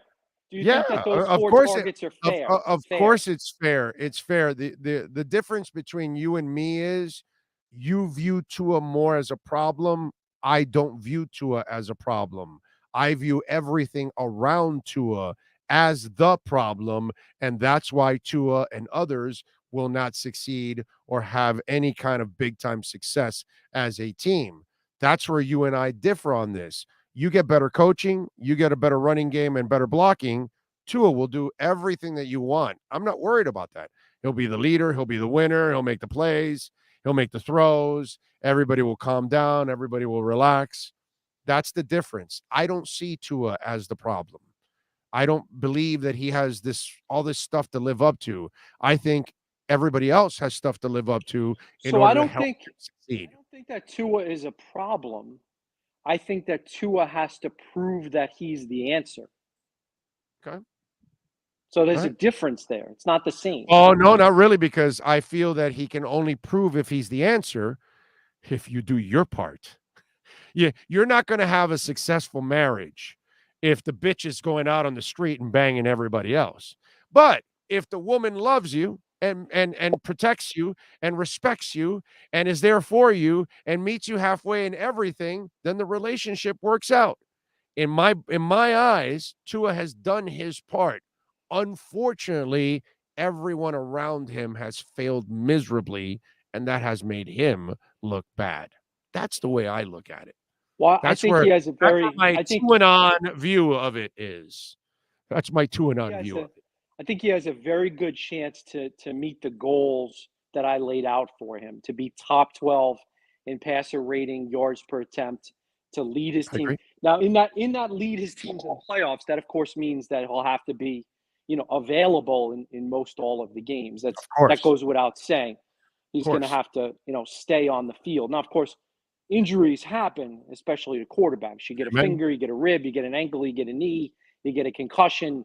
Injuries happen, but for Tua, it would be really good for him if he could get through the whole season or most of the season, 15 starts, 14 starts, at least 14 starts. That would make a big statement. I'm with you there. All right, what are you working on the Palm Beach Post so folks can check you out, my man? Well, I'm going to look into those running backs today. I believe it's Pierce from Florida, Price from FIU, and Cook from Georgia. I want to kind of dig into their strengths and weaknesses and how they might fit in that outside zone scheme that Mike McDaniel plans to bring to the Dolphins, where the running back runs towards the outside leg of the blocking tight end. Probably not Mike Gesicki. Maybe a Shaheen or a Smythe. I don't know, those arms, bro. You saw those arms? They got bigger. You didn't notice those arms from Gesicki? Those were tree trunks, bro. He was lifting beer cans in Bora Bora. I don't know. He was talking all that Kittle talk. I think he hit the weights there. I asked him about Kittle. To be fair, I asked him about Kittle in terms of how his route running is similar or dissimilar to what he's done in the past. And, it's going to be a change of scheme for him. So that's why I think this 1 year look-see, 1 year wait and see, I think that's really good for both parties. Yes, So. yes. That to me, there is where I'm with you on the wait and see. Will they bring him back next year? The Tua thing, no, but I'm with you on the Gesicki one because obviously they need to see if he fits. And I think if you see his arms, you could tell he's doing some weight. So maybe he's looking to pick up the blocking a little bit, or they told him. I look, I don't think he'll ever be an inline blocker, but he's going to, in this scheme, Joe, he's going to have to pick up some safeties and some linebackers. He's going to have to pick up some blocks in the open field to His help out. technique is a little better. Yeah, his technique was terrible as a rookie. Right. It's a little better now. It's a little better now. So you can get it. You can get in the way. Yeah, you can get in the way. If you use this, John Embry might help him. He complimented John Embry. Yes. This John Embry might help him. You know, he's had a few tight ends coaches. This guy might be pretty good. So yeah, check out that article I tweeted about the 10 things you need to know to understand how Mike McDaniel's offense works. Read the Tua column that I wrote over the weekend about what exactly a Tua prove-it season looks like. Mm-hmm. And also look out for that thing I'm going to work on with the running backs that might be available to the Dolphins in the 3rd, 4th round. Check it out at the Palm Beach Post. More importantly, subscribe and support my man Joe and all the other great writers like Hal Habit, of course. They're at the Palm Beach Post. I love Hal. And hey, my man Tom D'Angelo's there too. I love Tommy. Hal is arguably more talented than me. You could make that argument. One might make that argument. Well, he's better looking than you. We all know that already because we know he's Mr. GQ as it is. So, you know, it is what it is. We all dream to be Hal Habit one day. You know, it's just one of those things. He's a chick magnet. I mean, you know, you go on the road with Hal and it's just he's fending off the women left and right. It's just it's impressive. I'm telling you, it's impressive. So follow him on Twitter at Shad Joe. There you go. And catch his work at the Palm Beach Post. Joe, much love. We'll catch up later in the week, my friend. Thank you. See you, buddy. You got it. There you go. The great Joe Shad. When you're ready to purchase a new home or refinance the one you have, American Dream Lending will make sure your loan experience is easy with fast approvals and quick closings. With many loan programs and competitive rates, now is the time to turn your dreams into reality. Ask about special financing for veterans. They never charge an application fee and you will work directly with one of their experienced loan professionals. Stop dreaming and contact American Dream Lending today. 786-802-1727 or online at adreamlending.com. We back. We thank Joe Shad as always. There you go. EJD Construction. I see that around me there. They're going to be rebuilding our wall here at our house very soon after Progressive finally reached out to us. So maybe there'll be some progress this week on that. So yeah, we're actually going to redo everything. We're going to do all kinds of stuff on the outside of the house, landscaping, painting, everything, all that. Anyway, by the way, anybody know a good painting company must be insured? By the way, got to hire a painting company for the house, but must be insured. Don't bother reaching out if you're not insured. Okay. You can reach out, by the way, to our business line if you are a painting company. 786-754-4664. 786-754-4664 is our business line. So if you have a painting company and you're insured, call us. You're not insured, don't. Can't hire somebody that's not insured. Got to be insured, baby. Got to be insured. Got to protect, man. Don't hire people to work in your home if they're not insured. Seriously, I told you guys this a week or two ago. Make sure whenever you bring people to your home that they are fully insured. If not, they get hurt on your property, they sue you. You don't need that hassle. So make sure. All right? Just my tip. There's a lot of people out there working and they tell you, and you better also call up to confirm that they're insured. Okay? That takes a couple minutes and you'll find out if somebody's insured or not. And if they're not, do not allow them on your property, ladies and gentlemen. That could be a real problem for you. 20 years ago, 30 years ago, 40 years ago, you hired John or Jose or Pepe or David, and they were a handyman. They came and, they something happened to them. They just sucked it up and left and didn't bother you. You know what I'm saying? Now, dude, Something happens and they'll make it even bigger than what it was, and they'll go after you. So anybody that works in your home, please make sure they are insured. Do not allow anybody to work on your home if they're not insured. Jeffrod says, saludos desde Puerto Rico, Gran O. Did you see Debo wearing Dolphins colors? How sweet is that jacket? He can wear them. He won't be sporting them. There's no money for him here, bro. It just makes, no sense to sign him. And you can go back and listen to my segment sometime last week. I think I spoke, or the week before. Miami has already created their Debo Samuel. Just listen to it. I explain it in detail. Okay. Big O, did you mention what the show's schedule is going to be like during the draft? Maybe I haven't. Okay, so Wednesday will be normal. It'll be a 10 a.m. day. We'll be 7 a.m. for we'll be up at 7 a.m. We'll be at Tommy Rockers at 7 a.m. So yeah, Sean and I are gonna have to wake up really early that day, but we'll do a normal day on Wednesday from 10 to 1, like normal on a Wednesday. Oh God. You know what I'm thinking, Sean? We got to move. I got to tell the guys to move up the Inside the Paint show Tuesday. I'm not doing Inside the Paint from Vegas, bro. No. We got to talk to the boys. No, man. No.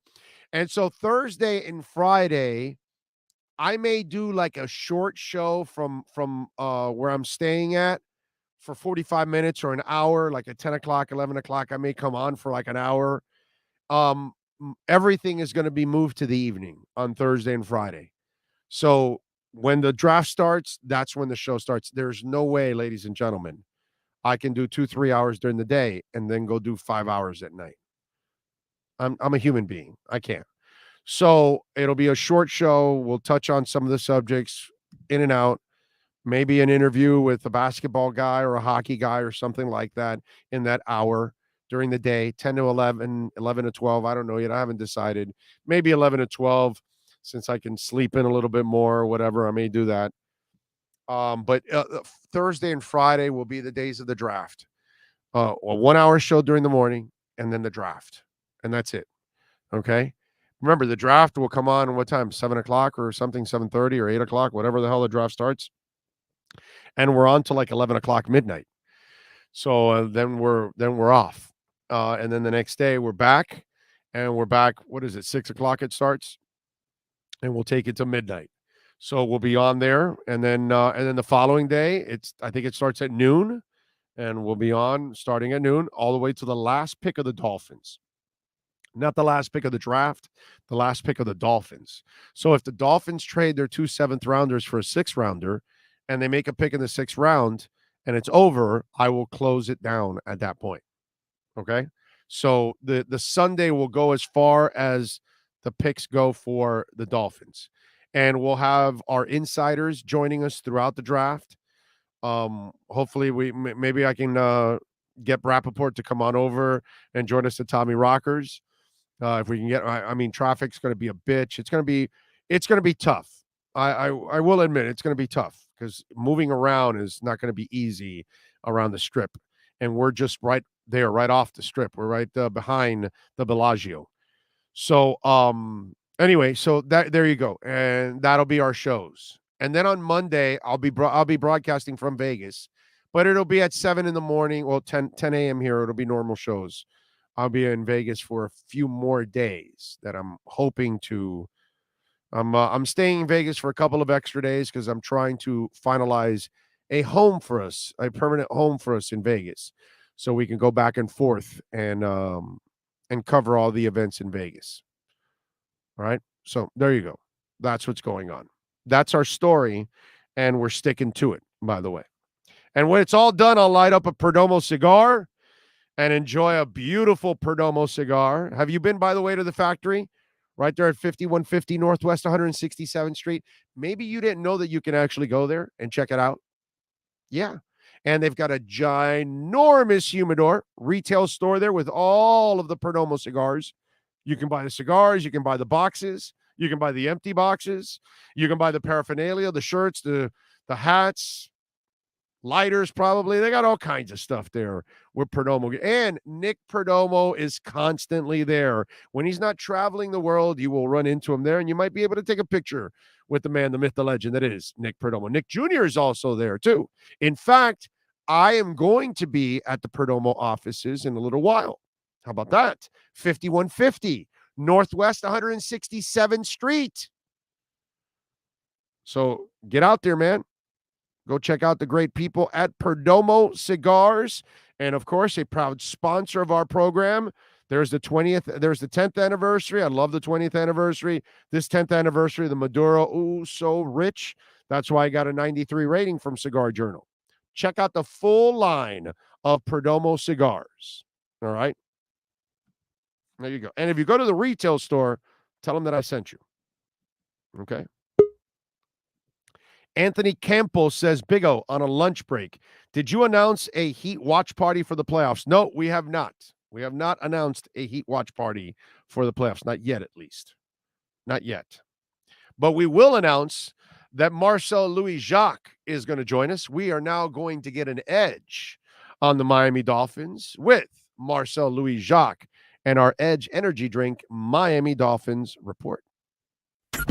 Time to get the edge on the Miami Dolphins with our Edge Energy Drink Miami Dolphins Report. When you want the energy drink that's delicious and smooth with zero aftertaste, you can only order Edge Energy Drink at myedgedrink.com. That's myedgedrink.com. Here's the ESPN Dolphin insider, Marcel Louis-Jacques.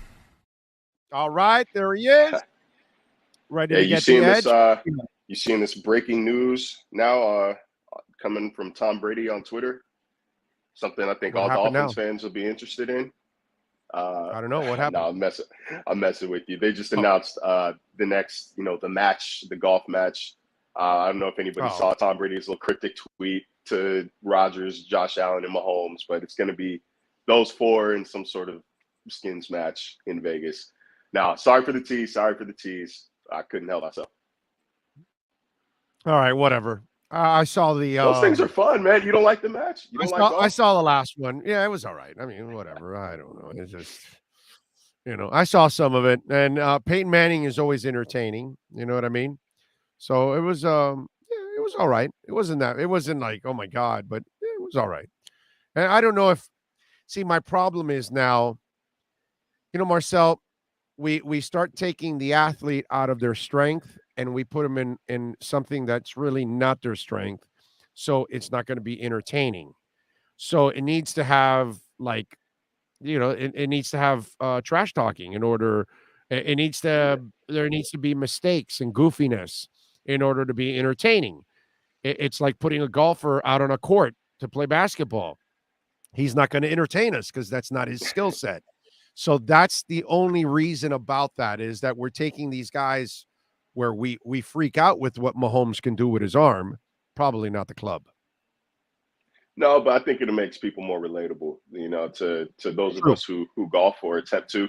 If you see, Pat Mahomes shank a drive into OB, like, hey, hold on a second. Maybe he's not so superhuman after all. And maybe he's just like stars are just like us, right? That's what I mean. It takes that stock to it. There has to be because I can remember. I think Josh Allen went on the Manning show. He was one of their guests, and I watched from afar as the city of Buffalo was so prepared and so excited, and he was just so boring on it. So he can't be that. You can't just be this buttoned up, I'm just gonna take what I can get off the tee and try to play my game from there. No, I want to hear you trash talk Brady. Or you talk about how you own the Patriots now or something. I need a little bit, or else, like you said, I don't want to just watch four guys golf who aren't golfers, and I can do that myself and play. I can have more fun. Right. That's why to me, it's fun, and I think it's more for the human element of it is probably more. And by the way, that's what we've been witness to with Brady the last 2 years. That we had the robot for, whatever it was, 18, 20 years, whatever the hell he was with the Patriots. And now we don't have the robot the last 2 years. And it's kind of, this Tom Brady, I will say, is fun. This guy's fun to watch. Fun. He is so fun. Like it pains me just like it pains the rest of the world to say that Tom Brady is cool now. He's funny online. He's personable. It just goes to show you, okay, maybe it wasn't that was just the Patriot system holding him back. It sucks the life out of you. You know what I'm saying? That's exactly what it is. Now, if you're winning like they do, then there's nothing wrong. And while you're winning, you can get away with being a jerk. You can get away with being boring. You can get away with being super disciplined. You can get away with all kinds of things when you're winning, right? I mean, we've seen it either way, right? While things are going well, they will tolerate Antonio Brown for a while until a point that says the Steelers say enough's enough. You know what I mean? They'll tolerate as long as you help. Yeah, exactly. Can't ever let the. It's funny. I was speaking to a group of upcoming journalists at the NABJ Career Fair a couple weeks ago, and I told them, there used to be a time where you think you have to be buttoned up and on your guard at all times, and you have to hide who you are. You don't necessarily have to hide who you are. You just can't ever let your personality detract from the work. The work can't drop, because once the work drops, then all of a sudden we're going to start nitpicking X, Y, Z. But if your work is still up here, nobody really cares. I could wear Jordans to the press box all I want. Nobody's going to question it as long as my work does not drop, as long as I'm not missing deadlines and not filing stories and retracting scoops, so on and so forth. So, I could tweet about food and my dog all I want, video games all I want, as long as, I'm still filing my ESPN assignments. ESPN is not going to get mad. So I think it's the same concept here. Like, nobody really cares what you do off the field, within the boundaries of the law. Nobody cares who you are off the field as long as it doesn't take away from what you do on it. I'm with you there. By the way, I found it humorous that a headline said that the Carolina Panthers have the inside track on acquiring Baker Mayfield. And if I'm a Carolina Panthers fan, I'm going, damn, you gave me Sam Darnold and Teddy Bridgewater and a burnt out Cam Newton already that you brought back. And now you're going to give me this? Like, what is there to look forward to if you're the Carolina Panthers fan? You know what I'm saying? It's just like, that's not a headline I want to read, that my team has the inside track on Baker Mayfield. Now, there was a follow-up article that said, well, Baker may not be the only other target. It could be also Garoppolo, which, again, that's another story. But it's just, I just find it kind of weird. If your team has the inside track to Baker Mayfield, should you feel good about your football season? Inside track, meaning they're probably the only team that's called, the only team interested. Yeah, that's the inside track. I will say, though, I'd rather have Baker than Sam Darnold. Like, I'd give me Baker over Sam Darnold, because at least Baker has put together seasons of above replacement level play. Sam Darnold and he doesn't play scared. I'm with you there. And it's not like, and he's not constantly making the stupid throw. It's not a stupid throw. It may be a throw that he probably shouldn't have attempted because he wasn't talented enough to make a certain throw sometimes because his arm isn't great. Or he was injured last year, obviously. But Sam Darnold is the guy that kind of scares the shit out of me, dude, because he will implode. By the way, aren't you a USC guy?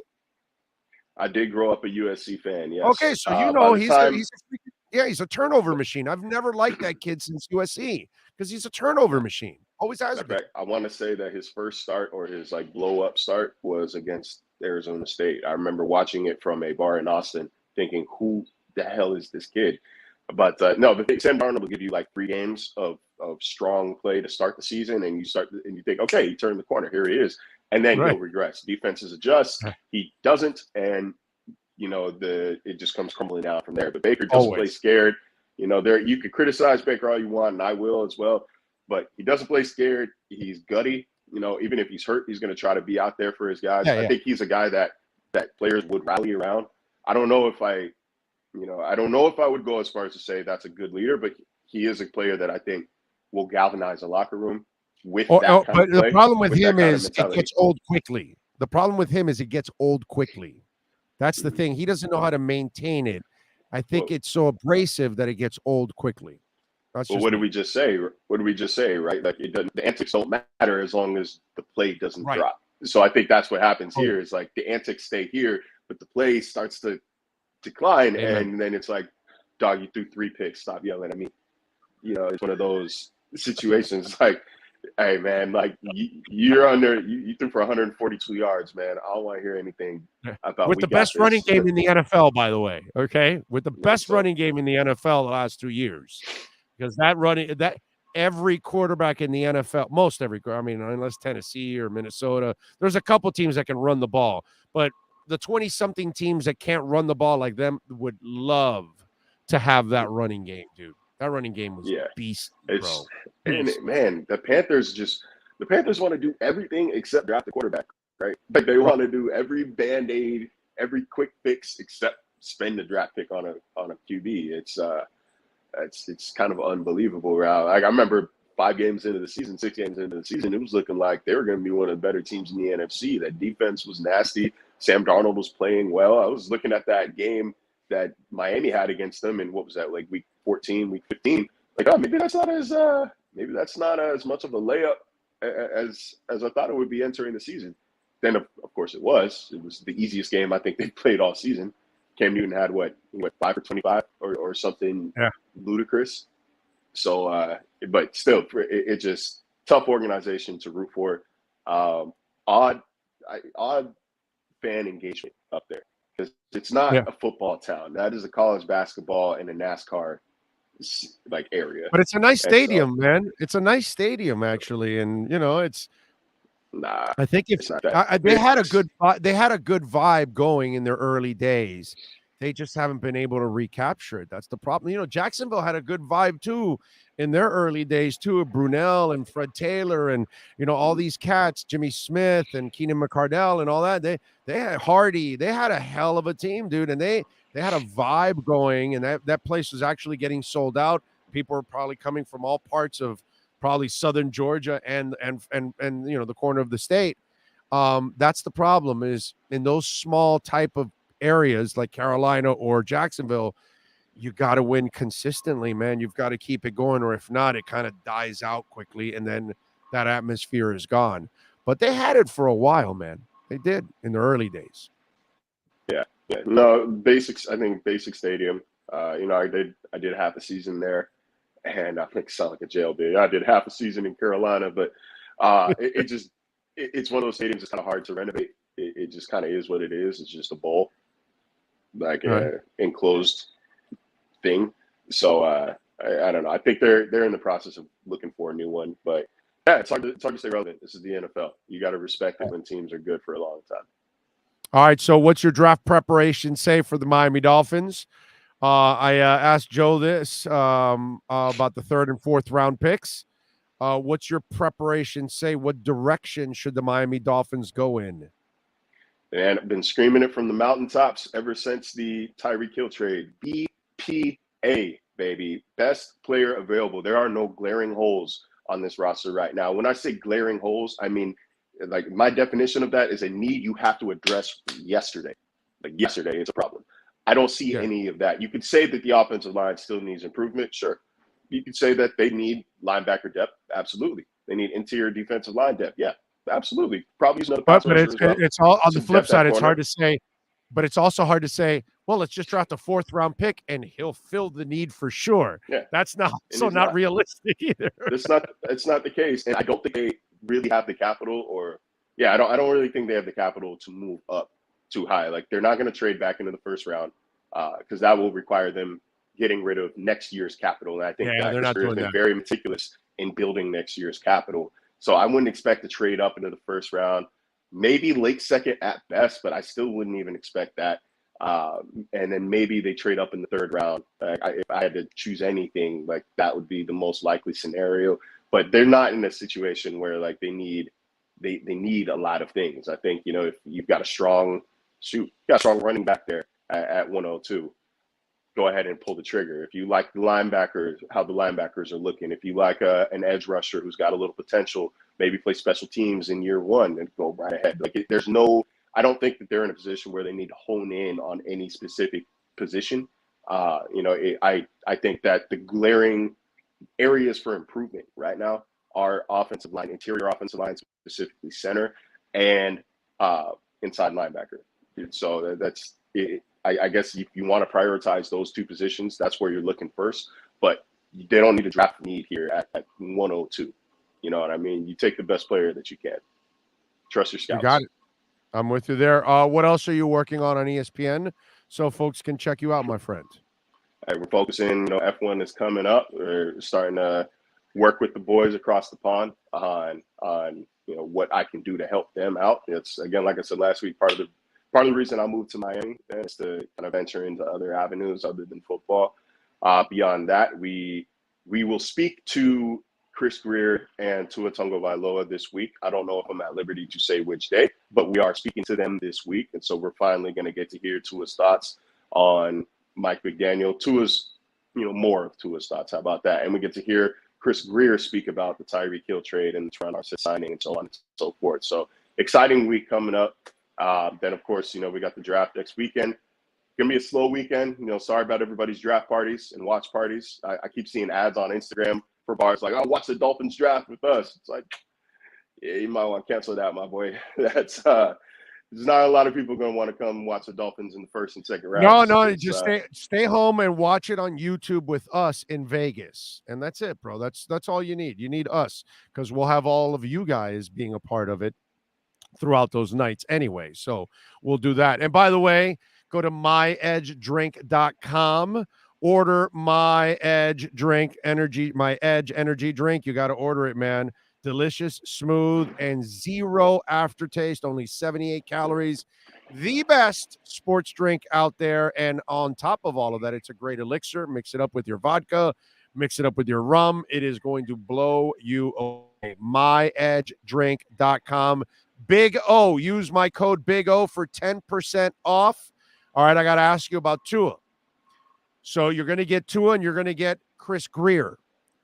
Give me one question you really want to ask Tua and you really want to ask Chris Greer. What is it?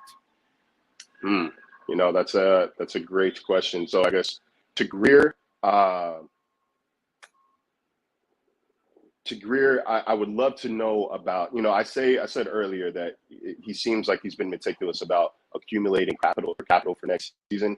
I want to hear his words on it. I want to hear why it was so important for him to load up and keep next year's pick, specifically when trading for Tyreek Hill, why it was so important not to part ways with the 2023 draft pick, at least a first round draft pick. And then, with Tua, I want to before you do the Tua one, his answer to that one is going to be, we always want to try to stay as flexible as possible from year to year, whether it's with the salary cap or it's with draft capital. That's what he's going to tell you. But go ahead. That's great, but I want him to say it because I can't.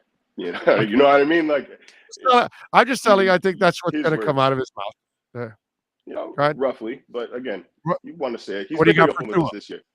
And then, for Tua, there's so many angles that you can go with. There's the, what was your first impressions with Mike McDaniel? There is how have you felt supported this offseason in years past? How has this offseason differed from years past where you don't feel like you're competing for your job or you're fighting for your job?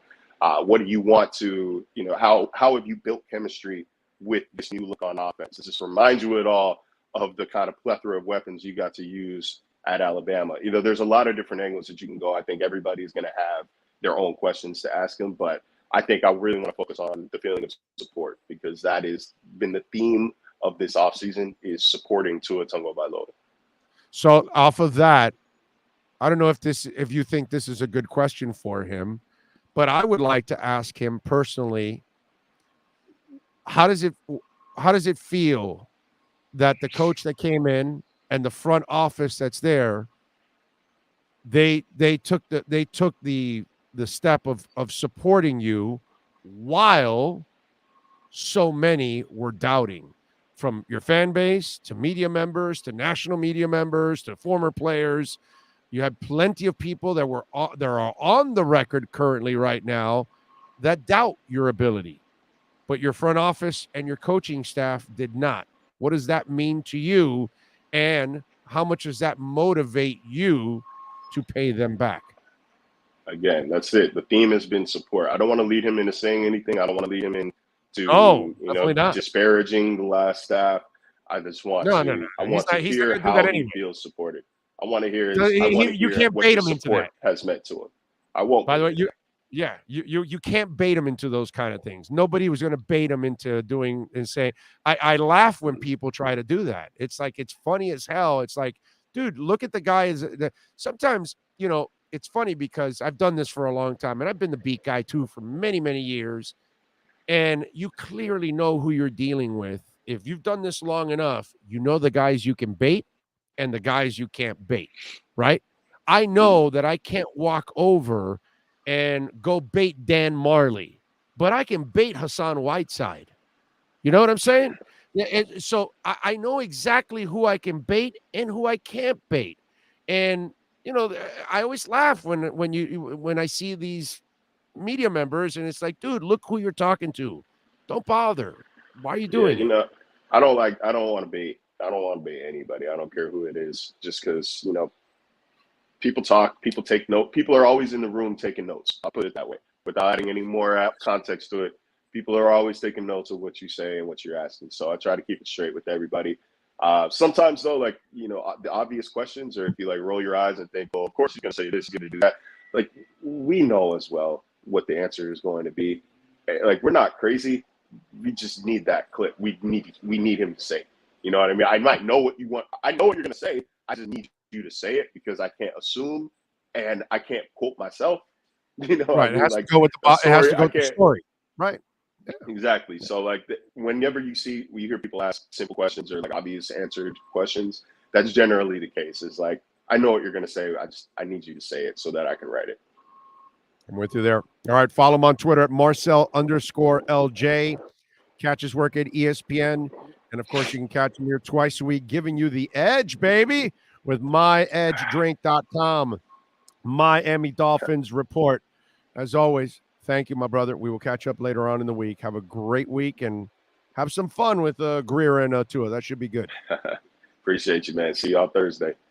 You got it. There you go. Marcel Louis Jacques. You now have the edge on the Miami Dolphins with the Edge Energy Drink Miami Dolphins Report featuring ESPN's Marcel Louis-Jacques. Get the energy drink that's delicious and smooth with zero aftertaste. You can only order Edge Energy Drink at myedgedrink.com. That's myedgedrink.com. Use my code Big O. You can order Edge anywhere you at, anywhere in the country, man. Just order Go to myedgedrink.com, order it, use my code Big O, get 10% off, 78 calories. You're going to freak out. When you try it, you're going to go, holy crap, it is delicious. It is smooth. And damn, it has no aftertaste. That bull crap has a lot of aftertaste. Ugh. I don't even know how people drink that, the bull crap. Anyway, myedgedrink.com. That's myedgedrink.com. Right there. Sometimes, sports and business collide. And when sports and business collide, you know what we have? We have the KSDT Sports Business Report.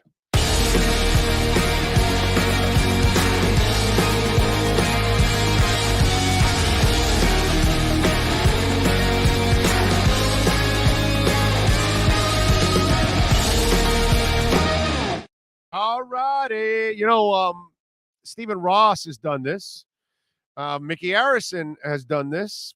Plenty of teams around the United States have had celebrity owners. And so the Seattle Kraken, they have now added a couple of new private owners. Yeah, man. So the Seattle Kraken have added former NFL star Marshawn Lynch and rapper Macklemore as minority investors.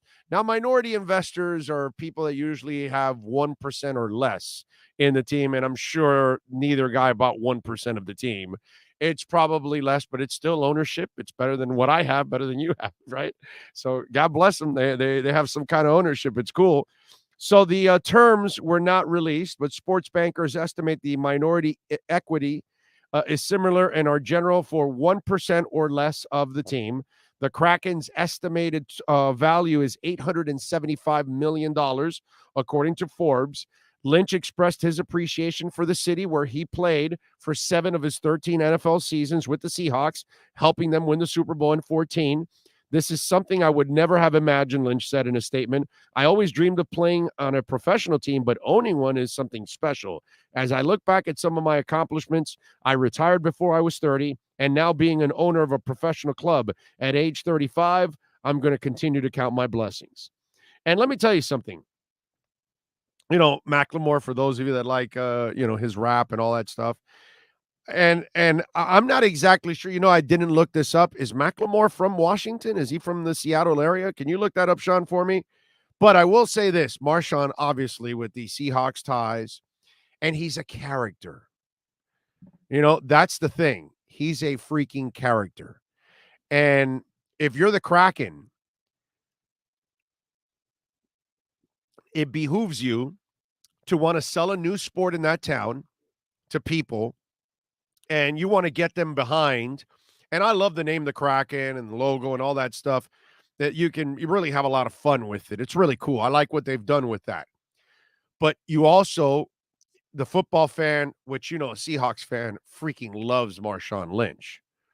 So who better to sell hockey to other people than Marshawn Lynch, a guy that is loved?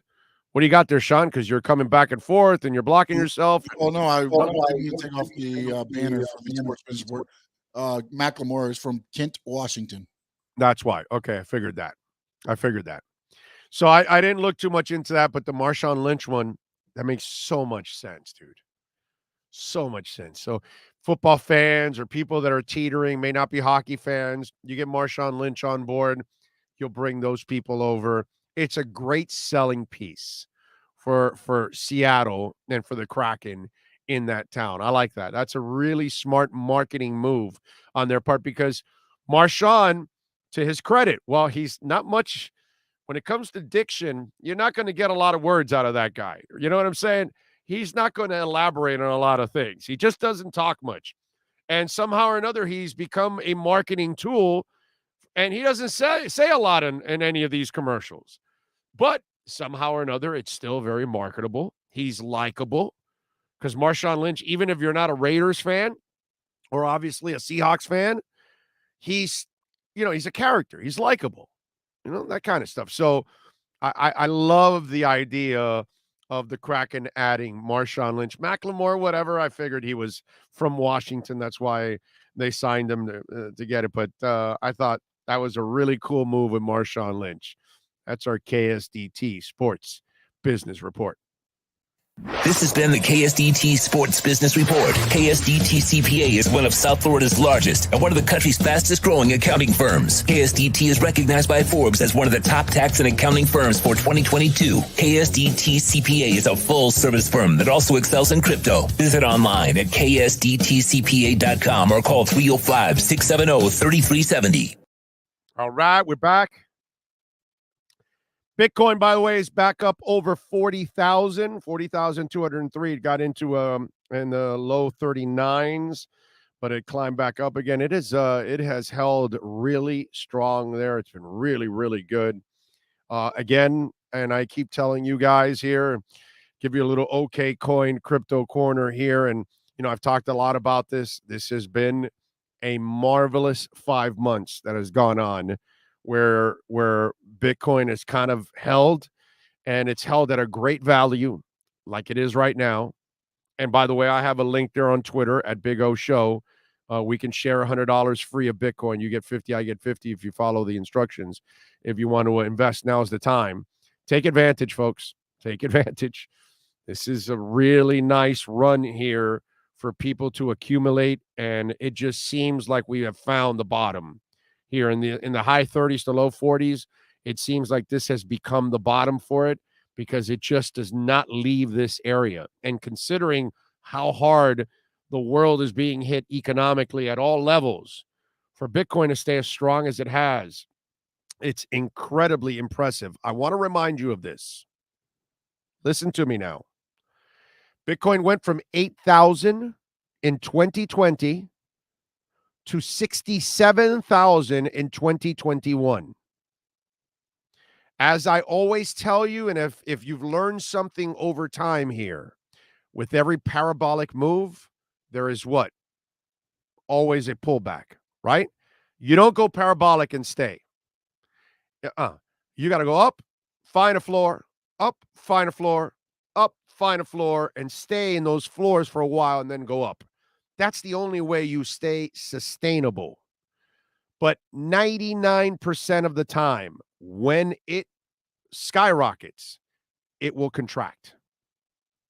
Well, ladies and gentlemen, when you go from 8,000 to 67,000, there's going to be a contraction. The contraction is 39, 40, 41,000. If you remember, I always tell you, look at crypto macro, not micro. Don't look at what's happened the last week and the last month. It's not going to tell you the whole story. Go wide. Go look at what's happened the last 2 years. It went from 8,000 to 67 back down to 40. If you think about it, that's pretty damn impressive.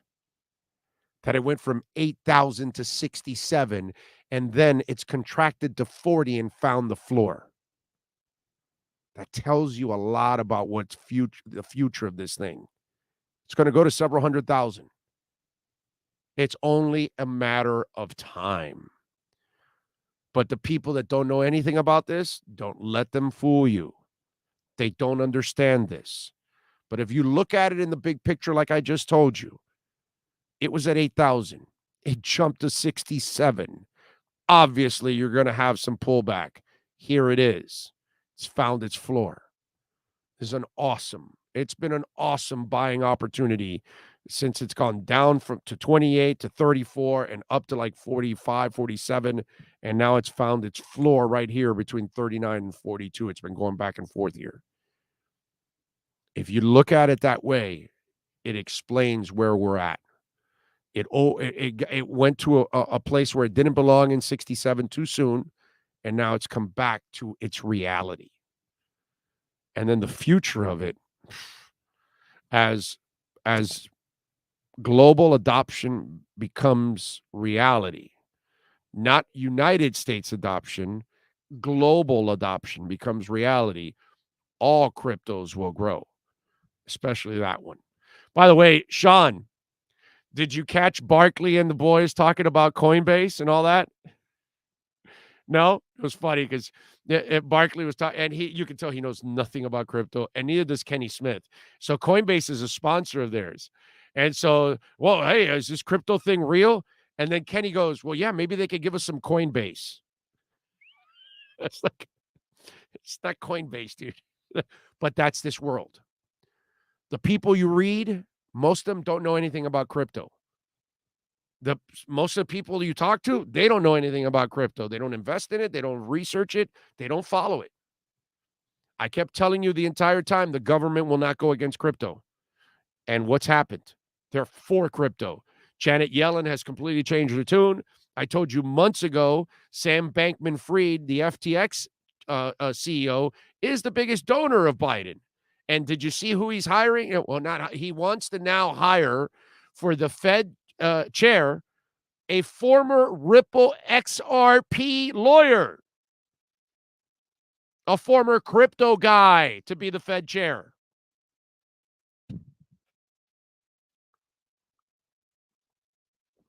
Are you listening to me? The guy that he wants to be in charge of our Federal Reserve, that dude, former crypto guy. You keep thinking crypto's a fad. You keep thinking Bitcoin's a Ponzi scheme. You keep thinking that it's not the future.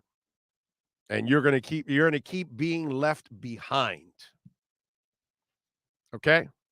And again, I have the link there on my Twitter page. It's on my LinkedIn page too and Facebook.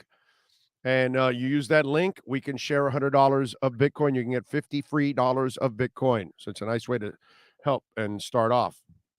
You invest a little, you get $50 free. Boom. Right away. There you go. All right. So that is your OK Coin Crypto Corner. All right. What else do we have here going on in the world of sports? I think I've talked about pretty much everything. Is there anything out there you need me to answer? You guys got any questions for me on the Welton Realm text line, 855-912-1056? Anything on the YouTube chat board there, please smash the like button. You guys got any questions you want me to answer? Life, music, sports, your marriage, I don't know, whatever, anything. Send it in. Would you want Baker Mayfield with the fit? Why would I want Baker Mayfield? I wasn't a Baker Mayfield guy when he was coming out. I've never been a Baker Mayfield believer. Love his commercials. I want him to succeed just for the commercials. But now he's going to need a new stadium. So, but no, I've never been a Baker fan. Like overall, I've never been a Baker believer. So I'm not the right guy to ask that. And I'm super happy with Tua. I don't know how I have to explain this over and over again. You know, I was only concerned with Tua and his injury history. That's it. It's the only thing I'm ever concerned about. I am super happy with Tua, dude. You fix the running game and you fix the offensive line, watch that kid ball. That's all. I've said it 100 times. I'll keep saying it. Tua's not the problem in my eyes. Maybe he ends up being the problem and I'm wrong and you guys can then rip me all you want and all that good stuff and, you know, so be it. But I'm just not I'm not the anti-Tua guy, man. I'm not looking to replace Tua. I'm not looking to trade Tua. I'm not looking to draft anybody. I'm not looking to acquire anybody. None of that, dude. I don't want anything to do with Baker Mayfield or any of the other quarterback. I'm fine with this young man. He needs the right people around him. Hopefully they got it now. Big O, what is the meaning of life? Happiness, my brother. Try to get the job that makes you happy. Try to get the partner that makes you happy. That's what life is all about, my friend. That's it. The rest is bullshit. Let's see. Did you see how Keyshawn Johnson called Tua a rental car? I did not see it and don't really care. It's Keyshawn Johnson, bro.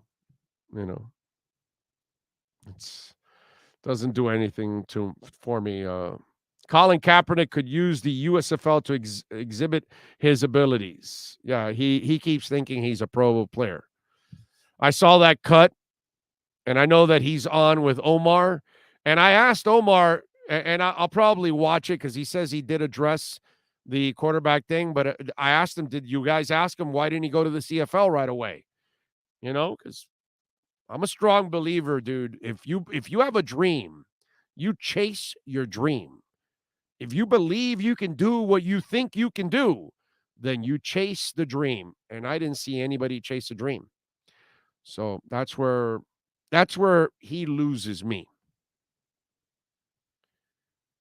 D Hat, Greater Good wants to know, D Hat, what's your obsession with other guys' girls? Well, maybe they're good looking. You know?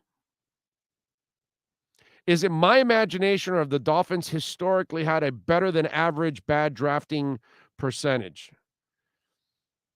I think it's been a mixed bag, my brother, because what you're saying is there's been some later picks that have hit and some of the earlier picks that they have missed.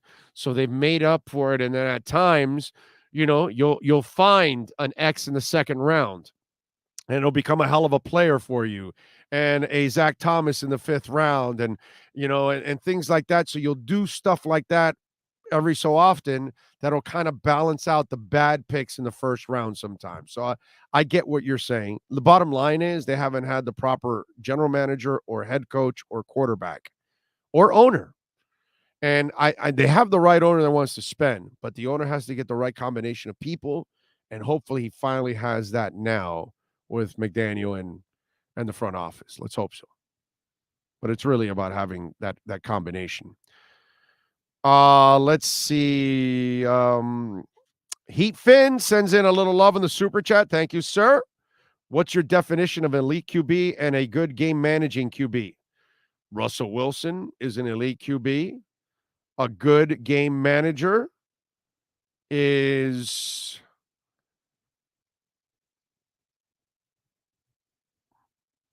I think Ryan Tannehill on a good day.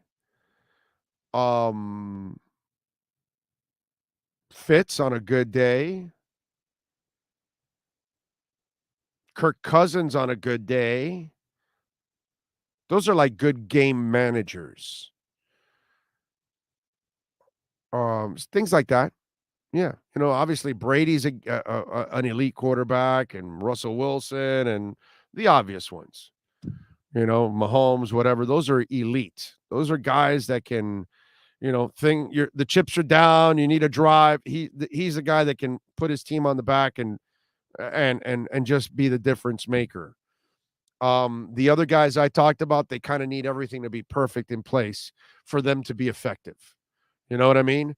Once you have to go, put it this way, once you have to go off script, Tannehill, Cousins, Teddy Bridgewater, whatever, they all go by the wayside. Teddy dies out because he lacks the athleticism and arm. Ryan because he lacks the brain capacity. Cousins, is just a guy. So the game manager, once it's chaotic, it's over for the game manager. Once it's chaotic, the elite quarterback can rise above that at times, not always, because you saw Mahomes 2 years ago in the Super Bowl. He's elite. But, dude, if your line ain't blocking, I don't care how elite you are. Your ass is on the ground. It's over. So that's the problem. Here's the part that we don't understand with some people, okay? Because some people make it sound like the quarterback is Superman and that he's just like, get off of me and get off of me. And he's just wiping out defenders with his left arm and going, here, catch. No, that's not the case. So that's our problem. So for me, a game manager is a guy that when things are perfect, he can run the offense for you. But he's not going to go off script.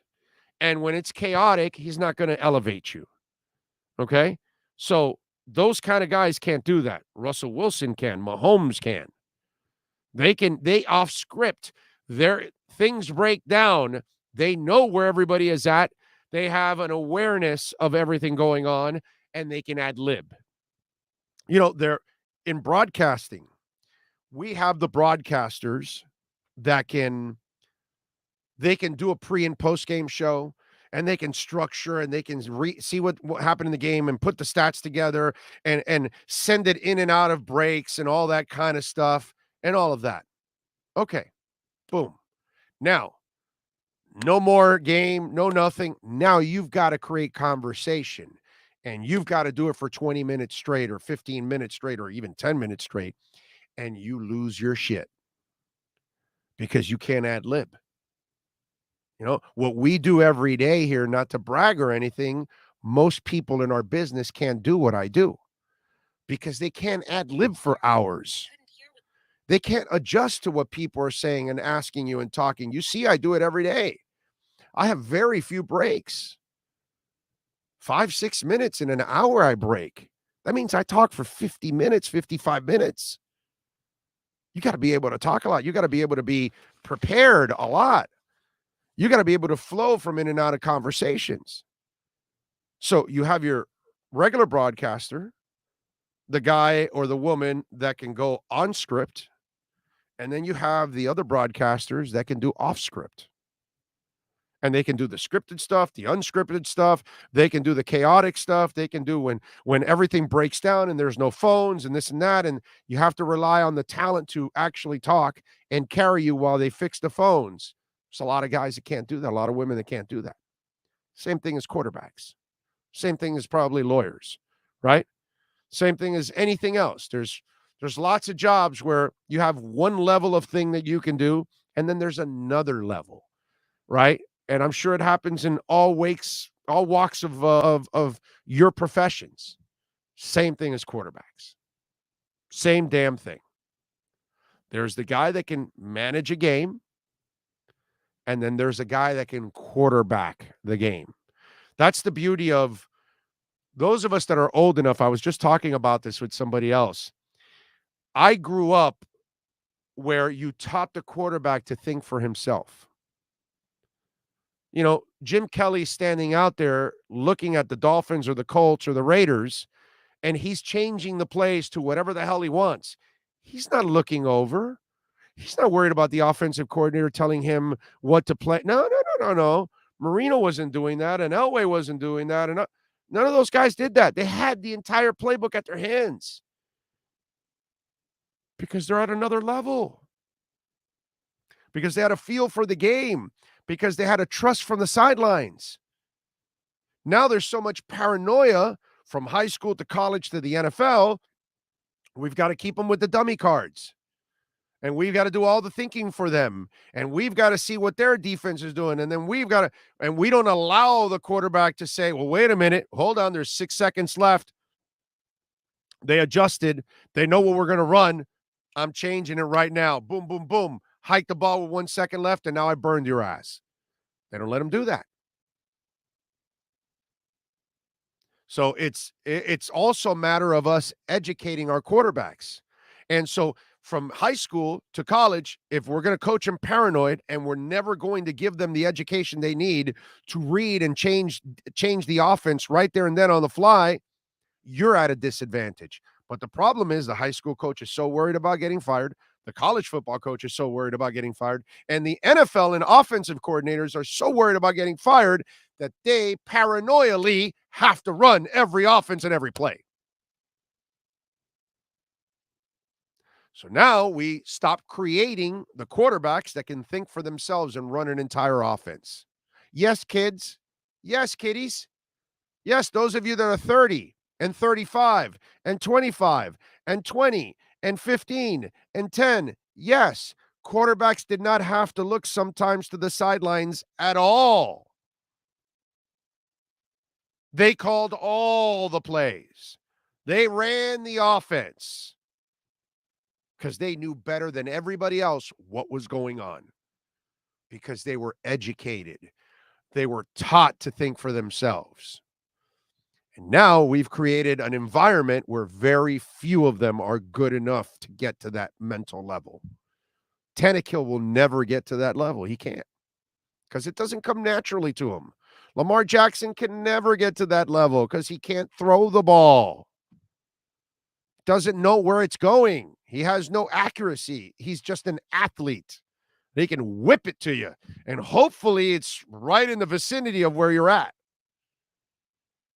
But he's not going to be able to read quickly and decipher stuff. That's not who he is, because he wasn't taught that way. Anyway, he ran a different offense. They kept using. The problem with Lamar was he's so gifted running that the coaches never changed him and never forced him to be that. And they're not going to do that with anybody. They don't do that anymore. So now we have limited quarterbacks. So your franchise that you're talking about, how I define a franchise, is a guy that can work under chaos, is a guy that can work off script. So when things aren't working, he finds a way to overcome sometimes. That's the franchise quarterback. The rest of these Jags, they're either game managers or worse than that. That's it. So there's your long, drowned out story on game managers and elite quarterbacks. Lamar's elite. Yeah, Lamar's elite in your dreams, not in mine. In my reality, He's just a phenomenal athlete playing quarterback, but he ain't a quarterback. He never will be a quarterback. He'll never be a passer. Okay? Unfortunately. And by the way, go look at what happens in the playoffs every single time. All they do is stop the run, and it's over because Lamar Jackson will never beat you from the pocket. If he can't beat you with his legs, and God bless the Ravens for being as dedicated as they are to that offense. But that offense has incredible limitations.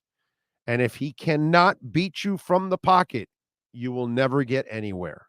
And you got to hope that you just have an advantage in running the ball all the time. Because once you take a 14-point lead on the Ravens, the game is over. Because Lamar cannot pass you back, and you're not going to run back into the game. But if you want to keep believing that and keep, drinking the Kool-Aid, I get it. Lamar's a beautiful human being. He's a great kid. You know what I'm saying? He's a phenomenal young man. And he's a local guy. But you have to compartmentalize and look at what he really is. And he's an athlete trying to play quarterback. Nothing more, nothing less. So, again, go look at Lamar Jackson and quarterback challenge. That's all you got to do. Just look at it. Pull it up. Lamar Jackson quarterback challenge. That's all you need to. You don't even ever have to watch a game again. Because if you can't hit standing still targets, how are you going to hit him moving? How are you going to be able to get to throw the whole route tree, which he can't, by the way? Whatever. It's all good, man. Anyway, I remember Chad Pennington was good for the Finns for 1 year before getting hurt, career-ending injury. I think Chad Henne came in next and showed a glimmer of hope. Chad Henne never had it. Just never had it. He's physical. He had a good arm, and he had an excellent arm. He never had it, bro. Chad Henne was never going to be the guy. He could never read and react quick enough to get it done. It's a gift, man, and he didn't have it. He's just one of those guys that he sees it, then throws it. Okay? That's the other thing about elite quarterbacks. They don't see it, then throw it. No. They throw it before before it actually even happens. That's what elite quarterbacks do. They throw people open. They throw to spots where people are going to be. That's how they manipulate secondaries. That's what elite quarterbacks do. And certain guys can't do that. It's just the way it is. Lamar Jackson's one of those. Can't do that. He only can throw what he sees quickly. And he's got such a gifted arm that he can get it there quickly at times, if it's accurate. Cam Newton had the same thing. Cam Newton couldn't throw the ball before the break. He had to wait for the receiver to break, but he had a cannon, so he can then throw it in time. So it's a gift. It's something that you and I don't see. They see the guy crossing and a linebacker and a safety underneath, and they know how to throw it in between both of those guys through three windows. The two of the guys, and then the third one to the receiver. But that's an elite quarterback. That's the guy you see that the linebacker whiffs at the ball, the safety whips at the ball, and then it lands right into the receiver's hands. And you're like, mother effer. How did he see that? How did he throw that? You're elite. Chuck Terzian says, Big O, did you see the tweet with Debo and Dolphins colors? Yes, somebody sent it to me, and it means absolutely nothing. He's got his own contract squabbles, and he's going to have to deal with it. Miami doesn't have the picks. They don't have the money, and it's really stupid to pay three receivers. You're going to have to pay Waddle in a couple of years. You're already paying Tyreek and Cedric. They're not going to pay Debo Samuel and trade picks for him. Okay, I don't know how many times I have to repeat it. Plus, Nobody, do any of you look at the Deebo Samuel contract as being a very dangerous contract? I just told you that I worry about Lamar. Since Lamar Jackson can't learn to pass from the pocket, it's only a matter of time before he's broken in half, and he's already wearing out the last couple of years from all the hits. And it's going to end up, the inevitable's coming. So let me ask you something. A receiver that plays a lot of running back and running into people, how long does that last in the league? I'm sorry, I must have missed Jerry Rice's 20 years of running into people. I must have missed Marvin Harrison's long career of running into people. Because we have all these examples of wide receivers that are also bulldozers. And yeah, there's a long track record. And man, a wide receiver that's a bulldozer, damn, that sounds like a really smart combination. For those of you on the podcast, I'm being facetious. I mean, come on, man. Seriously. I mentioned this already. I hate repeating, but I talked about this already. Think about a long-term contract with Deebo. Can you really play that style of football on a long-term basis? He knows he can't. His agent knows he can't. He needs the money now before he has to sacrifice his body more for the next couple of years. It's not a contract you want a part of. And you certainly don't want that contract after you had to also give up picks in order to acquire him. And you really don't want to acquire that contract after you have acquired Tyreek Hill, you're paying Cedric, and you're going to have to pay Waddle in 2 years. So why are you going to complicate things? You cannot tie that kind of money to one position. So take a step back.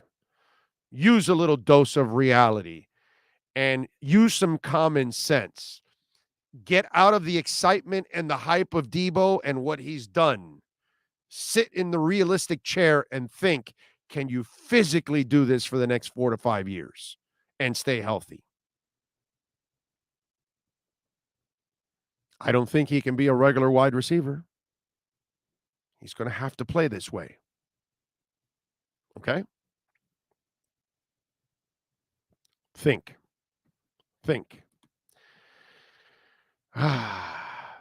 Wow, playing the Cleo Lemon card. I am sure we had worse. Jacoby was pretty rough. I don't know what you guys are talking about there, but that is bad. Stats-wise, I think Pat White is tops is worse. Don't think he completed a pass, then retired after injury. That poor kid. God. Looked like he was going to die that day. Tank McBride, people don't understand Deebo is taking running back hits. Yeah. Because he's running back. He's more of a running back than he is a wide receiver. As I explained, I guess I have to repeat it. What the hell? Because most of you are too lazy to go back last week to find where I said it. You have Cedric, you have Tyreek, you have Waddle, you have Mostert, you have damn it, what's the name of the other running back? The kid from Arizona that I like. What's his name, man? Anyway, you know who I'm talking about. They have their Deebo Samuel. It's 5 players that are going to play the role of Deebo Samuel. That's better. 5 people are coming at the defense, and they don't know how. This way they can't key on just one guy playing the Deebo Samuel role. No, Waddle's going to run something that Samuel does. And then Tyreek's going to do it. And then Cedric's going to do it. And then Mostert's going to do it. And then Edmonds. There you go. Thank you for giving me the name. Chase Edmonds going to do it. You understand what I'm saying? They look at the skill sets of all the guys. McDaniel ended up putting together a team that can do what Deebo Samuel does, but with 5 different people. You don't wear one guy out, and the defense keeps guessing because they don't know where it's coming from. So I actually rather have it this way than adding Deebo, and then everybody keys on that guy. And everybody wants to get a good hit on that guy. And that just doesn't sound good. I'm sorry. It doesn't sound good. Because they're going to be pissed. You're punishing us with that guy. Well, we need to punish him. not the way to go. You don't have number one punishing running backs outside of Derrick Henry, right? I mean, that doesn't exist anymore, right? They have multiple backs. Why? Because physically it just doesn't work. It wears you out. It puts you at risk. You get injured. Same thing. That's what I explained. That I think what McDaniel's doing is he brought Deebo Samuel over, but he brought him in pieces. And he's going to use him piecemeal. You're not going to have one Deebo Samuel. You're going to have 5 guys playing the position in different ways.